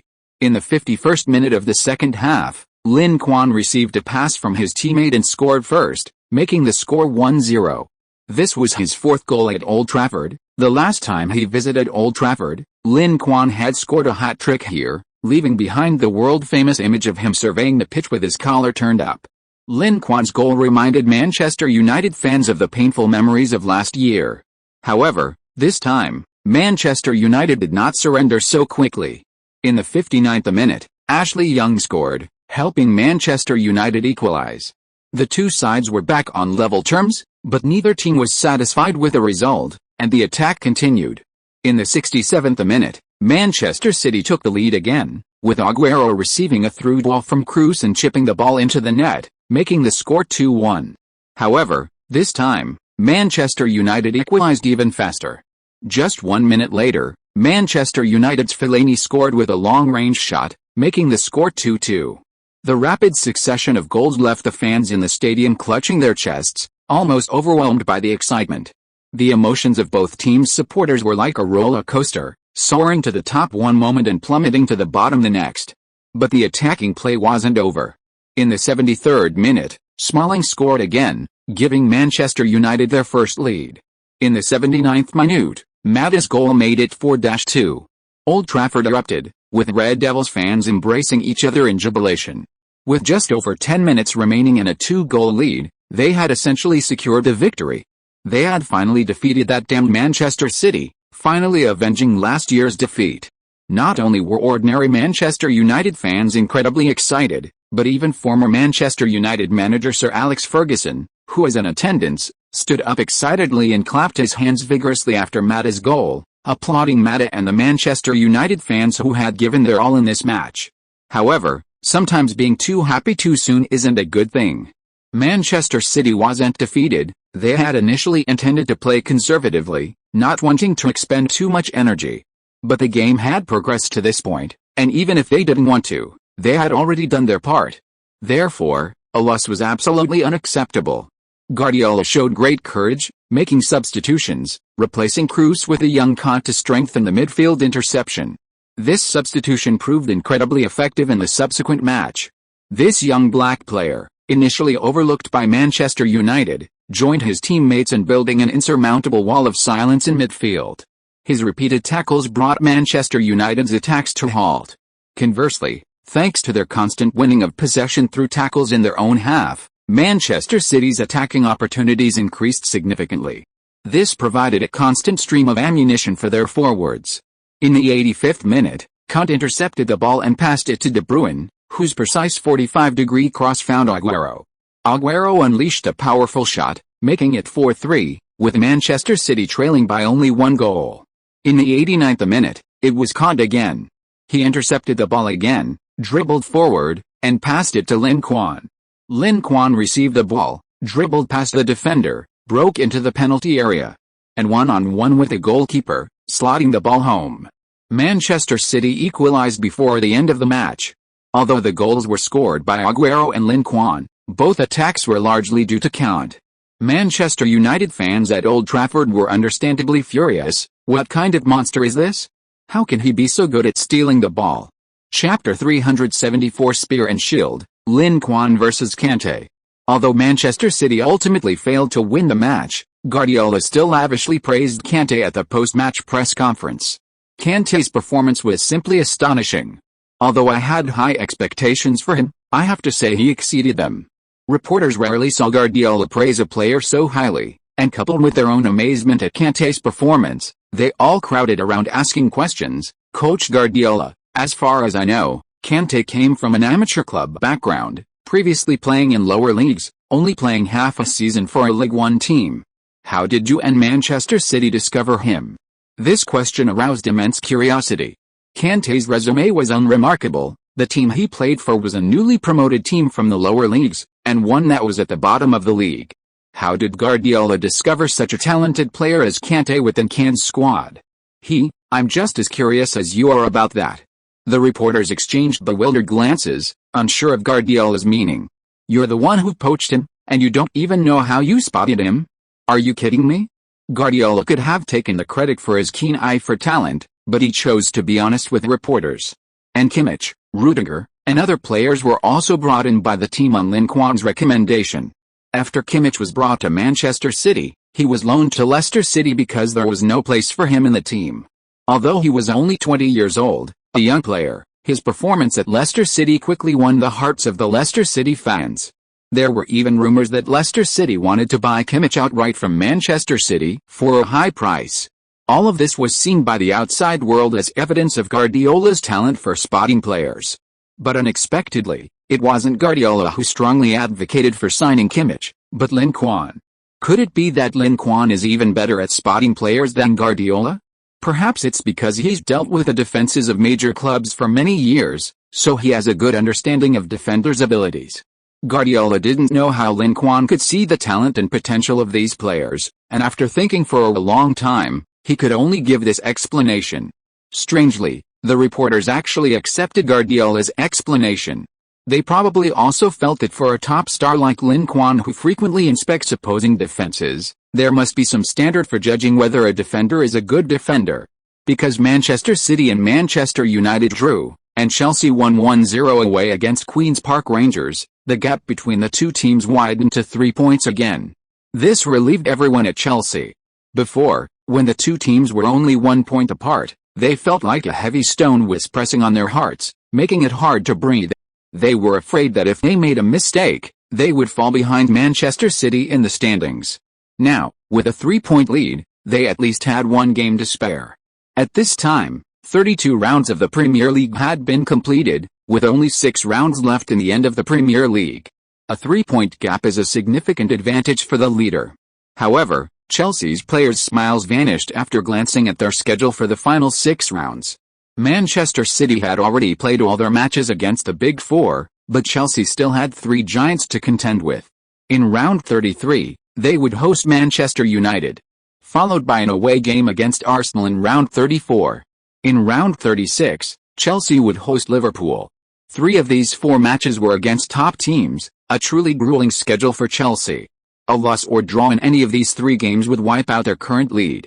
Therefore, the Premier League title race remained highly competitive, and the winner was unlikely to be decided until the very last round. While Chelsea were still calculating their league points and how to secure the title, Manchester City's squad had already departed from London's Heathrow Airport for Turin to prepare for the first leg of their Champions League quarter-final. For Manchester City, the situation for this away game was far from optimistic. This Champions League knockout stage match is too close to the recently concluded league game, only 3 days apart. They just suffered a huge blow in the Manchester derby, and the travel fatigue further exacerbates the situation, leaving the players' physical condition a serious concern. While Juventus may no longer be considered a top-tier team, they are still the Serie A champions, having won the title for 3 consecutive years. The old ladies' strength should not be underestimated, even if they don't reach the level of top teams like Real Madrid, Barcelona, and Bayern Munich, they are only slightly weaker. Furthermore, this is Juventus' home ground, and they will undoubtedly use this advantage to launch a fierce attack on Manchester City. If Manchester City fails to withstand the pressure and suffers a heavy defeat, even returning to their home ground in the second leg will likely make it difficult to reverse the score. Therefore, considering the players' physical condition and the objective circumstances, Guardiola has devised a relatively conservative tactic. He plans to bench Kroos and start Conte, who performed well in the previous Manchester derby.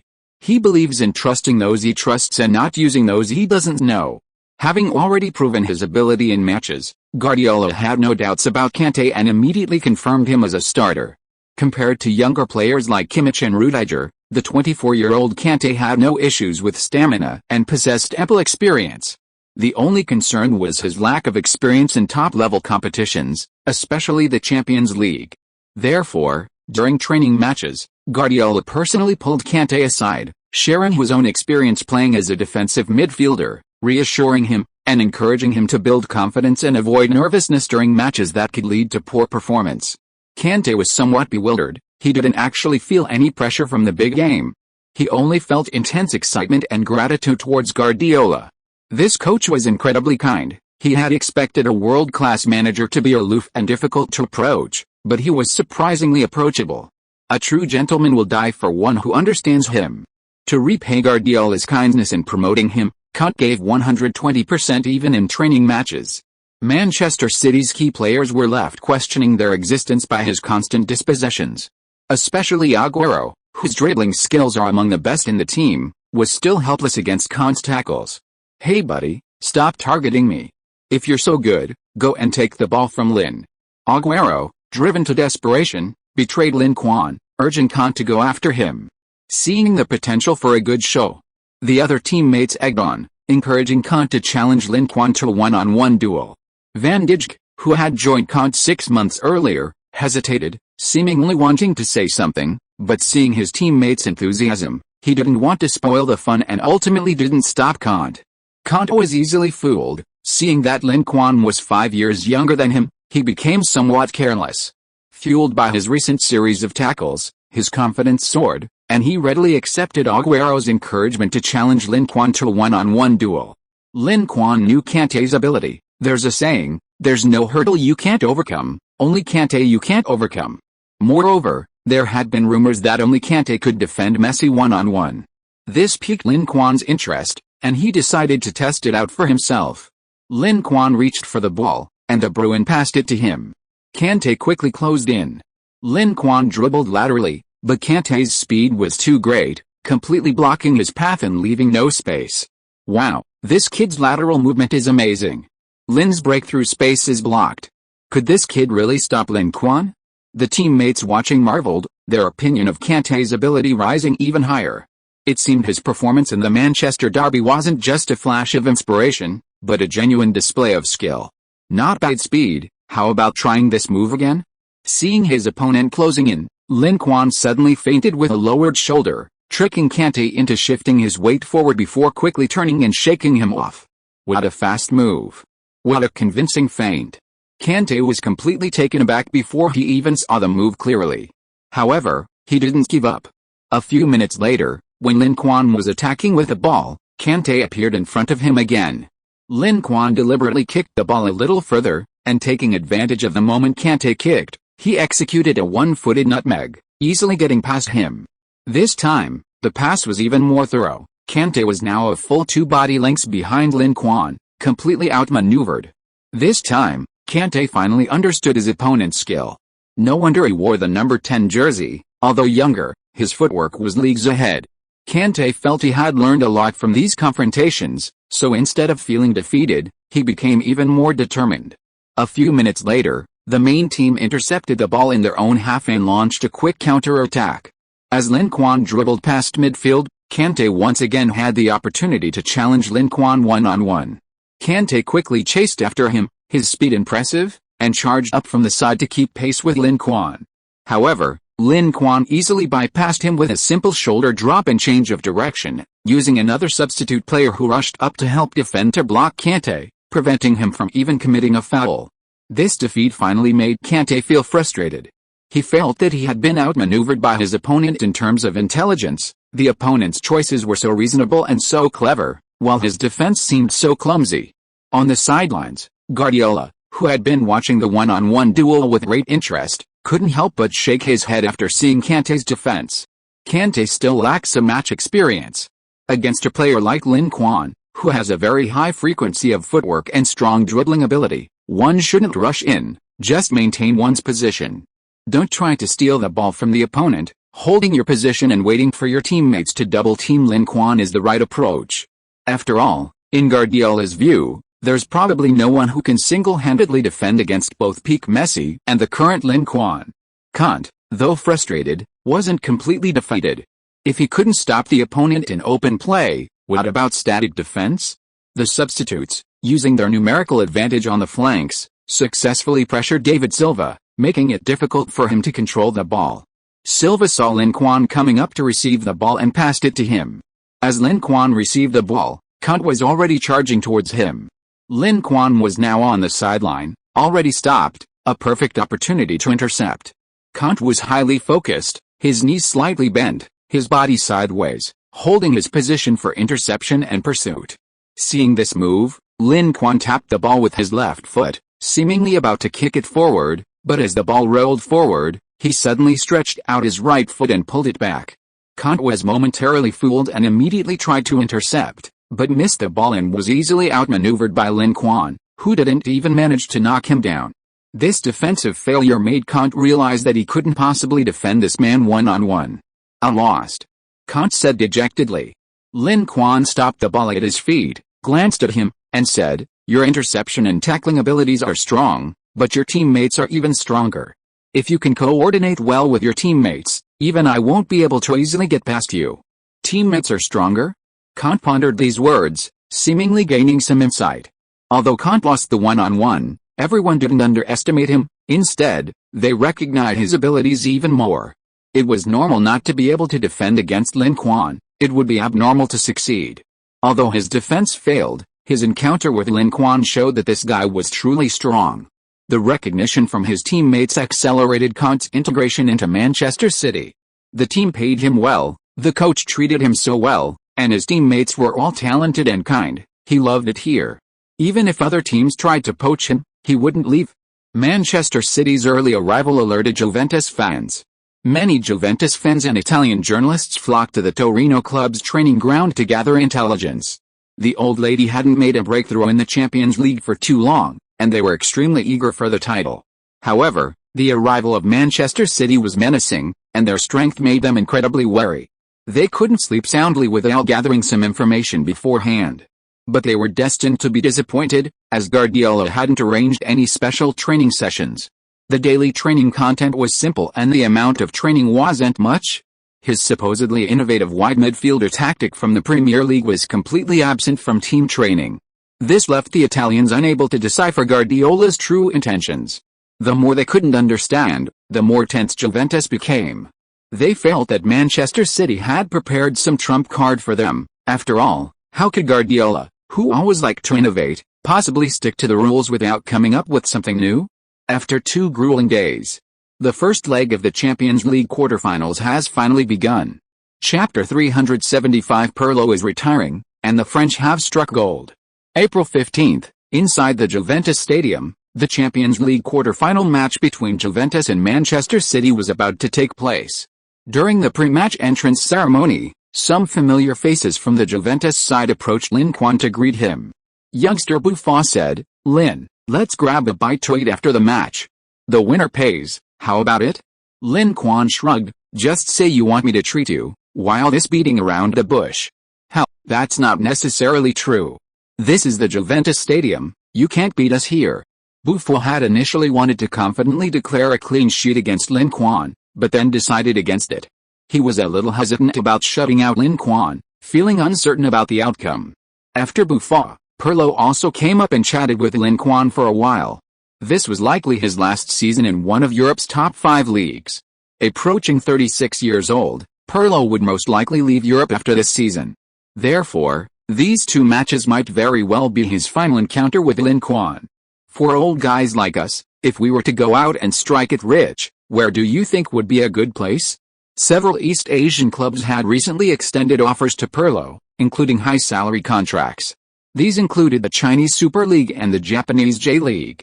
Pirlo felt that Lin Quan, being a player of Chinese descent, might be more familiar with the situation in East Asia, so he consulted him. If you want to strike it rich overseas, New York City FC in Major League Soccer is a good option. Knowing that Pirlo would be leaving one of the top 5 European leagues this summer, Lin Quan sincerely advised him against going to East Asia. The Chinese Super League was of low quality and had issues with unpaid wages, while the Japanese J-League was rife with match fixing. Playing there could easily ruin one's reputation. Compared to these risks, Major League Soccer was much better. New York City FC, the one Villa went to. Pirlo asked thoughtfully. Last summer, the news that World Cup winning striker Villa had left Europe to join New York City FC caused a sensation in European football. Yes, that's the one. Are they reliable? The biggest fear when going out to make money is encountering malicious wagerers like Drogba did. Wasting time and not getting paid is a huge loss.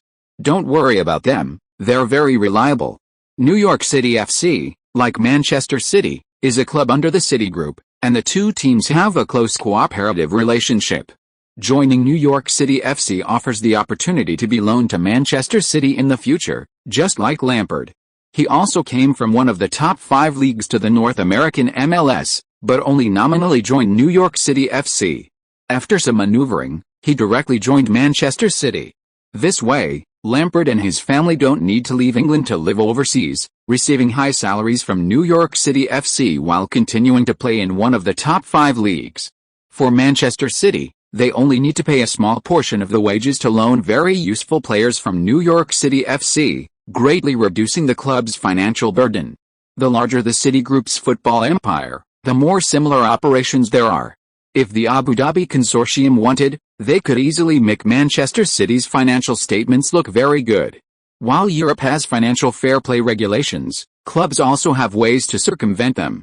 Pirlo nodded, preparing to discuss things further with Lin Quan after the match.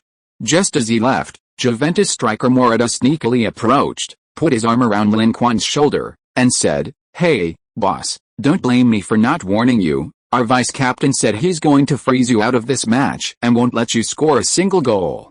Vice-captain? Was Morata referring to Chiellini? Lin Quan glanced in Chiellini's direction and found that the other was indeed staring at him with hostility. Chiellini was a world-class defender, very strong defensively.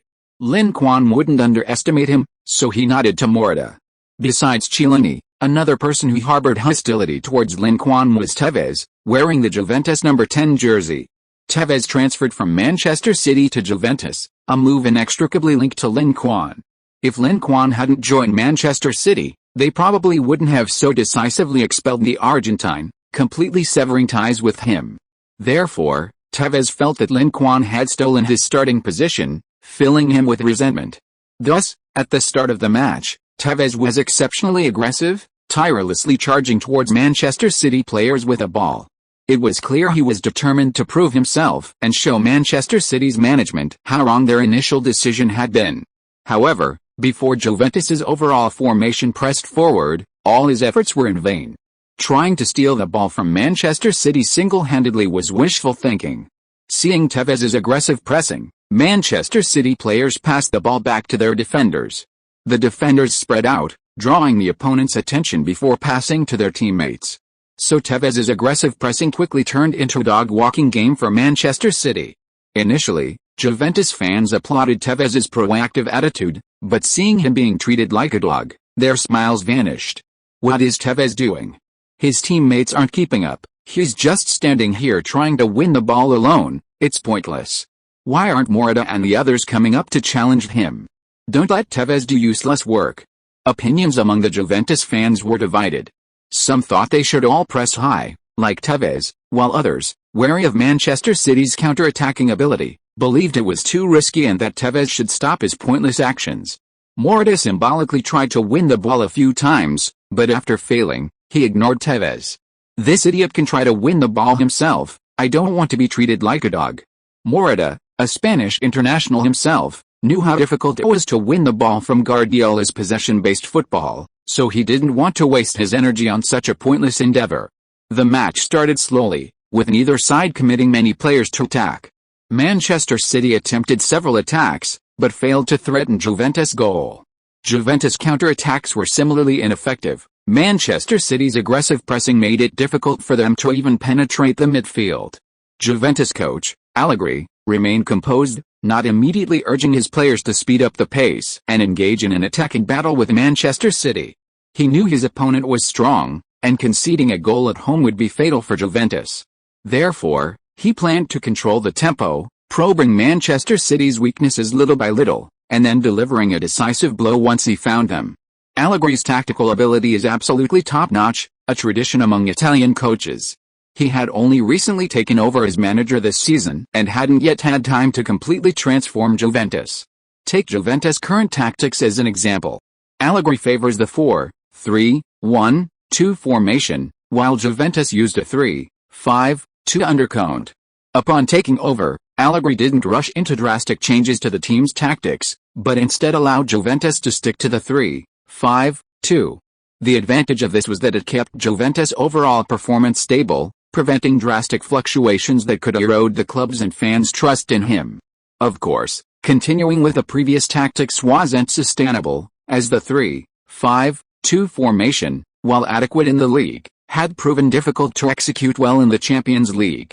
Therefore, in the middle of the season, especially in the final rounds of the Champions League group stage, Allegri began experimenting with switching to his familiar 4-3-1-2 formation. For instance, in this match, he opted to push Vidal forward as a defensive midfielder, utilizing the superior stamina and running ability of players like Vidal, Pogba, and Marchisio. This improved interception and sweeping in the midfield and attacking third, and extended the defensive coverage to both flanks, addressing the problems with flank defense that existed during the 3-5-2 formation. Furthermore, Pirlo is well protected from all sides, effectively mitigating his weaknesses of age, physical limitations, and declining running ability. Although Pirlo is 36, his technique is undeniably improving with age, and Juventus still heavily relies on his vision, overall awareness, and precise passing from the back to deliver lethal passes. While Juventus doesn't appear to be gaining an advantage at the moment, Allegri isn't worried.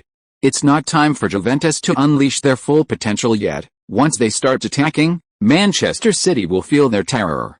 On the other side, Guardiola isn't in a rush either. A win for Manchester City would be ideal, but a draw would be acceptable. At worst, a narrow away goal would be acceptable, even if it's a slight defeat. Juventus should be the ones worried, given it's their home ground. If they miss the chance to beat Manchester City at home, it won't be so easy for them to defeat them away. Therefore, neither side made significant tactical adjustments in the first half, and the game remained evenly matched. Looking at the game, Manchester City had the advantage. They completed 358 passes in the first half, while Juventus only completed 220, just two-thirds of Manchester City's total. In terms of possession, Manchester City had 58%, while Juventus only had slightly over 40%, also roughly two-thirds. However, there was a significant difference in shots. Manchester City had 7 shots in the first half, 3 on target, while Juventus only had 2 shots, 0 on target. Clearly, Juventus' attacking threat was lacking. The main reason for this was Manchester City's overwhelmingly higher number of tackles. Manchester City completed 11 tackles in the first half, while Juventus only managed 6. Of those 11 tackles, Conte alone contributed 7, more than the entire opposing team. Who is this number 13 on the opposing team? He's incredibly good at tackling. If it weren't for his crucial tackles on Pogba, our attack would have been successful once Pogba passed a ball. Not just Pogba, this guy covers a huge area, he even dispossessed Pirlo twice. Despite him being heavily guarded. Who is this guy? I've never heard of him before. Juventus fans vividly remembered the Manchester City player wearing the number 13 jersey. If it weren't for his repeated interceptions and tackles in the first half, Juventus wouldn't have had so few shots. But they were also puzzled because they knew very little about him and had no idea who he was. This guy was signed by Manchester City from a relegation-threatened League One team during the winter break. He played in the Manchester derby last time, and according to British media reports, he's incredibly good at tackling, practically a tackling king. A regular Premier League fan quickly provided accurate information about Conte, but this information aroused skepticism among other Juventus fans. Is a player from a League One relegation-threatened team really that good? If he's really that good, why isn't he selected for the French national team? In a corner unnoticed by anyone, French national team coach Didier Deschamps also arrived at the Juventus stadium, intently watching the match. Clearly, Deschamps was there to assess player form in preparation for the 2016 European Championship. Next year's European Championship will be held in France, and as the host country, France will automatically qualify for the finals without having to play in the qualifiers. This saves them a lot of time, allowing them to focus on preparation without the pressure of results. Therefore, Deschamps has recently been selecting talented young players to train through friendly matches, assessing whether any of them have potential. After 2 consecutive World Cup defeats, the French team needs a complete overhaul. Talented young players will be the first choice for the future French team. Currently, among the young generation of French players, Pogba and Griezmann are the best. Pogba has excellent physical attributes, exquisite footwork, and is good at both offense and defense, making him a potential midfield core for the team. Griezmann has outstanding attacking ability, and he will undoubtedly be the future core of the French team's attack. As Deschamps' two most valued key players, he pays close attention to Pogba's form. Not long ago, Pogba suffered an unexpected injury in the Champions League round of 16, missing the second leg. This worried Deschamps, so he personally came to check on his condition to see if his injury was serious. However, after watching the first half of the game, Deschamps' attention was not so much on Pogba, but rather drawn to another French player. After watching Kanté's performance in the first half, Deschamps was trembling with excitement. We've really struck gold with a defensive genius like this in France. End of this chapter. Thank you so much for reading until the end. Don't forget to give it a like. Looking for more exclusive content and immediate access? Subscribe to our Patreon. Remember, every like, subscription or donation encourages us to continue. Thank you all. See you in the next video.